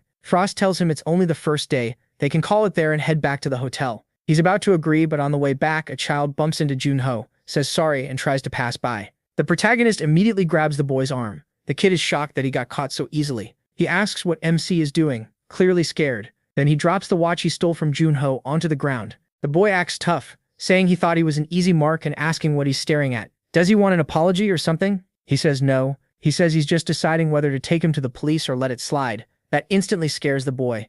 The protagonist realizes he only meant to scare him a little, but the kid looks truly terrified. so he leans in and asks if the boy belongs to some kind of family group. The kid snaps back, asking what it matters. Junho says that's actually good. Then he asks if the boy knows the area well. The kid asks what he wants. MC decides to bribe him with food, so he'll help. While the boy eats, he watches closely. The kid introduced himself as Marco, and he tells him to slow down or he'll get a stomachache. He even offers more, but Marco says no, he's full. Then Junho notices something. Marco is the only one eating. The protagonist immediately calls over the waiter and asks for more food to take away. Then he asks how many kids are in Marco's family. The answer is 16. So MC orders 16 meals. He then asks if Marco has parents or anywhere to live, and the boy says no. They're all in the same situation, living together in a warehouse. The protata asks if no one helps them like an orphanage. Marco says a few priests visit once a month. The protata immediately gets suspicious, and the boy adds they're probably from the Vatican. According to them, if the kids confess and repent, they'll be taken to paradise. That name makes the protata pay close attention. Marco says they promise school, clean clothes, and 3 meals a day there. Even so, he doesn't want to go. Those priests give him a bad feeling. The prota takes that seriously. Some people can sense evil, especially around demons. Marco seems to get it, then says he can help him find them. The prota asks him to take him there and offers to pay. Marco agrees right away. Meanwhile, at the Vatican, the halls are empty and the current pope is walking through them when he notices an unexpected visitor in the middle of the night. He calls out, asking who's there. It's the prota, waiting for him in the dark. The pope is shocked to see Spectro. He says he thought he was still recovering, but the prota replies that he got tired of lying around and it's good to see him again after 25 years. Francio says he's happy too. He never thought they'd meet again, but it seems his prayers were answered. Then he admits he feels ashamed that they've lived so peacefully because others gave their lives. The prota tells him there's nothing to be ashamed of. That's exactly why they did it. Still, he says there's something he wants to ask, and Francio asks what it is. The prota asks if he's ever heard of an orphanage called Paradise. The pope says no. That makes the prota remember Marco saying the priests were probably from the Vatican,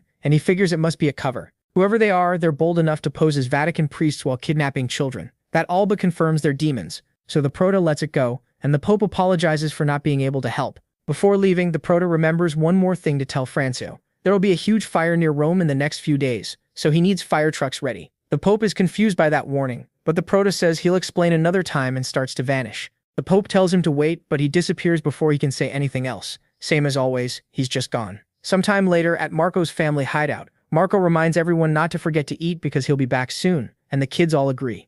Then the prota shows up and says good morning, still half asleep. Marco asks why he slept there instead of at the hotel, and the prota says this place is comfortable, and his little siblings are cute too. He asks if they can go now, and Marco says yes, though he still finds the whole thing weird. The prota just says he's counting on him to be the best guide. Then the two head out through the city. As the prota follows Marco, Frost speaks up, pointing out how light the boy's footsteps are. The prota notice too. Both of them keep watching him. Then the prota asks if he's trying to become a player. Marco gets startled and asks how he knew. He even wonders if the prota is a player too. And the prota says someone at his level can tell just by the way he moves. Marco admits it. He's training to become one. The prota warns him that path is hard, but Marco says they don't have parents to rely on or even a real home. If he wants to protect his family, this is his best shot. He adds that the priest said Paradise has a player training program and they'd help him. That lie instantly catches the prota's attention. He thinks it over and Frost agrees. It's an easy way to lure talented kids in. Marco says when the priests return, he plans to go to Paradise, learn there, get his license, enter a portal, make money, and one day become a great player like Spectro. He's talking about his hero without knowing the man is right in front of him, so the prota jokes that he's not dead and shouldn't be talked about like someone he'll never see again. Marco shrugs it off, saying it doesn't matter since Spectro is on the other side of the world anyway. Only the prota knows how wrong that is. Marco keeps leading him around and says that way leads to the cathedral where the priests stay. Then he spots Torres Milo with a girl and recognizes her. It's Anna. The prota asks who she is and Marco says she's part of his family. She went to Paradise about 2 months ago. The prota immediately dislikes this, remembering that every time Torres appears, a missing person report follows within a week. At least now he's finally found the criminal he was after, and he watches Anna closely. Torres asks if she knows Marco, and she says he was the leader of the family she used to live with. Torres quietly pressures her to speak carefully. She obeys and shifts back into the way she used to act before leaving with Torres, greeting Marco emotionally and saying it's been a long time. He asks how she's been. Then Torres turns to Marco and says he's heard a lot about him. He mentions that Marco left his siblings at home, while the prota thinks he's finally got him. To keep up the act, he scolds Marco for not saying where he was going, and says he thought he'd lost him. Torres looks at the prota and asks who he is, especially with the glasses and mask, like he's hiding his face on purpose. The prota introduces himself as a tourist named Sunny, and says Marco is guiding him. Torres accepts that and introduces himself too. The prota says it's a pleasure, and they shake hands, But the moment Torres touches him, he senses something and wonders what this guy is. He's strong. He asks if the prota is a player, and the prota acts casual, saying he's only level 27. Torres instantly gets irritated. In his head, this man isn't even worthy of touching him yet. Somehow he's getting under his skin. Then the prota asks Marco if Torres is from Paradise, and that makes Torres freeze. Marco says yes, he saw him with the priest last time. Torres quickly tells him to wait, reminding the prota that he said he was a tourist, then asks how he knows about Paradise. The prota says the real reason he came here is to look for his younger brother, who vanished 15 years ago. The lie is so shameless, even Frost is tired of him. He adds that while searching he learned about Paradise, and asks if they can check their records. Torres says unfortunately, they don't have any children over 15. What he's really thinking is that if he lets this continue, Paradise might be exposed. So instead he says the prota can come with him and look for himself. It'll be easier that way, and he'd be happy to help. Hannah asks if Marco is coming too, and Marco wonders if he should, since he wants to see the others. The prota thanks Torres and goes with him. When Marco sees the place, he asks if all of it belongs to Paradise, and Torres proudly says yes. A woman approaches the director as they pass each other, and Torres quietly orders her to check whether they were followed. She gets ready to do exactly that. Near another building, they ask if it's the dormitory. Torres says yes, and the classroom and cafeteria are there too. He also says the children who want to become players train in that hall. Marco looks inside and sees that they really are training, but something about their eyes feels wrong. Torres tells the prota to go in, and a man beside him reports that no one followed them. Torres says he did well. Then he calls everyone over and says he has an idea, drawing attention to the prota, who immediately stays on guard. Torres says that since he's an experienced player, maybe he should teach these trainees, pointing to two boys nearby. He introduces the prota to all the children, saying he currently works as a player and can share some of his experience. The prota feels something is off, and Torres adds that the teachers should watch too. The atmosphere suddenly turns tense. Then the teachers step in, all with swords in hand, standing on one side of the prota and Marco. They're surrounded. Marco realizes something is very wrong, and the prota says he caught on fast. Every child there is under control, just like the adults. Marco stares at their eyes, and the prota tells him to remember this. Red eyes are the mark of a demon. Torres says the prota was careless too. He can't believe he brought up Paradise right to his face. The prota asks if they gave demon blood to those children. Torres asks if that isn't obvious, how else would they become demons? Laughing, he says they all resisted at first, but after he killed a few as an example, the rest drank quickly. Marco drops to the floor asking what he's talking about. Then he thinks of Anna, Rin, Leo, Shu, everyone. He can't believe they never wanted this. Furious, Marco starts cursing Torres and rushes at him to throw a punch, but the red-haired woman jumps in front and asks how he dares. She drives a punch straight into the boy's stomach, nearly knocking him out, then throws him away. Torres just starts laughing and points at the kid. Marco is on the floor shaking after that hit, and he glares at Torres, furious. He yells that the Spectre will come for them. Torres scoffs. He says maybe he would have believed that 25 years ago, but now the Spectre is probably hiding somewhere trying to recover. And even if he did come back, no demon would fear him anymore. Then the protagonist walks over and stands by Marco. Marco looks up, shocked. The protagonist tells him that being a player means pushing forward even when the people you love die right in front of you. And if he really wants to become a true player, then even against an enemy he can't beat, he still has to fight to the end. But right now he's not a player yet, so this time the protagonist says he'll help him. Then he puts on the Spectre's mask right in front of everyone. Marco stares, asking what that is. He can't believe it. Why is he wearing the Spectre's mask? Someone that amazing couldn't possibly help a guy like him. But if this really is the Spectre, then he begs him to save his brothers and sisters. Torres narrows his eyes and asks if he's claiming to be the Spectre. Then he says it kind of fits, since his name is Sunny. He mocks him for making such a dramatic entrance like he's in a movie. One of the men walks up to the protagonist and says if he really is the Spectre, his head will be gone in 5 seconds. Then he smugly pokes his chest. The protagonist calmly says it won't even take that long. The man gets mad and starts shouting back, but before he can finish, his chest is split open down to his stomach. The protagonist kills him in one strike, one step, instant and clean. Everyone freezes in fear, realizing this really is the Watcher of Darkness. Their faces change the second they sense his dark power. Torres snaps at them not to stand there and orders them to kill him. So they all rush in at once while Torres stares at the Watcher of Darkness, refusing to believe he's the real Spectre. He tries to convince himself it's just a similar skill. Still, he knows this guy was only pretending to be harmless, and he might be dangerous even to him. But if the demonic Arch-Cal Signer shows up, Torres thinks the fight will flip. With that, everyone attacks together. The protagonist, though, just snaps his fingers, shadows flood the room, and he summons a huge wolf over the charging demons. It tears through all of them. He wipes out several at once, so fast that everyone panics. Just one finger snap, did all that, and they start yelling that fighting him is pointless. They need to run. The protagonist notices they're only trying to stall and asks if they called for backup. Then he says it won't matter, he's got more magic than he did 25 years ago. In the Cave of Trials, he even reached 0 mana loss. Now his power has no limit. He crushes the ones trying to flee, hunting down each one. The protagonist just watches as they die, and Torres finally realizes he really is a demon killer. The stories were true. He really could kill hundreds of demons at once. Then Torres starts screaming at the children, ordering them to attack and grab him, to buy time until the demonic arch gets there. Seriously, I want the protagonist to tear this guy apart. I hate him, and the kids, still under his control, start moving toward the protagonist.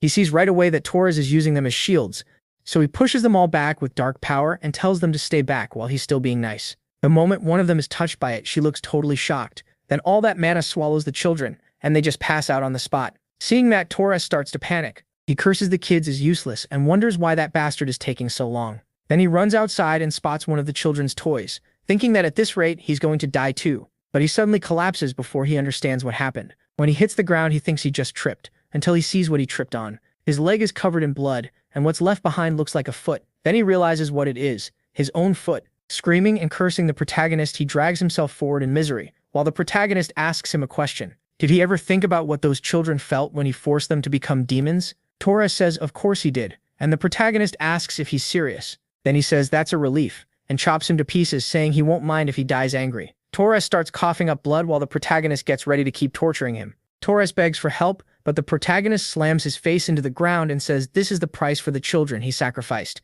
He keeps going until Torres is thrown back into his past, to the day he first felt joy after seeing that what he held was demon blood. He thought if he became a demon, he could get revenge on everyone who looked down on him. At last, he believed his chance had come, and he happily threw himself into that blood. The protagonist watches these memories with frost. He sees Torres envied others and never once tried to improve his terrible skills. All he wanted was power, so becoming a demon was almost unavoidable. Frost asks if this is one of those dramas he mentioned, but the protagonist says no. It's a skill called Confession of the Dead. It lets him read a dead person's memories and gather information. Frost thinks that's a pretty amazing ability. Torres's past keeps playing, and one of the hired demons escorts him. The demon says he likes Torres's mind control skill, especially for the disappearances of the second-floor players and the Ghost City incident. While he talks, all Torres can think is that the air itself feels crushing. Then the demon says his skill looks delicious. He tells Torres not to be afraid and introduces the boss, Rohan Agya, saying he'll only take a taste of the ability. Then he pulls some of Torres's power out, turns it into a ball of light, and swallows it.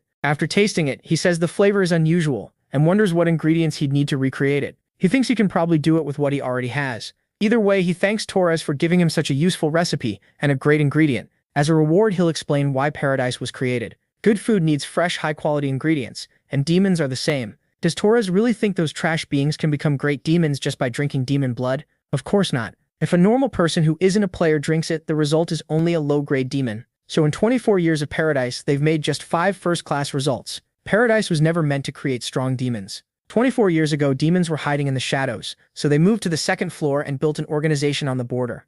Even then, they feared the 5 heroes might one day break the ice and kill them, and the Spectre terrified them most of all. So the answer they came up with was Paradise. Back in the present, furious, they say they need power. Power that can stand against the 5 heroes. And the greatest power they saw with their own eyes was the strongest feeding skill, Watcher of Darkness. That power would become theirs. When Torres heard that, he was amazed, realizing Paradise had been built to create a second Spectre. Roxanne explains that this place is a factory for ingredients made from children turned into demons. With his perfect S-rank taste, he refines those ingredients to create new abilities. His goal is to copy the Spectre's powers. If he can recreate even half of that skill, or even a quarter of it, they'll make the strongest demon of all. He says they already made a few rough copies, but they were all low-grade trash. Then he found a better method than Paradise, and now they can use the real Watcher of Darkness. They plan to return to the second floor and wait for him to climb up. Wondering what he'll taste like, they say they can hardly wait. After learning all this, the protagonist realizes the reason they use children to make demons is him. They wanted to create a second Spectre, and the truth leaves him stunned. He just stands there in shock, thinking about all those children and everything that happened.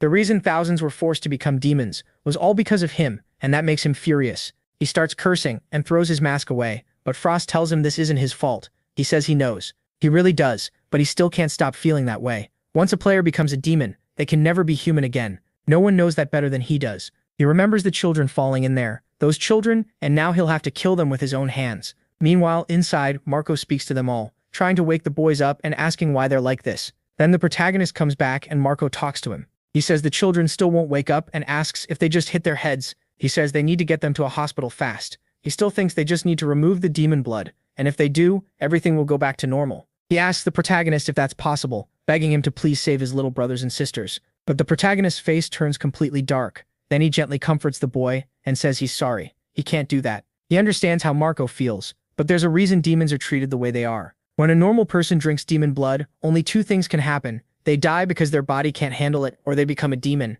Then the girl wakes up again and calls out to Marco, and he quickly asks Anna if she's okay. Then all the kids wake up at once. Seeing him there, he realizes they're starting to turn. Marco is relieved. He says he's so glad because he thought something bad had happened to them. But the girl tells Marco something feels wrong. She says she really likes him, but for some reason she suddenly wants to kill him. Her anger explodes, and her nails grow sharp and long as she slashes for Marco's neck. The protagonist pulls him away just in time, stopping her from killing the boy. He explains that demons are violent by nature. In exchange for power, they gain an endless urge to kill. Anyone who drinks demon blood becomes the same way. Then the protagonist quietly apologizes and attacks the girl with everything he has. But then the system tells him it senses only a tiny amount of demonic energy in the target. The protagonist is confused, and the system says the Watcher of Darkness can absorb demonic energy. That shocks him. He thinks it must be like when he absorbed the icy energy from the syndrome, so he binds the girl with his dark power. He can hardly believe it since the Watcher of Darkness never had this kind of ability before. Then he remembers what that man said. If a normal person who isn't a player drinks demon blood, they only become a low-grade demon. That makes him realize he can extract the demonic energy, because these kids are normal people, not players. Just then, Marco calls out to him. He tries to speak, and the protagonist asks what it is. Marco begs him to end this. He says this happened because he sent them to paradise. The protagonist asks if he's serious, because he'll carry that guilt forever. But the boy answers that players have to keep going, no matter what they carry. Wasn't that his lesson? He says it through tears, and the protagonist feels deeply proud of him. Even Frost is impressed, though Marco has no idea. The protagonist says not many players cry for other people. One day Marco will become a great player, but he shouldn't have to bear something this heavy at such a young age. Then he uses his power on the girl, forming a black orb right in front of her. Sometime later, Cal wakes up and asks what time it is. He quickly figures out what happened. He was out for 17 hours. Thinking about Kim, he realizes he must have burned all his energy escaping. Cal swears he'll make him pay for that humiliation. Then he glances over and sees his watch. A message tells him to come to the training room because someone has something to show him. Cal gets furious, cursing Tower for acting arrogant and daring to order him around. He says if this isn't important, he'll kill him, and heads downstairs. But when he arrives, he's stunned. He demands to know what happened. What the hell is this? Workers are clearing everything out. Cal realizes paradise is being dismantled and asks where all the demons went. Nothing is where it should be, and he can't understand what happened. A while later at the Vatican, everyone is shocked that the protagonist is there dressed as Spectre, with Marco beside him. Marco says everyone is staring. The protagonist tells him not to worry if he stays by his side. He'll have to get used to it. Then he adds that it's even worse than it was 25 years ago. A priest walks up and tells the protagonist the exams on all 217 rescued children are done, and the results confirm that none of them are demons. He thanks him for giving the nation another seed of hope, and the boy lights up with joy. A little later, the Pope comes to speak with the protagonist and thanks him for saving hundreds of children. He asks if he may announce the incident publicly and warn people about the danger of demons. The protagonist tells him to do as he wishes, but since the Pope is so grateful, he asks for a favor. When the Pope asks what it is, he brings up the children he rescued. He says they're all orphans, and that's why they were targeted. This happened in the Holy City because the Church failed to protect them. Does the Pope understand that? The Pope says he does, so the Church will take responsibility and provide homes and schooling for every child involved. Marco asks if he's serious, nearly crying. The protagonist tells him he heard right. If he studies at the Holy Church, he won't need part-time jobs anymore, and the boy is stunned. Then the protagonist teases him, asking if he's crying again. Marco insists he's not. There's dust in his eye, and the tears are only because it burns. The two adults just watch their exchange, and Marco says from now on he'll work hard, become a capable player, and serve under him. He says he'll repay him, but the protagonist apologizes and says he doesn't want subordinates. The boy looks crushed, but the protagonist explains he doesn't accept subordinates, he accepts comrades. His standards are high, so if Marco wants to stand beside him, he has to work hard from now on. That gives Marco hope again, and he agrees right away. Soon the news reports that in Rome an orphanage was secretly being used to raise demons, and the victims from Paradise were rescued safely. It also says the people behind Paradise were wiped out by one of the 5 heroes, Spectre. Cal is furious, realizing that bastard ruined his plans again. He thinks if he'd been awake he could have dealt with Spectre just like Junho. Instead, they slipped away like rats. He tells the protagonist to wait. He lost this time, but after he handles him, Spectre is next. Yeah, if you can handle one, maybe you can handle the other. But honestly, it's hard to believe you'll beat either of them. Back at the Korean Player Association, the protagonist arrives and someone greets him. He says that man did a good job, then looks to the side and asks what that chaos is outside. When he walks to the window and looks down, he sees everyone thanking Spectre. It's a huge celebration, with people cheering for his return, and everyone is thrilled. They truly believe it's Spectre. The protagonist can barely believe what he's seeing. Shim says the police estimate nearly 500,000 people are in the crowd, and the protagonist asks what this is. Shim asks if he still doesn't get it. He says they all gathered to see him, to thank him for coming back. At last, the protagonist understands. Then another man arrives and says he'll escort the protagonist into the association, thanking him for returning. Everyone else does the same. As he walks, he thinks that one day he wants to show this to his frozen friends. Shim adds that he prepared the conference just like requested, but guesses he won't only announce cooperation with the association. He asks what the protagonist is really planning. The protagonist removes his mask and asks Shim if he remembers when he had just woken up. Shim doesn't quite follow, so he explains that when he first woke, he looked outside and thought the world had finally become peaceful, just like they wanted. But when he looked closer, that wasn't true. Without the 5 heroes, demons thrived and the weak suffered badly. 25 years ago, demons could never grow this much. Shim says that's because the 5 heroes were there to keep them in check. But if he's going to take that role now, it won't be easy. The protagonist says he knows. He's not as strong as before, and he thought that would still be enough to gain the power needed to revive his friends. But it isn't. Right now, no one can stop the demons like before. That's why all of this is happening. They need someone like him. They need someone to hold the demons back. Shim is shocked and asks if he's really coming back as Spectre. Then he asks Junho if he knows why the 9 Skies and the other rankers don't try to become the next Spectre. A hero doesn't just draw enemies. If he comes back, people will lean on him no matter what happens, and if he isn't there when they need him, they'll hate him for it. Shim tells the protagonist that he and his friends have already done enough. He can stop now. But the protagonist says he knows that, and he doesn't like taking this role either. Still, no one else can do it, and even if he's not as strong as he used to be, he still has influence. Frost notices he's made a huge choice and says she'll remember his courage, while he thinks he refuses to look away from reality and take the easy, comfortable path. Shim gets annoyed but says he doesn't care anymore and tells him to do whatever he wants. Then he asks what to do now, and the protagonist tells him to turn the speakers up as loud as possible, enough for Spectre's voice to be heard from the 2nd floor. Soon Spectre's press conference is packed. Everyone just waits for him to walk in, and the whole place is tense. Hasha says that as expected, all the Vice Guild masters and team leaders from the 6 great guilds are there, along with many top rankers. He thinks this is going to turn into a recruitment war. But when he looks at the princess, something feels off. She starts smiling and says she can't believe she'll get to see Spectre with her own eyes. Hasha tells her to calm down. They announce that Spectre and Shim Dielko will be there soon and thank everyone for waiting. Then Junho finally walks in. Cameras start flashing, and everyone gets ready to record every word. Shim Dielko then grabs the mic and says the press conference will begin right away, with only a few questions allowed. The first reporter raises a hand and asks that since Spectre was frozen for 25 years, all kinds of theories have spread, so can he prove he really is the true Spectre here and now? That question shocks the room, and some even wonder if the guy is crazy for asking it. Junho answers yes. He lifts a hand and says if that's what they want, he can prove it. Then he draws his sword and releases dark energy, forming an aura blade that everyone recognizes at once. They can tell it's flawless. Even after 25 years, his power is still on that level, and Junho puts the sword away immediately. The reporters thank him for the demonstration. Another person asks if, after the Rome incident and everything else, he'll return to the field. MC says he had originally planned to retire because when he woke up, his friend told him the world had become peaceful thanks to the sacrifice of him and his comrades. Hearing that made him proud. It even brought him to tears, and he felt relieved thinking the world no longer needed them. But after seeing the horrors in paradise, he realized he couldn't walk away. He asks if they know that over the last 24 years, more than 600 children were kidnapped and killed by demons. Everyone is horrified and asks how that could happen.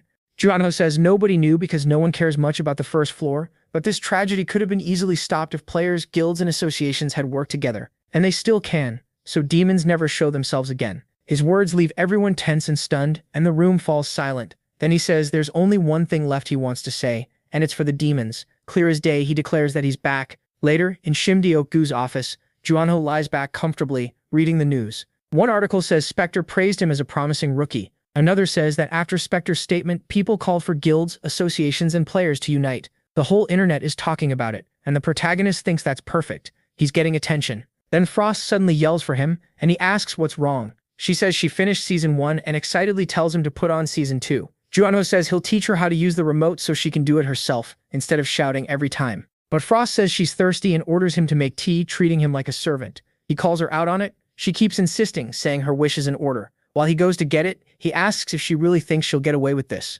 Now it's his turn, and he hands her what humans drink when they're thirsty. Frost stares at the cup in surprise and asks what it is, because it smells fresh. Junho just waits to see what happens when she drinks it. He watches quietly, and she suddenly starts screaming and bouncing all over the room, yelling that the drink attacked her. MC bursts out laughing and tells her it's soda. Looks like her body can't handle it, and she gets completely scared of it. She says she won't forget this. Junho just says good, then tells her he's going to work and she should watch dramas until he gets back. The moment he puts on the show, her mood flips, and she grandly says mercy is a monarch's virtue, so she'll forgive him. He thinks she's easy to please. After that, he takes the elevator down. He says that after killing all the demons in paradise, he reached level 29 and his magic stat went up a little, so he thinks he can start using the techniques he used to rely on. But when Junho steps out of the elevator, Shim Deoko calls him. The protagonist asks what it is, but Shim Deok asks where he is. MC says he's on the way to the training room, but Shim Deok says he should come over right away. All the team leaders from the 6th grades came to see him and are waiting for him together. Junho wonders why the 6th grades are after him and asks if they came because of Spectre. Shim Deok says no, they came for him. That surprises him. They wanted him, not Spectre. Thinking about it, the press conference was arranged suddenly, yet the team leaders still showed up fast, and it didn't even look like they were in a rush. Maybe they were already on the first floor to recruit Seo, the protagonist, in the first place. MC says it looks like he couldn't send them away, and Shim Deoku agrees. He says they can get rough, and if they can't have something, they might destroy it. That gives Junho a great idea. While they wait, he arrives and greets them, asking what brings the 6th grades team leaders here. One girl says it's obvious they want to recruit him after he took first place in the Cave of Trials. Junho asks about the others, and they say they're here for the same reason, but he apologizes and says he can't join another organization because of personal reasons. One of them says if he's worried about the contract penalty, he doesn't need to be there, guild will pay it for him. The protagonist responds by placing a sword on the table and says there's no need. The man notices it's the demon sword, the same weapon Spectre used in Antarctica. Junho says they probably know what that means. Spectre gave it to him as a sign of trust, and since declaring war on the demons, he's been gathering allies on the 2nd floor. MC was chosen as the official representative, and everyone is shaken. They can't believe Spectre is building his own army. The princess says she had no idea Snakehead was close enough to Spectre to be picked as his representative. If they join Spectre and help wipe out the demons, they'll earn a lot of public support. Thinking that, she decides he has to join her guild. He then lays out 3 conditions. First, to avoid conflict between guilds, he will stay affiliated with the association. Second, any guild that accepts will gain major influence and information on the 2nd floor. Third, those guilds must give Spectre any information he wants without hiding anything. In return, once he gets that information, Spectre will publicly announce that guild's contribution. The girl thinks it honestly doesn't matter what he asks. Right now, the 6th grades have no choice but to accept if they want his approval. Since the press conference, guilds have been criticized for doing nothing about the demons and only caring about making money. With Junho controlling the situation, she realizes Spectre is the only one with real power here. The leaders start apologizing, saying this isn't something they can decide alone. Another agrees and says he needs to talk to the guildmaster. The protagonist says that's fine and tells them to contact him once they make a decision, because he has somewhere to be. As he leaves, they realize they were so focused on recruiting him that they got played. As long as simply Junho is with Spectre, no guild will be able to recruit him. That means Spectre saw enough potential in MC to believe he could grow beyond even the 5 heroes, and they think that's why he was chosen as representative. After all, Spectre already proved he can spot talent. Gilbert Greengram Goulder only had a D-rank skill, so everyone ignored him, but one person saw his potential, Spectre. Meanwhile, the princess runs after him, calling out to him. When he looks back, he sees Gong there, and she says it's been a while. Junho remembers their last goodbye was pretty dramatic, and he didn't expect to meet again like this. She says he's right, they were supposed to meet on the 2nd floor. But the protagonist quickly shuts her down, making it clear that if she expects special treatment just because they're friends, that's not happening. She says that's not it, and she doesn't want that anyway. She only wants to ask one thing, whether he's close to Spectre, sounding totally smitten. MC says sure, but it's a purely professional relationship. She asks if he's met Spectre before, and he says he saw him at yesterday's conference, but she means outside official business. Junho says yes, while Frost can tell he's lying way too much.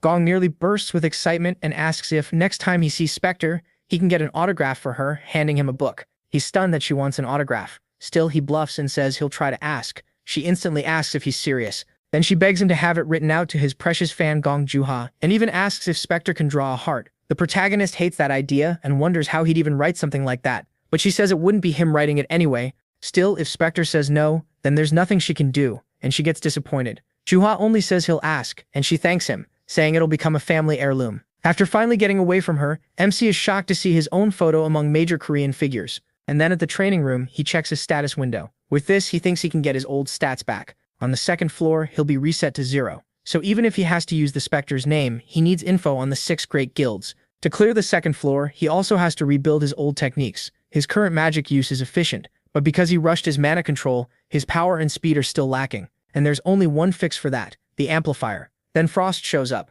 Tong Ho asks for 10 level 100 training dolls. She asks what kind of training this is, and he says he needs to make sure he can use the same skills he had before going to the 2nd floor. Those are the abilities he used in the past.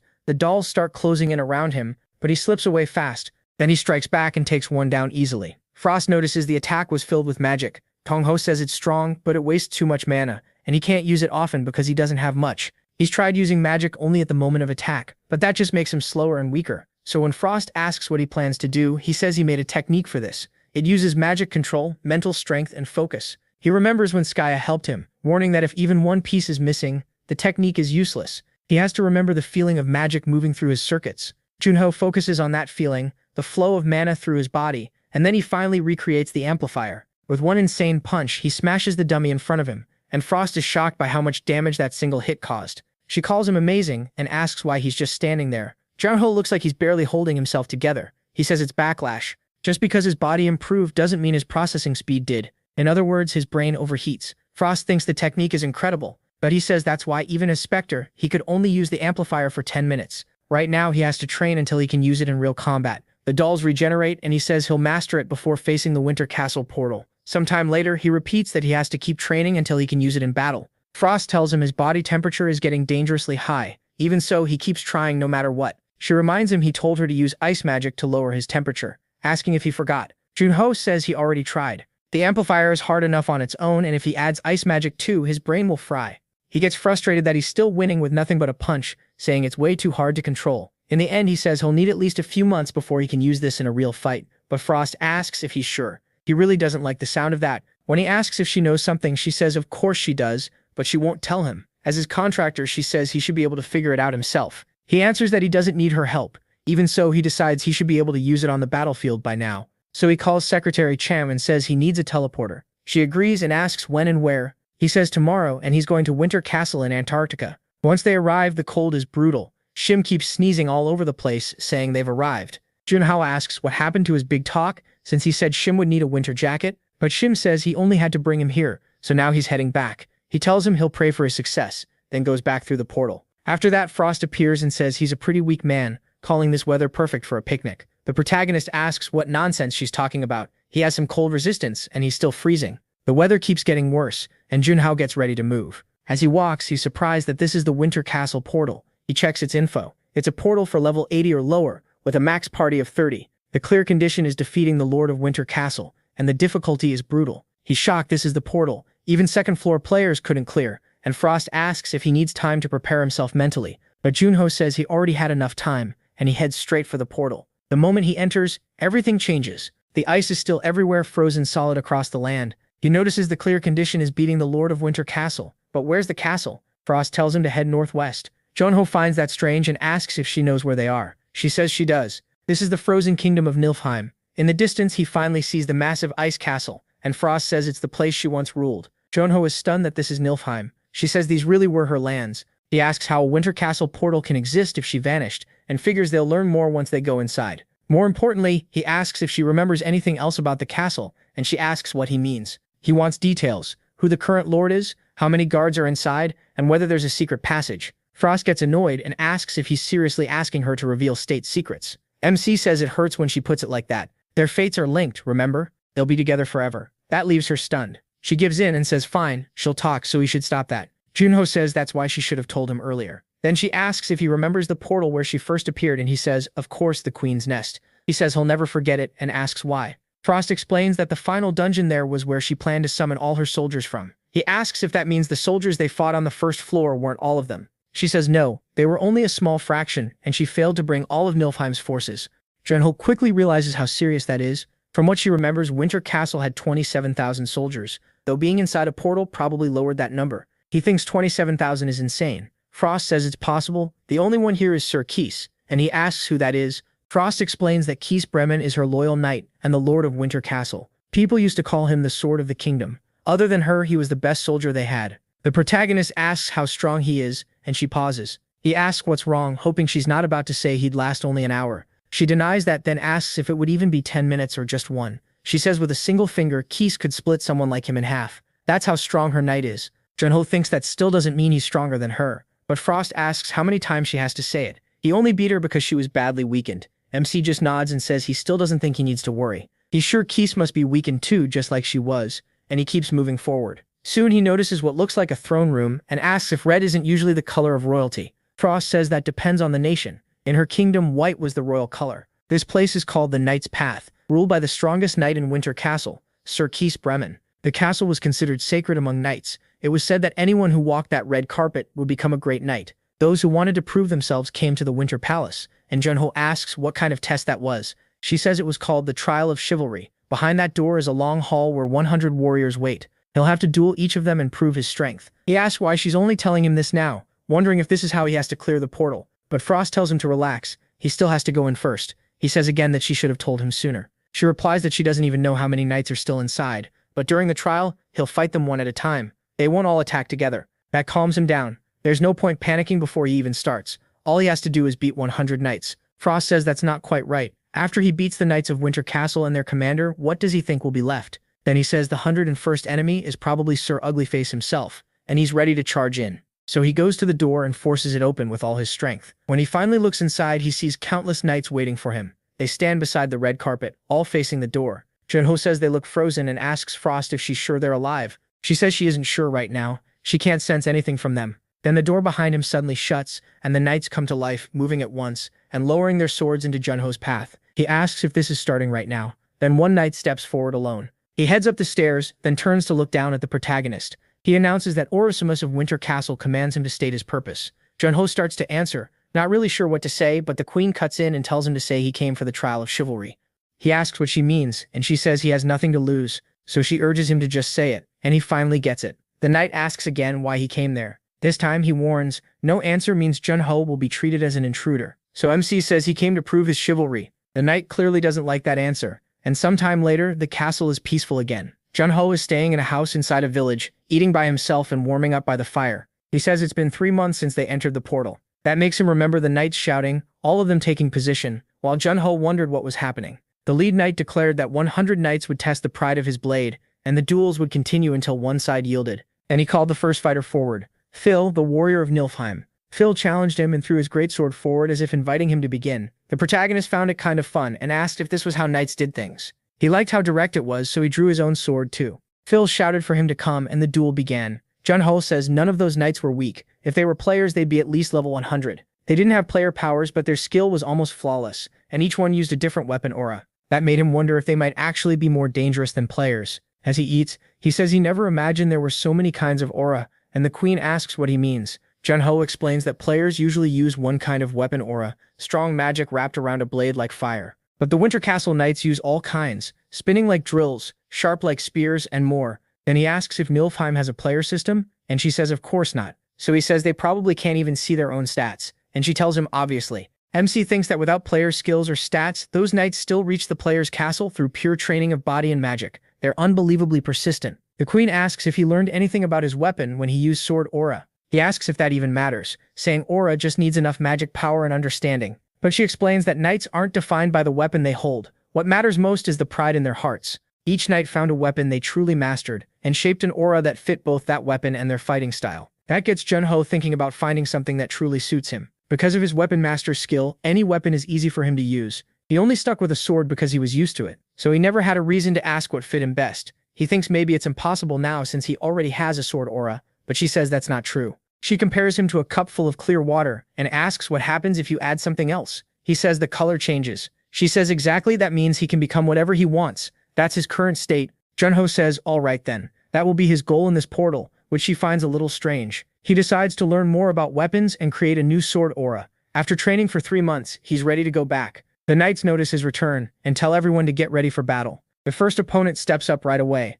Junho sees him unleash a powerful tornado straight at him. But this time, he knows it's not like before, and faces the attack head-on. Now he stops the tornado with the greatsword he's using. Even after taking the hit with the claymore, the shockwave still makes him shake, but now he charges in. He says that technique is his now, and fires back using his dark energy. Everyone is shocked that he copied Phil's move so fast. Then Junho tells them all to come at him, saying good things should be shared. After that, he keeps winning again and again, until he reaches the lead knight, who tells him he has truly proven himself. He asks for Junho's name and holds out his hand. The protagonist shakes it and gives his name. The man looks surprised, then hands him something. Junho asks what it is, and he says it's a medal of honor. It's proof that he passed the trial of chivalry. Anyone who passes earns a private audience with the Lord. MC thinks he can finally move forward. The knights wish him luck and say their goodbyes, since by now he's become friends with all of them. Then he finally enters the Lord's Hall. The mood changes instantly. It feels like something is pressing down on his body. He realizes he's looking at Kazremin, the lord of the castle, and farther ahead someone is seated on the throne.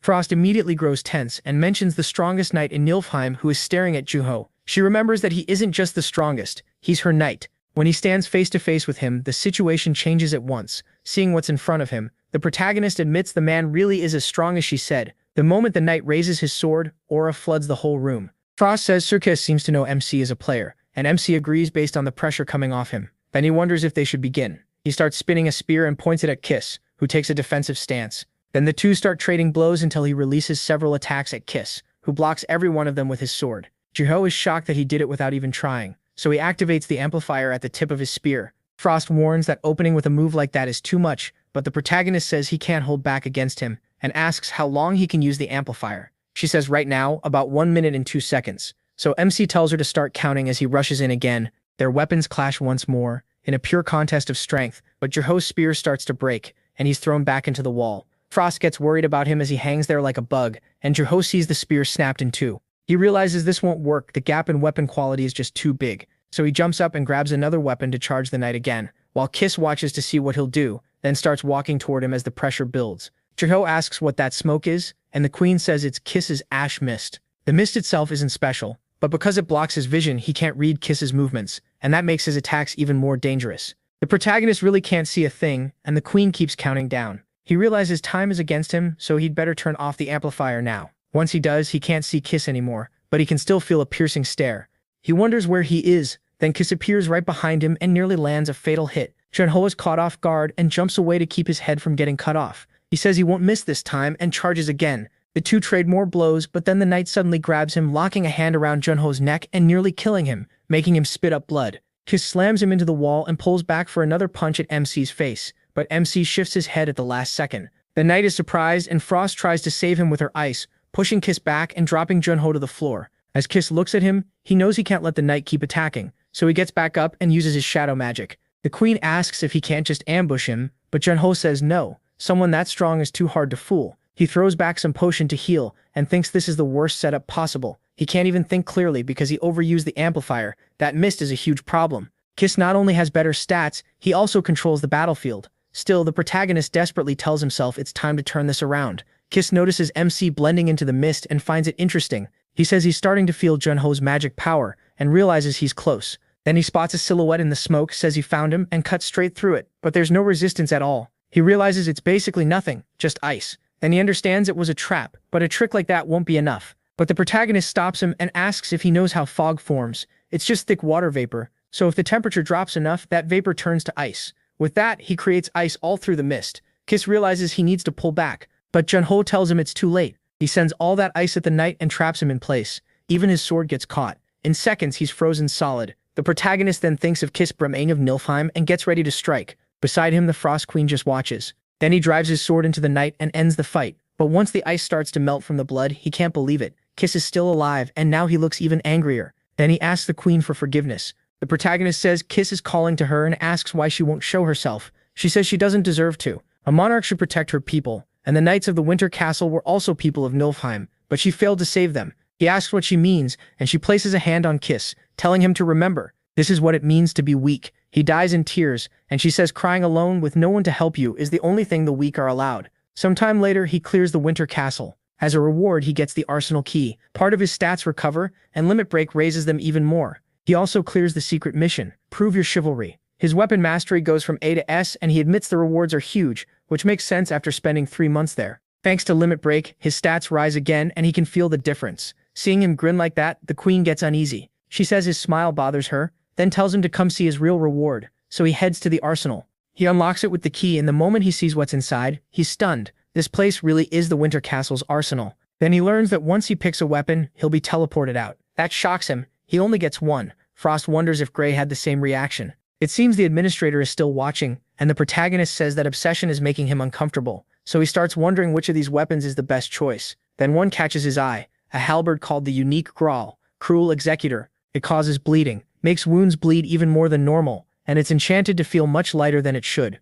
It also has Blood Pact. Whenever an enemy's blood touches the weapon, the user's stamina recovers. He didn't expect effects like that. Frost asks if that's the one calling to him, and he says of course. With blood pact, even if he's fighting a whole group, he can keep getting stamina back. She says that's enough for her. What matters is that he likes it. Then they decide to leave, and he agrees. But on the way out, he notices a painting he hadn't seen before. When he looks at it, he says it's beautiful. Then he spots the clothes and hair, and they seem familiar. Frost explains that it's the frozen kingdom of Nilfheim, her domain. Then it finally clicks, and he asks if that's her in the painting. He starts to think it is, and tells her to take off that strange blindfold. She turns bright red and refuses, telling him to stop talking nonsense, and just leave. Meanwhile, back at the association building, the protagonist is being treated. He thanks them, and Miss Cha just stares at him in shock. She says she knew his return would be awkward, but right now he looks like a beggar. He asks if it's really that bad. She says no matter how he looks, she's just glad he came back safe. While they talk, everyone around them is whispering about him. They say he cleared 3 incomplete gates in 3 months, and they can hardly believe he's from the same association as everyone else. Chak says he must be exhausted and offers to take him home. Then she leads him out. On the way, she apologizes and says she should have taken him somewhere quieter. He tells her there's nothing to apologize for. He vanished for 3 months, so their reaction makes sense. But she says that's not even the worst of it. While he was inside the gate, complaints kept piling up. Requests, sponsorships, and commissions stopped coming in. Some sponsors even demanded their money back, and the president had a hard time. Still, she says there wasn't much they could do since he was the one who built the association's reputation. Even if people hate them, they can't stop. But the protagonist tells Cha that it doesn't matter whether their reputation is good or bad. They don't need to care about what people say. She asks if that really doesn't bother him since everyone changed in just 3 months. If it were her, she'd feel hurt and start wondering why she should keep fighting. But he says she has him all wrong. He never fights for other people's approval. He's fighting for his own goals, and if that disappoints her, then that's the truth. But she says she's not disappointed. She thinks he's right. Maybe she should have started living like that sooner. She feels dumb for not seeing something so obvious. That finally helps him relax, and he even agrees, teasing that she can be pretty dense sometimes. She immediately asks what he just said. The mood lightens right away. Then he says she must be way too dense to remember her actual job, like delivering the message from the 6th grades. She instantly says she's leaving, and he hurriedly tells her to wait. Somewhere else, a man heads to an important person's office. He's told to come in and explain himself, and he says they've received a message from Spectre. They note that 3 months have already passed. When asked what Spectre said, we see it's Shin So-hyun, master of the Akabi Guild, and the assistant explains that Spectre wants them to gather information on demons and send it within 30 minutes. Shin orders every report below the mid-level to be sent, but then asks if that will really be enough, since Spectre probably made the same request to the other guilds. He also saw messengers from the other 6 grades in the dimensional elevator. Shin realizes Spectre is making the guilds compete. He must have guessed they had already agreed on how much information to give him, and now he plans to ignore the ones who hold back. In other words, he has them in his hand. Even so, Shin orders them to send everything that isn't marked ultra-secret, and his subordinate agrees. Shin says they need to show Spectre their value, so the Akabi Guild will be the only one working with him. Back in his room, the protagonist remembers telling them to send everything within 30 minutes. He had already made a bet with the 6th grades, and now he's using the guild master's own tactics against them. Soon enough, he actually gets an email. Just as expected, big corporations are always on time. He says he didn't even need to wait the full 30 minutes. The message says all the major groups have replied to his offer. Then he says the problem with smart people is that they think too much. While he was in the Winter Castle for 3 months, the 6th grades must have agreed on how much information to share with him. They had plenty of time to plan, but if he pushes them into competing, they'll each try to offer better intel to win his favor. Because of that, he gets information money can't buy. Even the so-called 6th grades still have a lot to learn. Then he says he'll enter the 2nd floor of the frontier in 10 days. Before that, he and the Frost Queen need to prepare. First, he has to memorize all the information they sent, but he wonders why it feels like he's the only one working, while the Queen is just watching TV. She asks what his problem is, and he says she's having fun while he's stuck working like a slave. She claims she's studying culture, but he says she's obviously just playing around. He figures it'll take at least 4 days to memorize that whole stack of papers. He reads that the Great Ruben Empire is the only empire in the entire frontier. In other words, most of the 2nd floor is under Ruben's control. And for the last 25 years, the 6th grades have been spreading themselves all across it. Now there are 3 main factions. First are First Touch and Silent Moon, both tied to the imperial family. They focus on gaining power inside the palace and have the most nobles on their side. Next is the aristocratic faction, Labyrinth and Sky Soul, which focus on taking control of other regions. And the third faction is the Church. Silver Constellation controls the Church of the Sun, the Empire's main religion.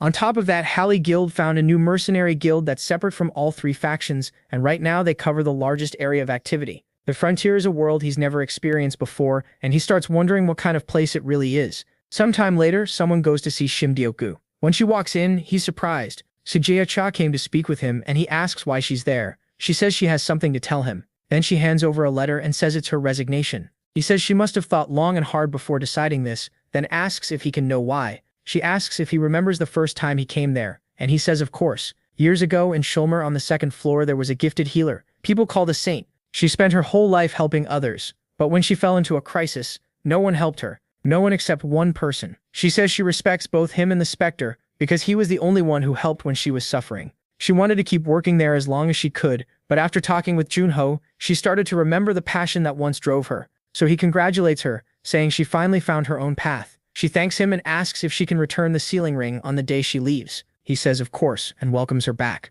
Player Chaka Maze. A little later, Shimdi-rock takes another hit to the heart when he learns Junho made the 6 grades compete with each other. He says yes, that's all the information he got from them. Shimdi-rock jokes that he could probably sell heat in the desert. Then he stops to think for a moment, looking over everything and says he thought they might at least catch up, but the association still has a long way to go. Jeonsu says that's not much of a motivation speech, and Shimdio quickly answers that they'll reach that level someday. The protagonist asks what the association has been doing on the second floor, and Shimdio Kuo explains that they've been recruiting players, rebuilding their intel network, and slowly expanding their influence across the frontier. Still, getting close to groups that have been there for 25 years is hard. They already control the best areas. The rest are just scraps, and that's frustrating. MC asks if a major contribution could change that. Shimdonagu thinks he's making it sound easy, but he says you never know, and tells him he's heading to the second floor in a week. Shimdonagu is stunned, but nods anyway. He says he feels ashamed because if he had expanded their influence more, they could have helped him better on the second floor. Junho tells him he's already done more than enough. Thanks to Shimdioku, he already has a new identity, got his player license easily and received gear, a place to stay, and plenty more. He says he couldn't ask for anything else, and Shimdioku gets emotional as the protagonist thanks him from the bottom of his heart. Honestly, their friendship is great, and now I really want to see how this auntie helps MC because he's finally got a healer on the team. Then at a zoo in India, everyone is having a good time. A little boy runs off yelling about a lion and his father warns Isha not to run or he'll trip. While the others enjoy themselves, one girl watches from a distance. The woman beside her, Nisha, asks why she won't come take a look. The girl says she's fine where she is, holding a necklace with a photo of her and her father. That leaves her looking down, and Nisha gently says her grandmother knows her father is always with them, even if they can't see him. The girl almost cries, and her grandmother says she knows he's watching her right now and that he wants her to be happy. Hearing that, the girl speaks up too, saying she thinks her dad would want that as well. That makes the grandmother remember her son's girl. She agrees with her, then invites her to go look together. Somewhere else, at the association building, Junho is surprised by Chaki, who suddenly appears in his path. She comes over to talk and he asks what she's doing there so late.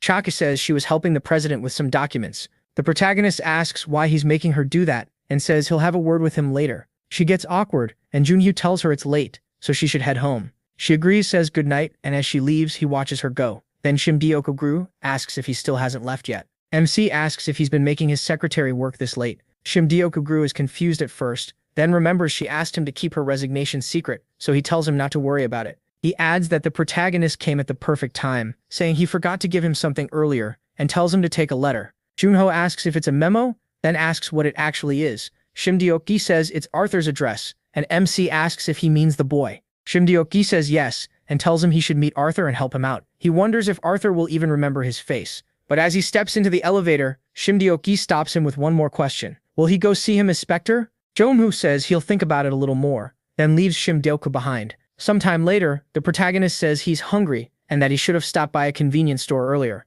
As he leaves the building, something is watching him from far away. It's that dangerous guy himself, thinking that Jomhu finally showed up. Then, after MC comes out of the convenience store, he notices something, a cat in front of him. He apologizes to it, saying he didn't buy anything. The cat instantly drops the cute act and bolts. Junho notices it's way too smart, but when he looks ahead, he spots a strange man standing in the shadows, watching him. He says he barely sensed his presence. He must be a very high-level player. Cal asks if they should move somewhere else, saying Junho probably doesn't want to fight in a place like this. The protagonist agrees. Then he brings up Final Horizon, saying he thought it was a weapon made for long-range precision shots. So if Cal is an archer, why step right in front of his target? MC asks if he's sure he isn't making a mistake, and apologizes to Cal, Signia. Cal is impressed that Junho knows who he is, and says that makes things easier. Still, he thinks about his point. Normally that would be true, but only if both sides were evenly matched. Then he raises his bow and prepares a shot. The protagonist immediately thinks of the people still inside the convenience store. Cal tells him to come along while he's still being nice,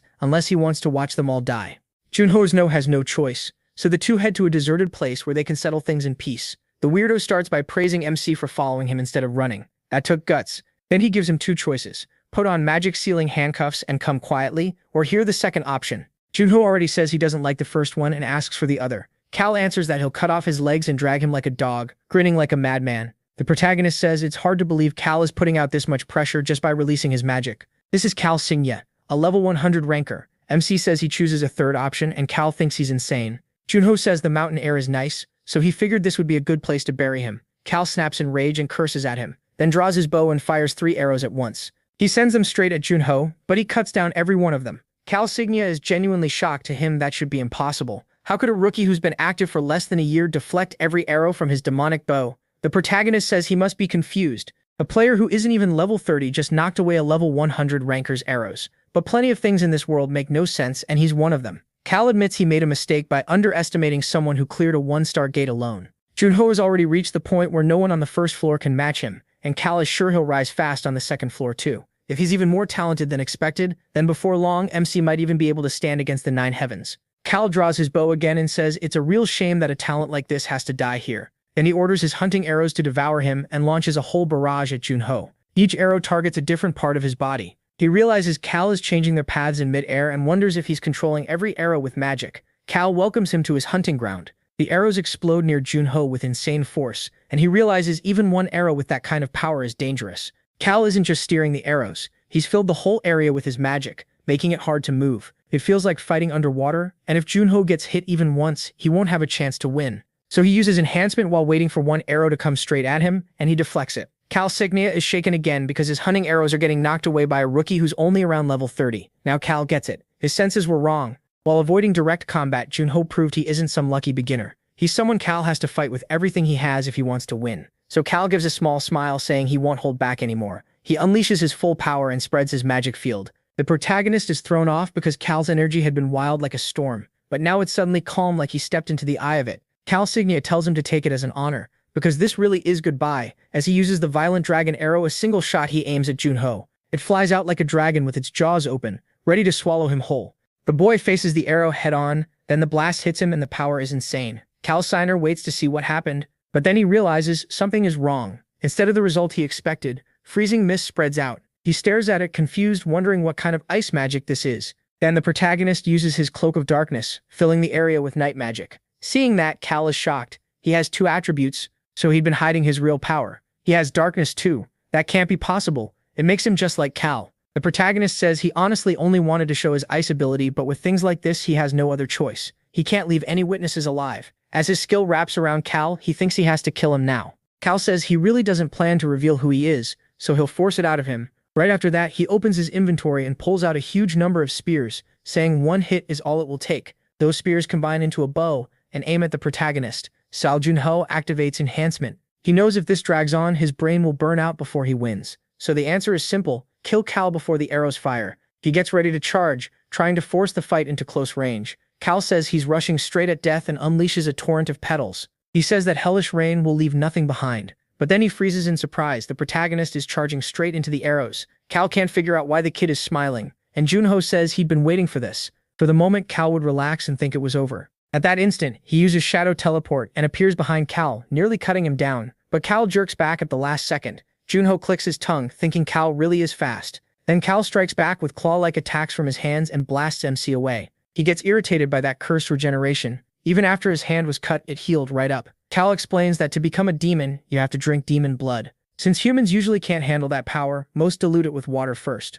Even so, every now and then, some lunatic wants overwhelming power and drinks the blood pure. The few who survive become demons with the powers of the demon whose blood they drank. Cal adds that the skill letting Junho vanish must have activation conditions, otherwise he would have used it from the start. Then Cal walks toward him and promises that this time he'll send him to hell. The protagonist can't believe Cal figured out the weakness that fast. Then he mocks him, saying he's been in hell ever since he saw him. Cal answers that if he puts on magic restraining cuffs right now, he'll let him live. Junho just smiles and tells him to put them on his own mother. Cal snaps back that if MC wants to kill him, he should aim for the neck. Then the protagonist braces himself and leaps at Cal. Cal figures the kid is really tired of living. Junho feels like his head is on fire, but he keeps moving. A few arrows hit him as he runs, yet he keeps pushing forward and forces himself to focus. More arrows come and he keeps advancing. He pushes his concentration to the limit, and Cal notices he's cutting down every arrow. It's obvious Junho is at his limit, so Cal can't understand how he's still going.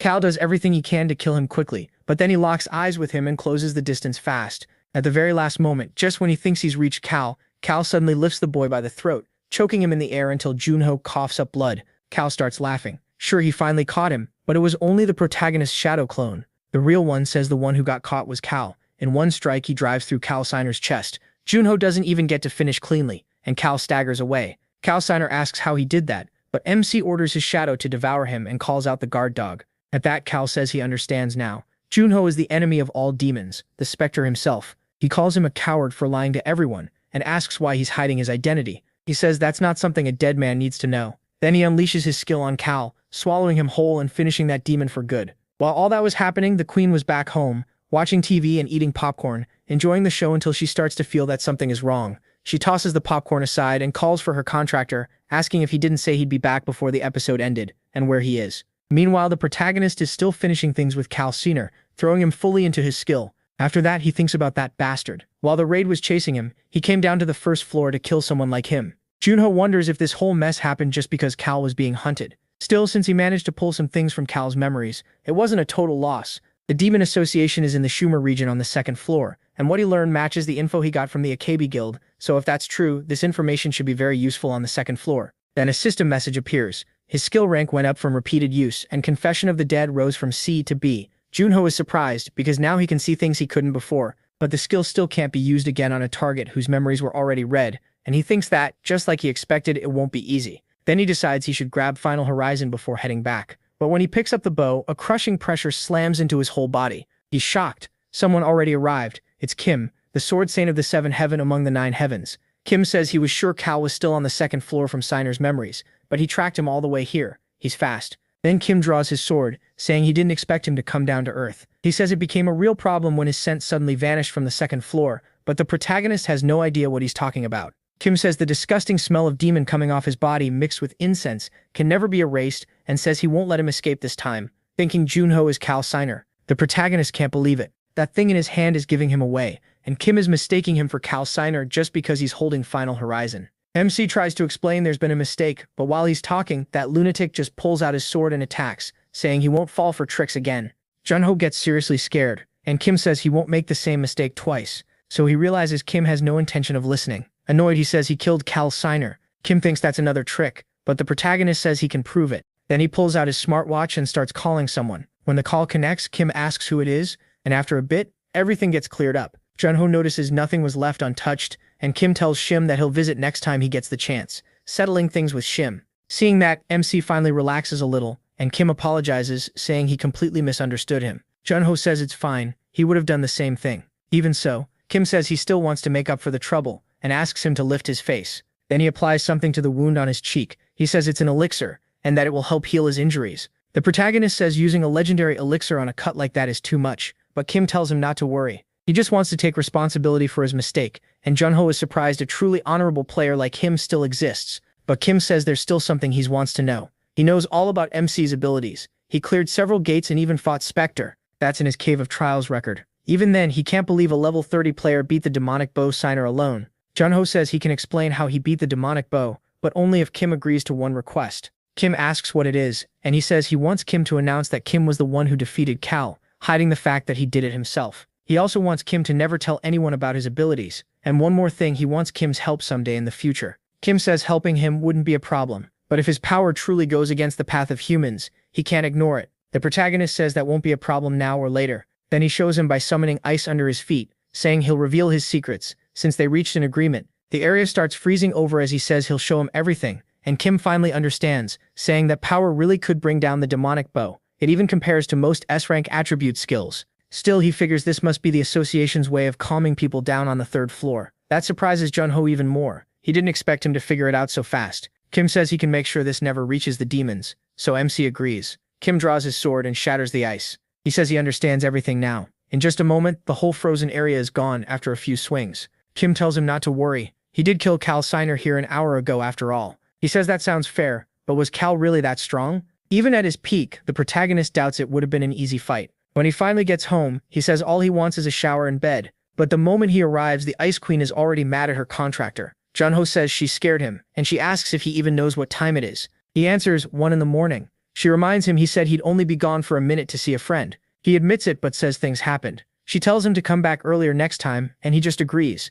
As she starts to leave, she notices how filthy he is, and asks what happened. Jung-ho says it was something big. She doesn't get it, so he tells her he dealt with Carl's signer today. Since she doesn't know the name, she asks who that is, and MC explains that he was a demon. Not just any demon, a lot stronger than the ones he fought before. That catches her off guard. She asks if he wasn't supposed to be meeting a friend, and he says he ran into Carl on the way back from the convenience store after that. Then Jung-ho tells the Ice Queen the world is bigger than he thought. There are people far stronger than he ever imagined. After waking from the ice, he rushed to find his old companions. But only after meeting Kim and John did he truly realize how strong players had become over the last 25 years, especially the monsters on the second floor. That's when he understood why the 9 heavens were compared to the heavens. Now that he's seen it with his own eyes, he even thinks Kim seems like a decent guy, but Jung-ho is still shaken. So she asks why he suddenly stopped in the middle of the story, saying he's making her curious. He brushes it off. He just says he feels like he needs to work even harder. There are 8 people in this world on the same level as Kim and John, and one of them is clearly his enemy. The King of the Dead, Yahello, a weapon master, skeleton mage, and the demon who ordered Cal Signer to capture him. He already understood the first floor, so that was fine. But the second floor is full of things he doesn't know. The Ice Queen tells Jung-ho he'll be fine, and gently pats his head. That catches him off guard, and she says he'd been doing well until now. He complains, asking what that was for, since he never expected comfort from her. She says it's because he looked like a lost puppy in the rain. He answers that of course he'll do fine, he's the strongest being in this world. She tells him not to be so full of himself, but then he says he should probably leave earlier tomorrow. She asks why and what happened this time. He says there are some people he needs to say goodbye to before heading to the second floor. Meanwhile, Kim is with a girl and she demands an answer from him. He asks about what? She asks if he remembers what his mission was, or if he forgot over the last few months. Kim says there's no way he could forget. She mocks him, saying the great young sword saint of the super elite couldn't possibly forget his mission. Then she asks where Final Horizon is. This is Sun Shao, Guildmaster of Silent Moon, and Kim doesn't even know what to say. She starts stomping her foot and tells him to say something. He did kill Sainya, and it was all over the news. Kim admits it. Yes, he took him down, but she asks why he didn't bring back the bow, which was the real mission. She can't believe Sainya was stronger than he expected. That annoys him, and he thinks that wasn't the issue at all. If he wanted, he could have killed him with one hand and forced any secret out of him too. But before he could get there, a rookie player, Jung-ho, a rising newcomer, defeated Carl Sainya. And since the protagonist beat Carl alone, it was only fair that he took the reward. Kim adds that he also made a deal with the boy and accidentally killed Signia before he could draw his bow. She's shocked that the famed sword saint Kin Yu-jong, born to be perfect, could make a mistake, and she loses it. She asks how that even makes sense, even wondering if he got hit in the head during the fight. Kim says he's perfectly fine. That finally calms her down. She says it's a shame about the mission, but there's nothing they can do, and she'll report it to Doki herself. Kim apologizes, but she tells him to stop doing that. Then she asks for the real reason and warns him not to try some trash lie. He admits she already knows he can't fool her. She says she hasn't seen him smile in a long time. Kim says he may not have gotten Final Horizon, but he found something much more valuable. She asks what it is and he thinks for a second. Still smiling, he says the future. If he means Jung, then sure. He's really someone from the past, but he's also the future at the same time. After that, MC heads to another place to see his old people, one more time. He speaks to them, saying it's been a while. When he gets there, a system message pops up. It's the same problem as always. His magic stats are still too low. But the wording is a little different now, so he thinks he may be getting closer. He asks the Ice Queen about it, and she says she understands.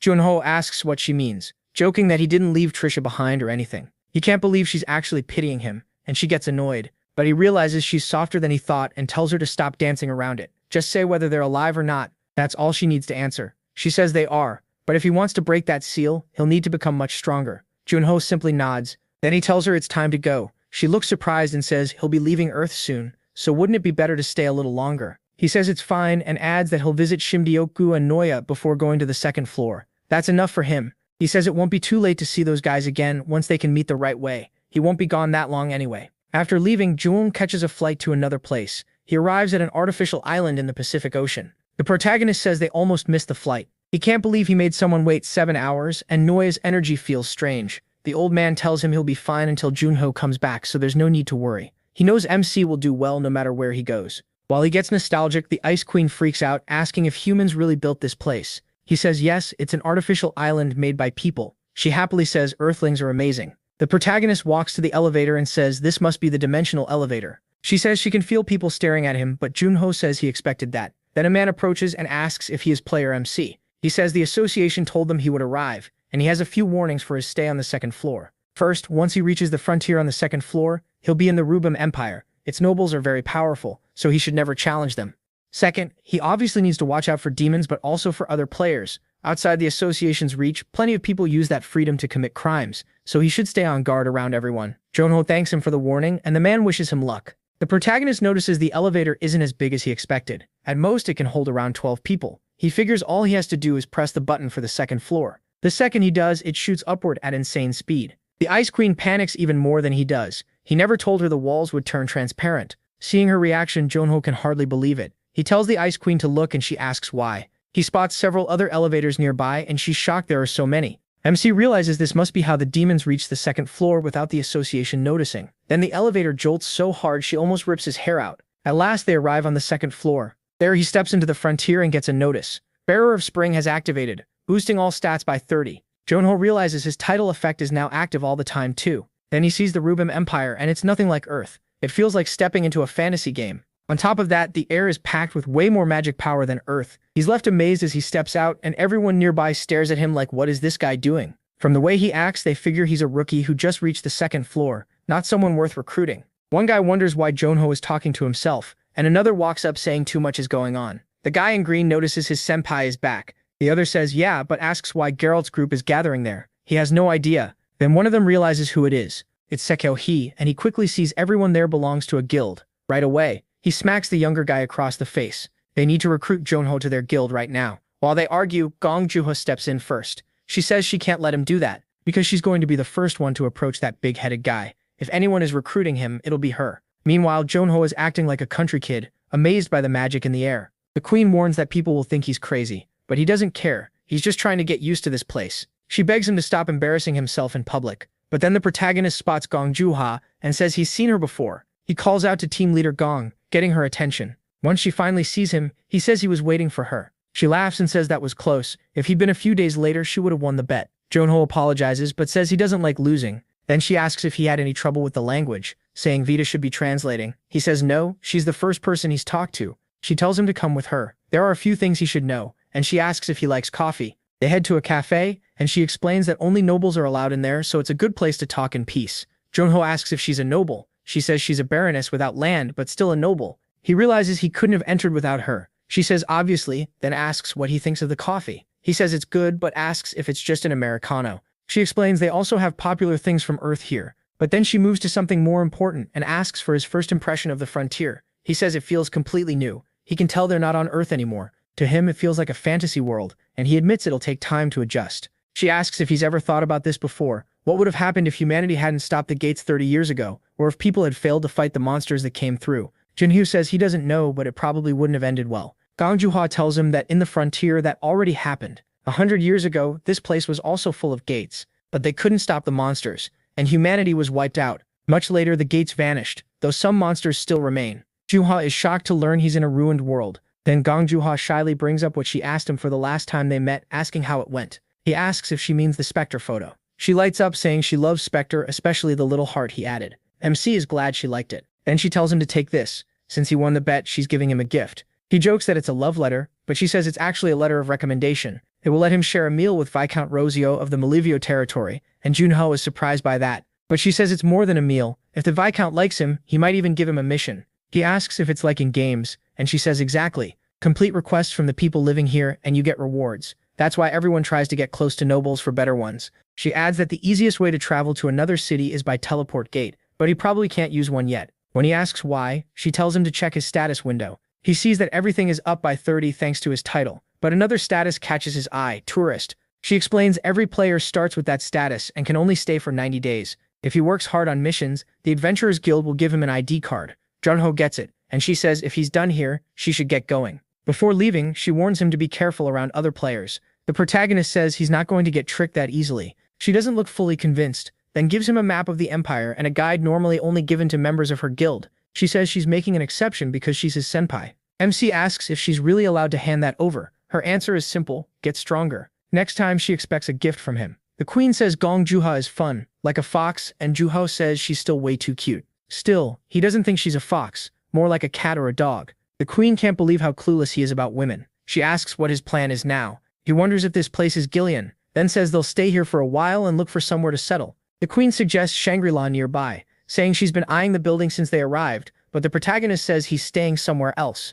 When she sees it, she realizes it's a rundown tavern. Junho says it's called Resting Dew and asks if that isn't cool. What they need now is raw information from all kinds of people. She says Shangri-La probably has plenty of people too, but MC says he needs the rough kind of info totally raw. A little later, a man chases down a boy saying there's nowhere left to run. He corners the kid who says he has nothing and asks what he did to deserve this. The man says it should be obvious, he came to the frontier with no skill at all and caught Ply's attention. The boy asks who Ply is. The man says that's his name, then starts beating him. Other men stand nearby, keeping watch. Ply says he's sweating like crazy and now wants to see how much the kid has. The boy only has 30 gold, and Ply tells the others it was worth coming after him. Players are easy money. When Junho walks into the tavern, it looks pretty much like any game tavern. The queen complains that it's noisy, and he says it really does feel like a game in. Earth players are mixed in with this world's adventurers. The easiest way to tell them apart is that only the players have Vita. The queen asks how he plans to get information there, and Junho says he has a plan. Then a waiter asks what he wants to order, and the protagonist asks for the best dish, alcohol, and a cup of tea.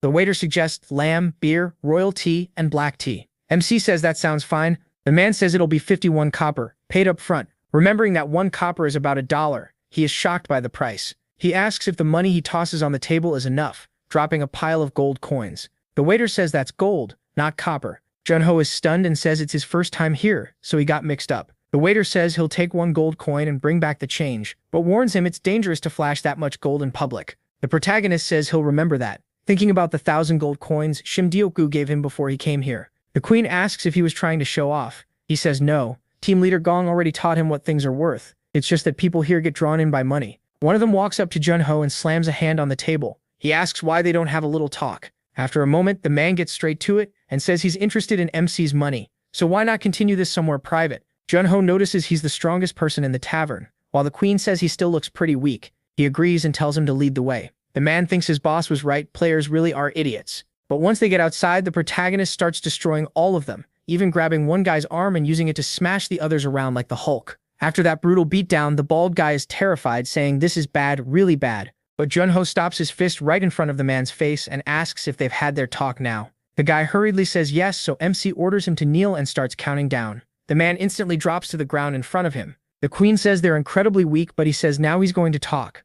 Truntel tells him to spill everything, including where his boss is. The man tries to claim he doesn't know anything, but the protagonist lets his bloodlust leak out, making it clear he'd better tell the truth. The man finally says his boss should be at the betting house. After a while, MC heads to the gambling house where that boss is supposed to be. The second he walks in, he starts coughing. The place feels more like a drug den than a casino. He remembers the thug saying the boss's name is Ply, a big name in Gilliam, who controls gambling, bars, and all kinds of entertainment. He also works with nobles, so he knows far more than most people. Right away, Truntel can tell this place feels nothing like the tavern. Still, he walks up and asks if he can join a table. One man says he's never seen him before, and he explains he just got to Gilliam. The man laughs, saying it's crazy that his first stop was a gambling house. Then he warns him the bets here are huge, and asks if the kid can even afford them. Truntel says he'll be fine, and starts playing. As the game goes on, that guy gets more and more annoyed. He can't believe it, because he thought the protagonist was a newbie, but an hour later he's still holding his own. This is Fivor, the so-called gambling genius, and now he's down to 350 chips.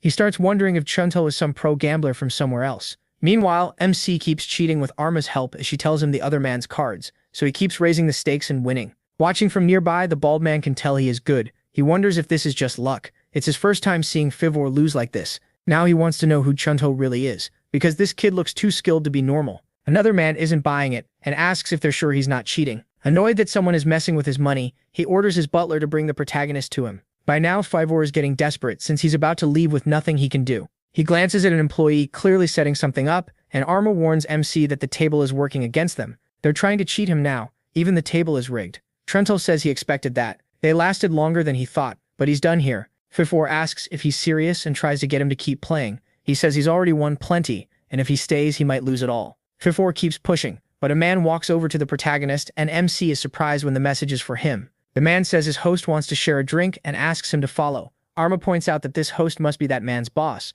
so Truntel tells him to lead the way. When they arrive, the bald man says this is the VIP room, usually reserved for nobles. Arma notices how dark it is and tells him to be careful. The bald man welcomes him and says gamblers who come here often use special skills to cheat. Then he asks if the protagonist knows why he still lets them in. It's because he's confident he can always take his money back. He adds that MC is already well known here, and even recognizes him as MC. The MC is surprised the man knows who he is. Then the bald man sits with two others nearby and says he is a respected player among the people from Earth. He's famous, and the protagonist says it sounds like the man did his homework. The bald man says other players told him everything when he asked, which is exactly why Junho should have behaved himself. He repeats that players come in using skills to cheat, then asks again why he still allows it. Because he's sure of his own power. He runs every kind of entertainment in the city, and of course has ties to the nobles. No matter how strong players are, they're still outsiders, and in the end, they won't fight the nobles. He asks if he's wrong, and MC says he's right. Then Junho makes an offer, tossing several chips onto the table. He'll give back everything he won if the man sells him information about the nobles. The bald man is confused, and asks if he seriously wants to buy intel with the money he stole. He says the kid clearly doesn't understand his position. Taking the money back by force is easy, and his men rush Junho. The protagonist says he was trying to handle this peacefully, but now it looks like that was a waste of time. As the men attack, he simply dodges, then suddenly charges in, grabs one by the face, and slams him into the floor. After that, everyone in the room gets wrecked, and Junho says they should have listened while he was being nice.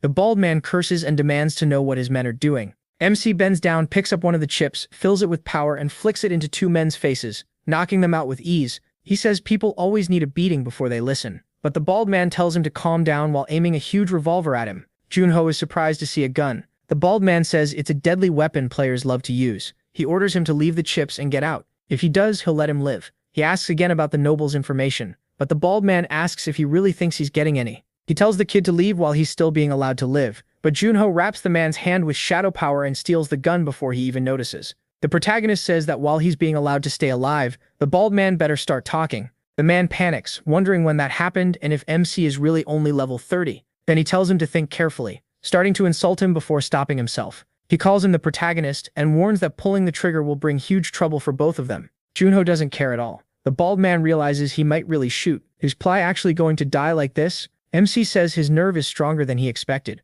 At that, Ply quickly says he'll talk. He'll tell him everything, and begs Junho not to do it. But right after he fires, he stops the bullet just before it hits Ply's face, and says he should have said that from the start. Ply shakes all over and he asks why they don't talk now. After a long talk, the next day the protagonist says everyone worked hard this week, and thanks to them, he got a lot of information about the second floor. Then he says they can go now. Ply can't even tell if he's joking, but Junho tells him not to make him repeat himself, and they all run out fast. Arma thinks thank goodness they're finally gone. She was sick of them. MC then says it's time to use that information. First, they're taking a mission. At the quest board, Junho looks through the options, wanting something that will help him practice hunting. He picks the whip wolf hunt and says this one looks good. The hunting competition starts in 10 days, so he plans to raise his level to at least 50 before then. Arma tells him he's moving way too fast and asks if he can slow down. He says she can just fly alongside him. She says she'll try to endure it for now since she doesn't want to waste energy. While the protagonist bickers with her, some men watch him from a distance. They say there's no easier target than someone new to the second floor,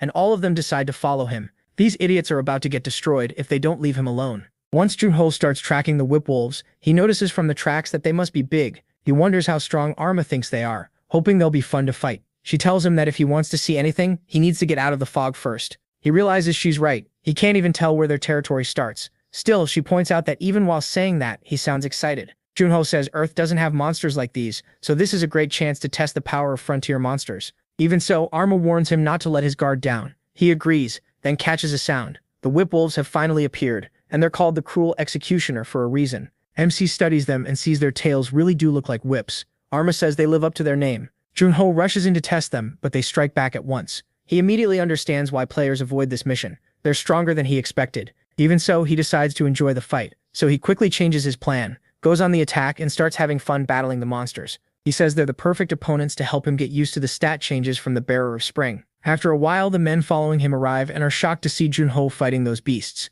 One says there are 4 of them, so why hesitate? Another asks if he doesn't know who that is. He explains that many people here still don't know, but that guy is famous on the first floor as the super rookie, and they say his talent is on the same level as Chot. The others ask if he's really that amazing. The red-haired guy says he only recently reached the second floor and is level 30, while they're level 70. Then they say his weapon must be worth a pile of gold, and if they all attack together, they should be able to take it. One of them says he'll get close without looking suspicious, and after that the rest can move in. The others complain that he's taking the easy part. He says if that thing is really worth that much money, their lives are about to change, and the group moves in. After the proto wipes out the wolves, he says that once he turns in the mission, his honor should go up. The queen asks if that fox didn't already say rewards get better based on honor. Still, the proto asks why she keeps calling team leader Gong a fox. Then he says missions alone probably won't raise his honor much, but catching a criminal would. She tells him he's betting way too hard on luck. He shrugs and says getting lucky once is enough. Then he scratches his arm and she suddenly says it looks like his wish might actually come true. He asks what she means and she says someone has been behind him for a while. Didn't he notice? He thinks it might be a fan and she wonders how his brain even came up with that. The Prodata says anyone who made it through all those monsters to reach him has to be a fan, right? The guy nervously agrees and asks the Prodata if he can give him an autograph, shaking the whole time. The Prodata says sure and asks if he brought paper and a pen. Everyone else is shocked that this is actually working. He even offers to take a picture too if the guy has a Vita, but the man says an autograph is enough. Then the Proto asks if he wants a special message, and the guy says good luck will do. The others waiting to attack think everything is going perfectly. Meanwhile, the queen asks if the Proto seriously can't tell he's being tricked. Of course they're lying. How would he have a fan out here? Then she asks what he just said, but the Proto can't believe they think he never noticed them. He wonders how much they must be underestimating him. Then one of them moves closer and the man the Proto caught is stunned, asking how many whipwolves he killed. He thought the Proto was only level 30. Seriously, you guys need glasses. He was killing those things when you got here. If you knew when to run from trouble, you wouldn't be in this mess. Then Dell asks the Proto for a handshake, but the Proto asks if he really thought 4 people would be enough, and Dell asks what he means. The Proto repeats the question. Did he really think 4 people could beat him? On freezes Dell's hand. Dell is terrified. The Proto says Dell should have brought at least 40 men before trying to talk big. One of them rushes him with a dagger, but the Proto throws the guy away with a single flick of his hand. Then the mage attacks and yells for Dell to dodge the fire, but the Proto just grabs Dell and puts him right in front of the attack to take it for him. Then he charges the mage, grabs his head, and kills him in one hit. The last one begs for forgiveness, saying he never wanted this and was telling the truth, but the Proto kills him too, driving a cluster of ice stalactites through him. The queen asks if dragging them back will be a pain after this mess, but the Proto says they had it coming. He says they deserved it. He's sure his honor will jump a lot if he hands these guys over to the guards, and she agrees. It should go up by a good amount. When the Proto gets back to the guild, the clerk asks if he isn't the one who left that morning after taking a mission. The Proto says yes. So the clerk asks why he's already back, and the Proto drops the proof onto the desk. Their whipwolf hides in great condition, and the clerk says they could only come off like that if he killed them in one strike. Then he asks the Proto's name, and he introduces himself as Seo Jun-ho. The clerk realizes he's also the one who caught the criminals from the missing persons case. He calls him amazing, the savior of Giliham. The Proto is surprised the rumors spread so fast, and the clerk says from now on he'll prepare missions worthy of someone at his level. After the Proto leaves, the system says he gained 555 more honor. He realizes that with this much honor, he may not need the mission board anymore. Then she asks what he thought of the frontline fights. He says it was fun. It felt like playing Albion. She says he really seemed to enjoy fighting those new monsters, but then points out someone up ahead. He sees that same bald guy again, while another man is asking him for help one more time. The bald guy asks how many times he has to say it, and he keeps refusing, saying no, and that it's not happening. Then the Proto walks up and punches the bald guy in the head. The bald guy starts to ask which idiot did that, but sees the Proto and instantly changes his tone, calling him boss. Cedric Dunho asks if he's harassing people again. The man says that's unfair and asks why Cedric, the protagonist, is assuming that, saying he's the one being asked to do something impossible. That gets the Proto interested, because the other man has a noticeable presence and aura. He asks what the request is. The bald guy starts to explain, but then calls everyone into his office, since this isn't something to discuss out in the open. Once they get there, he says the man's name is Rakan, and that he used to be a mercenary, though Rakan cuts in and says he's still active. When the bald guy introduces the Proto, he says that despite how he looks, he's very strong. Rakan asks if he's stronger than Pleashing, and the bald guy says the gap between them is about 3 sheets of paper. Then the Proto gets straight to it, and asks Rakan about the request. Rakan says yes, he needs help with something. The bald guy explains that Rakan is trying to enter a dungeon even though he's retired, and asked him to come along. He refused and asked why he'd do that. The Proto notices the dungeon materials are valuable, so he asks Rakan if he has any information on it. Rakan says it's the tomb of Sharafin, the phantom thief. He explains that 10 years ago, he and his wife were mercenaries and tried clearing a dungeon together. Inside, they found ancient writings. Those writings spoke of a 5-colored goddess statue that could keep its owner healthy. From that day on, they started searching for it, and planned one last adventure before retiring. But last year, his wife got sick. It turns out a tumor had been growing for years, and there was no way to treat it without surgery. Now that statue is something he has to find no matter what, even if he has to go alone. He says he later learned the statue might be in Sharafin's tomb, but when he tried going by himself, he couldn't handle the monsters. The bald guy gets uneasy thinking it's a rough situation, and even he can't do it. Rakan agrees and says he can't force anyone into something this dangerous that he understands, but the Proto says he'll help. He says they'll leave at dawn. Rakan is shocked he agreed so fast, He says that means he just needs to find someone to watch his wife while he's gone, but Plee tells him not to worry, he'll find someone. The Prota thinks that honestly honor matters more to him than dungeon rewards. Missions are worth a lot more than dungeon loot, but he still can't ignore this.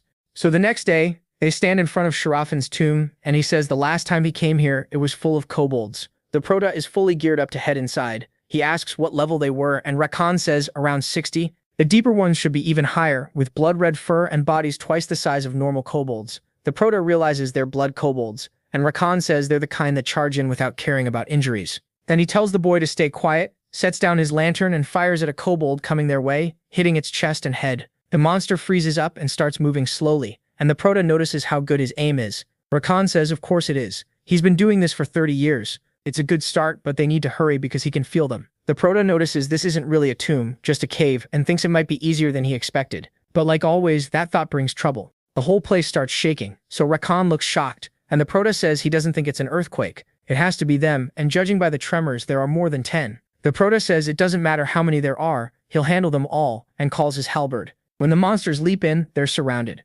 Rakan realizes there are at least 50, and asks if they were waiting for them. The Prota says kobolds have sharp senses, so they probably remembered Rakan's smell. Rakan thinks that if this keeps up, he'll never see his wife again. He tells himself they can't win, and tells Seo Junho to run. He says to come back later with trusted people, find the goddess statue, and deliver it to his wife Sophia. Calling it selfish, he says it's his last request, but the Prota says he won't accept that. He tells Rakan to deliver it himself. His wife will be much happier that way. Then he starts cutting down the monsters, dropping one easily and handling the others that rush in. He keeps attacking everything in his path. Rakan is stunned by what Seo Junho is doing. The Prota tears through the monsters ahead with his halberd and ice and says he already told him no matter how many there are, he'll kill them all. MC still thinks quests are better for farming, but with this many monsters, the XP might be even better. Either way, he gets ready to take them all on. He spots 2 straight ahead and 1 on the left. Then he charges the pair in front first and cuts down the 3 on the right too. Just like that, he starts stacking kills with ease. He pushes through the pack, wiping out monsters so fast that Rakan is stunned. Even Frost notices it took only a second, and Junho says the training paid off. Rakan is blown away. In 30 years as a mercenary, he's never seen anyone this strong. To him, he fights like a level 80 player. He admits this cave would have been his grave without the kid. Calling him amazing, Rakan keeps going, but the protagonist jokes that he sounds a little too lively for someone talking about dying. Then Junho praises Rakan's crossbow skills and says they should keep going together. Rakan agrees, and they head deeper in. As they move on, MC clears out wave after wave of monsters. Rakan notices the fear is gone and says that after this job, he'll retire and spend the rest of his life with Sophia. He cuts him off and tells him to save that line until they clear the dungeon. People never get back safely after saying stuff like that. Rakan laughs and tells him to ignore it. But while they walk, the protagonist steps on a trap, and Rakan quickly warns him to watch out. Junho nearly drops into a spike trap that has already killed 2 people, and Rakan points at it, saying that being strong also makes it easier to get careless around traps. MC settles down, while Rakan reminds him that you can never lower your guard in a dungeon. Junho admits he'd be in trouble without him, and Rakan says at least he's not dead weight. Then Frost warns him again, there's another trap by his foot. He almost steps on it and grumbles that whoever built this tomb must have been really annoying, because there are traps everywhere. Rakan says it's a good thing trap setting and disarming is his specialty. He asks if the protagonist wants to learn, and the protagonist says yes if he's willing to teach. Rakan says he'll do his best and tells him to remember what he's about to do. He explains that if it's done this way, the pin stays in place even if the rope gets cut. Only then does Junho notice the huge axe overhead, ready to take someone's head off. He's shocked, and Rakan shows him the trap is really disabled. MC asks if setting it back up just means doing the reverse. Rakan says that's right, and MC figures that could work well with his ice skills. After a while, they pass through a door, and Rakan realizes they've finally found the 5-colored statue. He says they actually made it. Junho congratulates him, but Rakan says the credit belongs to him. He only hopes the rumors are true. The protagonist, though, feels it can't be this easy. Something is off. While Rakan walks up with tears in his eyes, he thinks about Sophia and wishes she were there with him. He says he'll grab it and go right back to her. But Junho suddenly notices something and calls out to Rakan, telling him to get away now, but a monster appears behind him. MC rushes in, saves him, and knocks the creature away. The monster jumps back, and now they're face to face with a blood kobold champion, demon-infused, level 83. Junho can't believe it's using dormant energy. It's obvious this thing was made on purpose, so he calls it out and goes in. At the same time, he wonders if the Demon Association is behind this again. The monster charges him for real, and he lands a full power hit, but even after taking it, the beast grabs his halberd and keeps coming. Then the system says Bleeding and Blood Pact have activated. Its stamina, magic power, and regen speed all jump by 600. But Junho just switches gears and opens fire, trying to push it back. After a barrage of shots, he riddles the monster with holes, but it still keeps attacking, so Junho uses a skill to get away. He's surprised the thing still wants to fight, then shrugs, if that's what it wants, fine. The protagonist drives a huge punch right into its jaw, sending it flying, then follows with a kick to finish it off. When the monster crashes to the ground, MC says it's tougher than it looks, but he still drops a meteor shower on top of it to make sure it dies, crushing it with pure force. He wants to see how much more it can take, but after that solid hit, the monster finally stops moving. Then Junho starts to fall back, and Rakan asks if he's okay. Lying on the ground, he says that demon energy or not, it was still just a monster. But Rakan says his body is burning up, and asks what happened. He brushes it off, saying this happens all the time, while Frost cools him down a little.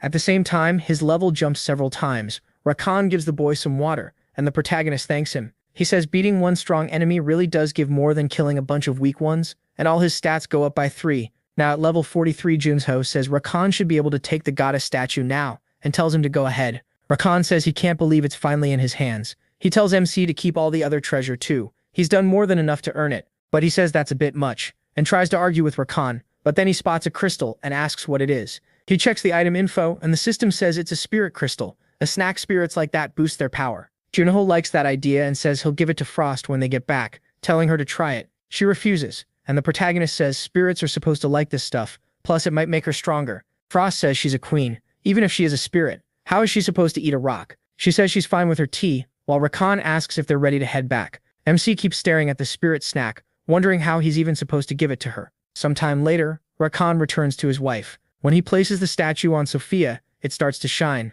and she says she can't believe the 5-colored statue is real. It even has all 5 colors, just like the legend said. Rakan tells Sophia she should start getting better soon, and she thanks her husband. Junho then talks with Play, saying he heard he spent money on Sophia, which catches him off guard. He mentions the 2 caretakers and the expensive medicine, saying he didn't know Play had that side to him. Play gets embarrassed and says the couple fed him when he was younger, so he's just paying them back. Then Rakan comes over to the protagonist and says his wife is slowly recovering and the legend of the 5-colored statue was true. Sophia says she doesn't know how to thank him that he saved their lives, and she thanks both him and Rakan. Rakan also thanks Junho and says he really was their savior, but MC stops them, saying they don't need to bow like that. They did this together. Still, Rakan says it may not be much, but he'd like to invite him to dinner sometime. He says it would be an honor, and tells him to take good care of his wife until then. But when the protagonist leaves with Play, he notices the couple still seems short on money. Play says they probably earned a lot as mercenaries, but after Sophia got sick and Rakan spent everything on medicine,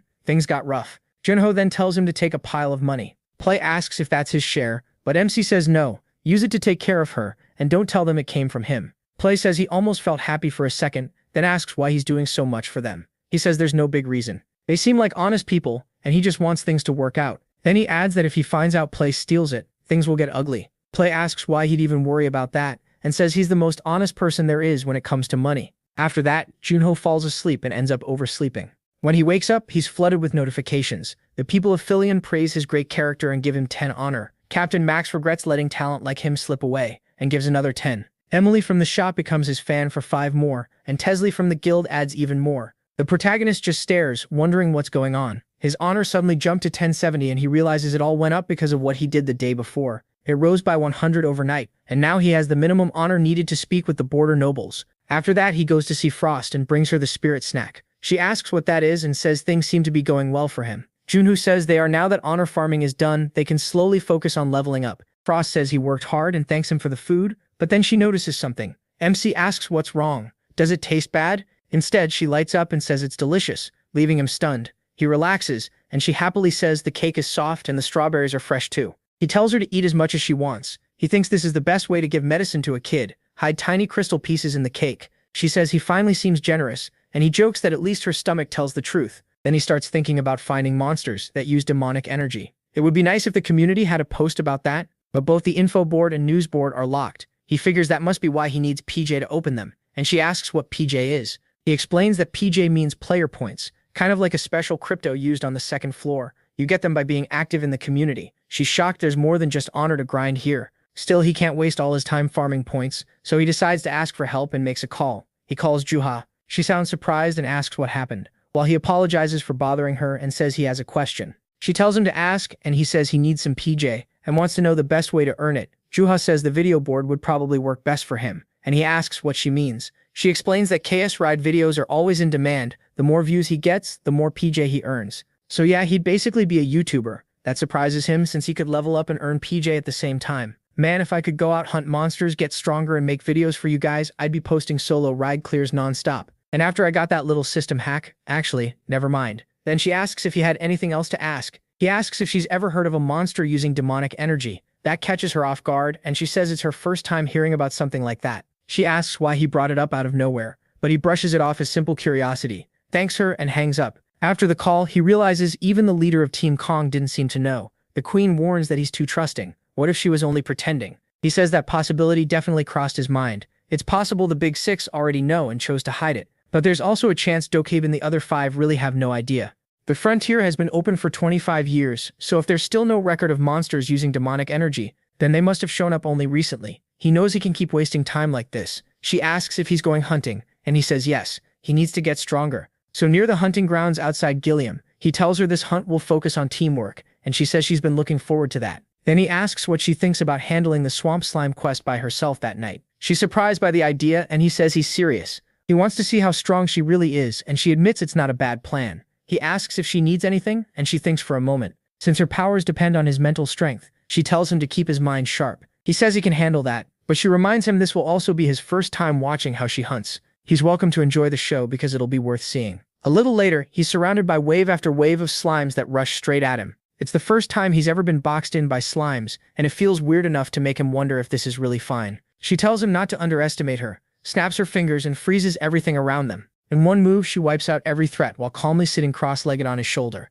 Then she says that still isn't all, claps her hands, and fires a bunch of ice spears that finish off the rest. She asks what he thinks of her strength. He admits it looks cool, but it's a huge mess. The quest was to collect 100 slime cores, so if she keeps blowing them apart, what are they supposed to do? That's when she remembers the cores. So they move to the next area, and she says she'll do it properly this time. He warns her not to destroy the cores again. When they get there, the monsters start trailing after him in a long line. She tells him to come closer, then freezes the monsters, pulls out a few daggers, and pierces them one by one, taking out only the cores. She gathers them all, and he's shocked that she extracted the cores so cleanly. He says it's definitely fast, and even while making ice spears, her aim is amazing. Still, it's slower than her original form, and she says she can't help that. He tells her not to be upset. Being able to help at all is already huge. For now, he wants her as support, and then asks if she can try an ice golem. He was too busy last time to really check it out, and she says it's not bad. Then she summons a huge ice golem in front of him. He thinks it's pretty big and remembers how freely it moved before, so he asks if it has its own mind.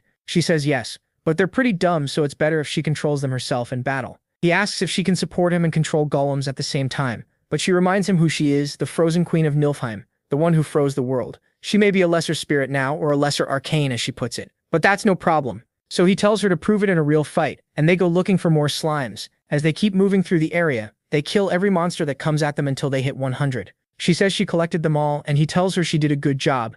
After that, he says the golems really are as dumb as she claimed. He expected at least child-level intelligence. Even so, he's happy with the results. Right now, she can support him while controlling 4 golems. He says he'll need to prepare a lot once they get back to town, but she's confused because she thought they were going to focus on leveling in the field. He says that was the original plan, but she's stronger than he expected, so they're changing course. Now his main goal is the kobold hunting tournament. At first, he only wanted enough points there to get the noble's attention, but now he's starting to think these skills might let him win the whole thing. So for now, he needs to train the golems and reach level 50. Back at the lodging, the queen sees the donuts and lights up, saying they feel extra special because he worked hard for them. He tells her to eat for now because he has to meet someone. She doesn't like that much, but says goodbye and tells him to watch out for carriages. While she eats the donuts, she says they taste even better. Without knowing, he hid twice as many spirit crystals inside. Meanwhile, he walks through the street looking for someone. He's thinking about Sasha Alkin, one of the people who owes Ply money, and she works as an alchemist. Alchemy on the frontier is famous, and their medicine is so good that players even call them apothecaries.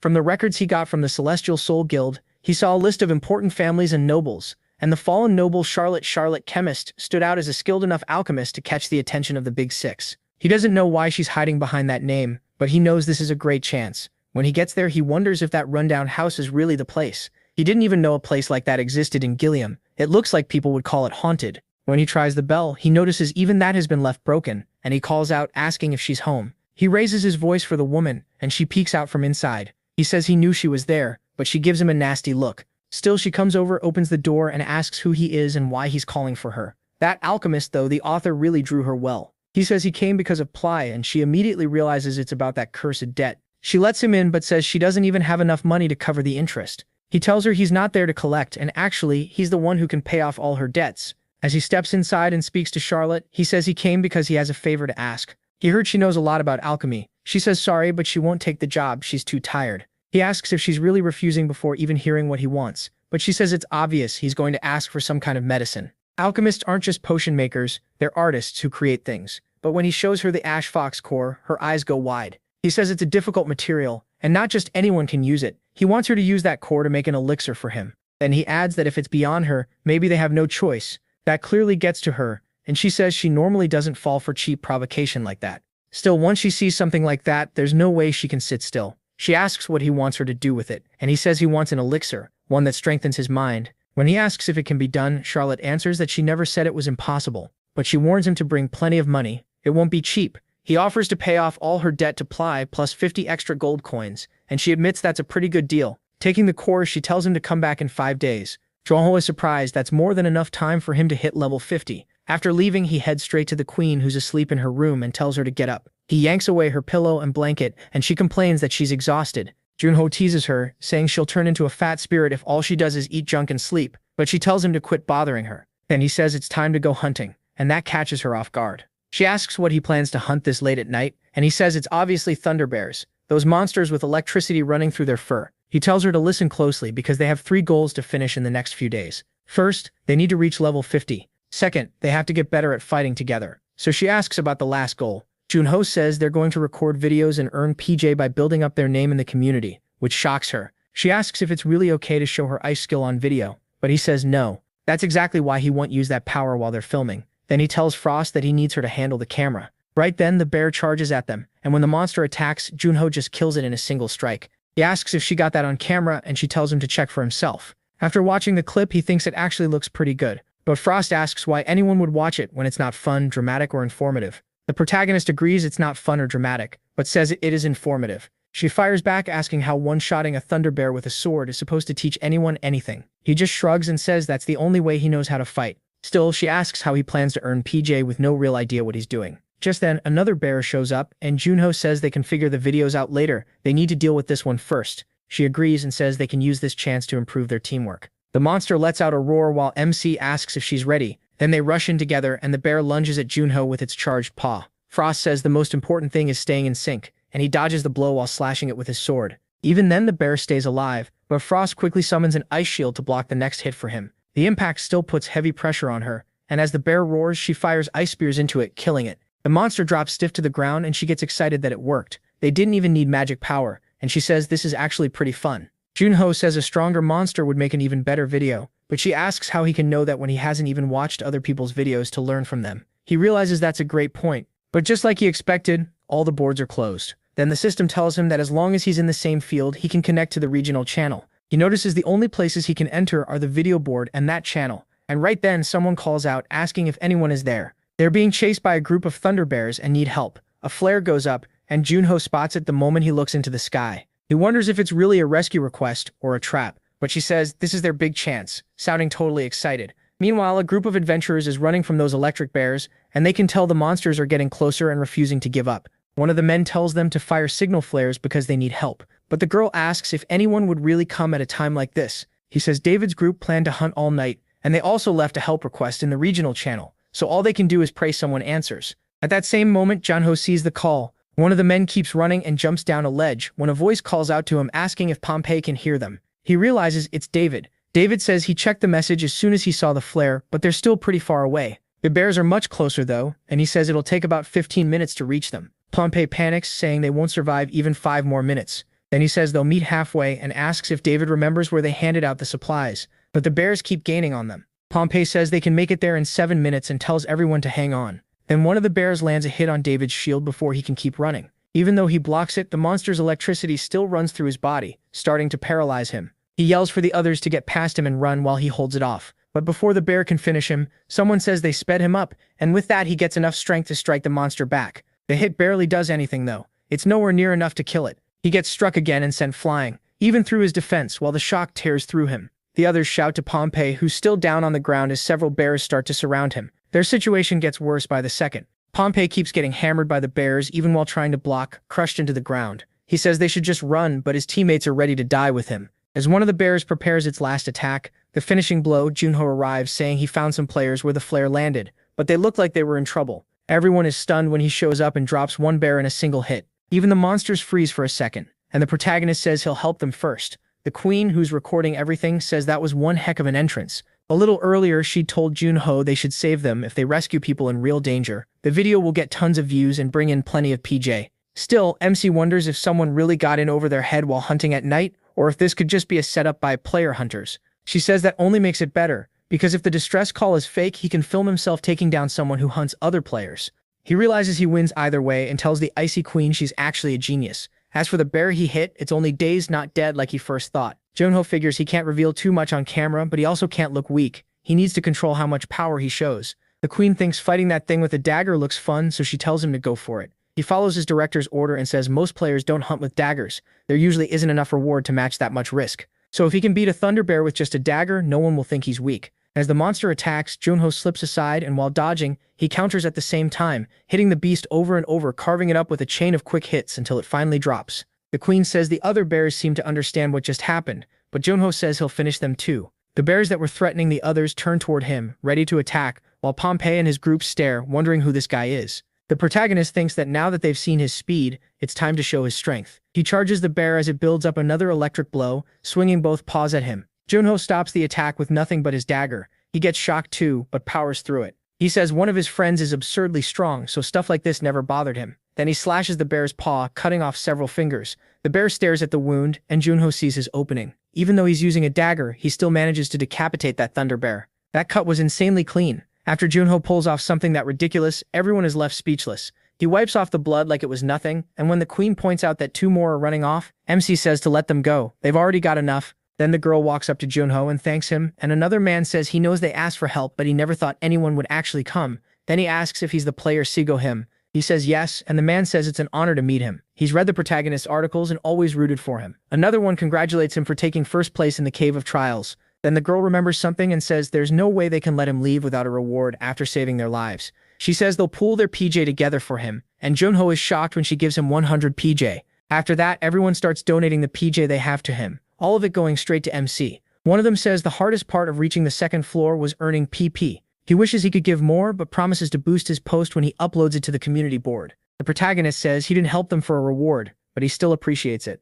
A little later, he says he never thought Queen would get PP as a gift. She says they really are good people, and Junho stops recording. Then he says it's time to check her filming skills, and she wants to watch too. MC is honestly surprised. The video she made is really good. Queen reminds him to cut the part where he gets PP. Then she picks a better angle and starts editing the video. He says anyone watching would think she's a real director. She proudly says she'll even pick the title.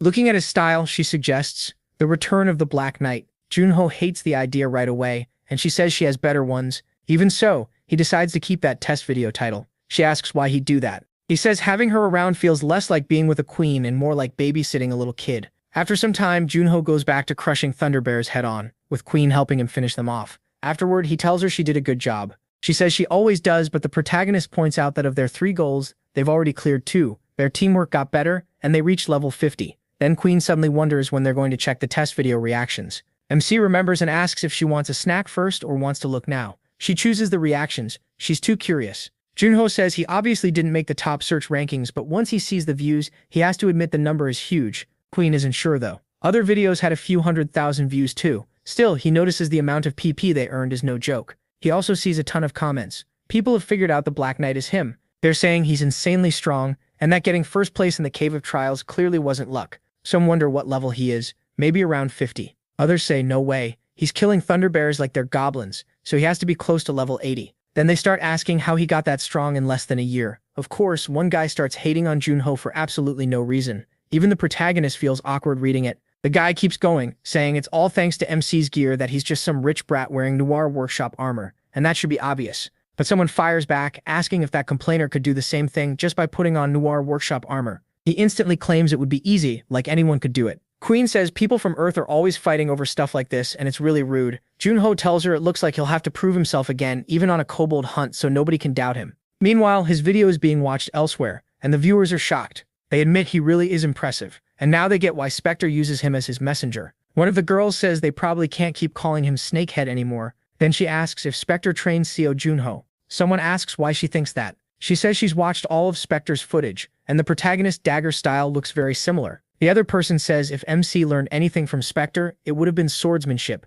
not dagger fighting. That actually makes sense to her. Still, she remembers that just a few days ago, he was asking how to earn PP. Now, he probably won't have to worry about that anymore. Meanwhile, with the demons, their leader Nazad meets with a man who reports that they found Seo Junho's location. The man asks if they should bring him in, but Nazad says no, this isn't the right place, because there are too many eyes in the city. For now, they should only watch him and move after he shows himself. The man says he understands. He also watched the protagonist's video and says the kid's movements are impressive, so sending a level 90 should be enough. But just to be safe, he plans to go too, making Nazad furious.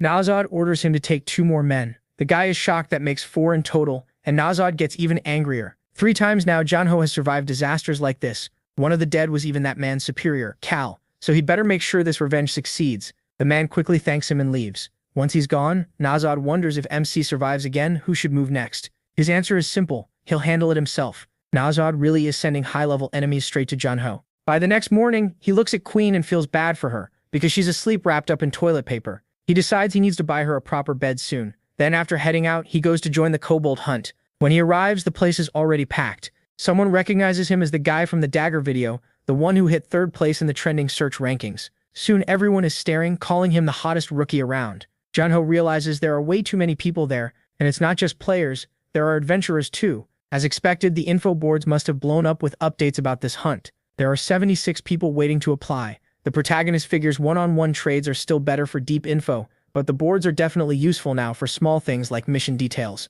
As he walks, a man spots him and asks if he's Seom MC. MC says yes, and the man lights up right away. He introduces himself as Max, captain of the guard, and says the knights have told him a lot about him. Everyone nearby watches the whole thing. Max says the protagonist's skills will be a big help on this hunt, so he tells him to stop wasting time and come along. He'll personally recommend him to the subjugation team captain. That makes MC happy and pretty much everyone else jealous. So when Max leads the way, he follows him inside. There, an entrance test is already underway, and they're surprised it has already started. Max speaks to Commander Fiverr, saying he recently met a skilled player, then asks Seo Junho to introduce himself. The protagonist does, and Fiverr says the kid does look strong. Then he asks MC's level. MC says 50, but Fiverr doesn't sound too impressed. He explains that his lord wants to keep casualties as low as possible during this hunt, so checking every applicant's skill is necessary. Then he tells Junho to wait there and head to the training grounds when it's his turn. He is surprised to learn his opponents will be the Knights Skya and Killiland. They look seriously strong, and now he wants to see what they can really do. Then another applicant steps up.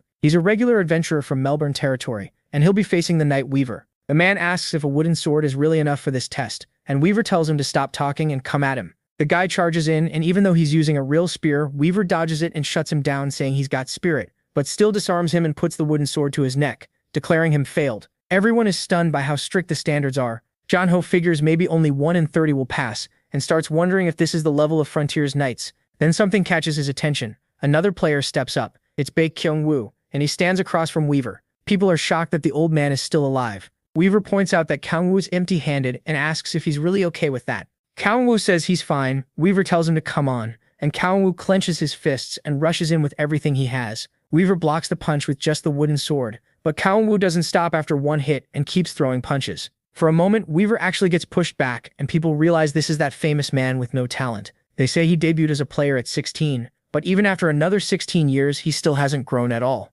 Apparently he went off somewhere to train, but his skills still look the same, and then Weaver starts beating him down. Kyung-woo can't land a hit and takes a knee to the stomach. The crowd says effort doesn't matter as much as talent. Just look at Junho, who exploded in growth right after debuting. Still, someone asks why Kyung-woo keeps training, and the answer is revenge. After Weaver humiliates him, Kyung-woo gets slammed to the ground while people whisper that spirits killed his family. Kyung-woo is desperate, and the protagonist starts thinking about those spirits, his revenge and his lack of talent, while Kyung-woo keeps attacking as Weaver gets ready to finish him. He smashes Kyung-woo in the nose and humiliates him. Another hit lands right after that. One more stomp drops him to the ground like he's finally done, but Kyung-woo still doesn't quit. He plants a hand on the floor, steadies himself, and fires off another kick at Weaver. Weaver dodges, but Kyung-woo still lands a punch as Weaver swings the wooden sword at his face. Before it goes any further, someone orders them to stop. They freeze at once, and Fever tells Kyung-woo he doesn't need to push this far. He reminds him it's only a skill test. The hunt will be far worse, and he could die out there. Kyung-woo says he doesn't care. This guy clearly has a big future ahead of him. Hearing that, Fever realizes he's even more stubborn than expected and tells him to report to the block in front of City Hall before sunset in 3 days. Kaomu thanks him, and the proto realizes why he was so worried about him. He reminds him of Gilbert. After losing his wife, Gilbert became a hunter to protect his only son. People looked down on him for being ranked D, but he still rose to become one of the 5 strongest players in the world. Even so, Gilbert had more talent than this guy. If talent were scored from 0 to 10, Gilbert would be a 2, and Kaomu would barely be a 0.5. Then they call the next person up. The proto steps into the ring, and people start whispering that he's the guy from the Thunder Bear video. Weaver greets him, and Jonho does too. Then the test begins. Kaomu just watches from the side. The proto walks forward straight toward Weaver, without any rush. Weaver goes for his head, but the proto grabs him by the neck, starts choking him, and slams him to the ground. The second Weaver hits the floor, he stops. Fever quickly tells him that's enough. The boy passed. The proto asks if he should report in 3 days too. Fever says yes and tells him he'll see him there. Kaomu can't believe what he just saw. The proto passes with ease and completely embarrasses the instructor. Back home, the queen is still sleeping way too much. When he comes back again, she's shocked it's already morning, and he asks what she thinks of the house. She says it's kind of depressing when the only furniture is a bed, but he points out it's still better than before. Then he checks the system and reads Kyung-woo's story, the only survivor of a tragedy where a demon killed his whole family, and a player who only recently awakened. He wonders why Kyung-woo keeps trying so hard when he's still the same as he was 16 years ago. She says she doesn't know him, but he's clearly walking a brutal path. The proto explains that he saw him at the subjugation force test, and she says people like that are often mocked, even though it's cruel to laugh at someone who's fighting that hard. He agrees. He also figures his stats have gone up a lot after all that non-stop hunting. Once his magic reaches 200, he thinks he might finally be able to free his friends and bring them to Sasha. She's surprised he finally showed up. He asks if everything's okay since she looks worn out, and she says it was really tough, so he asks if she finished it. She says of course a genius alchemist handled it, and he can look forward to it. She explains that it boosts his magic, and she even managed to make it a unique rank potion. Still, the ingredients he gave her were so strong that the potion is hard to absorb, so if it feels like too much he should spit it out. If something goes wrong his brain could get fried.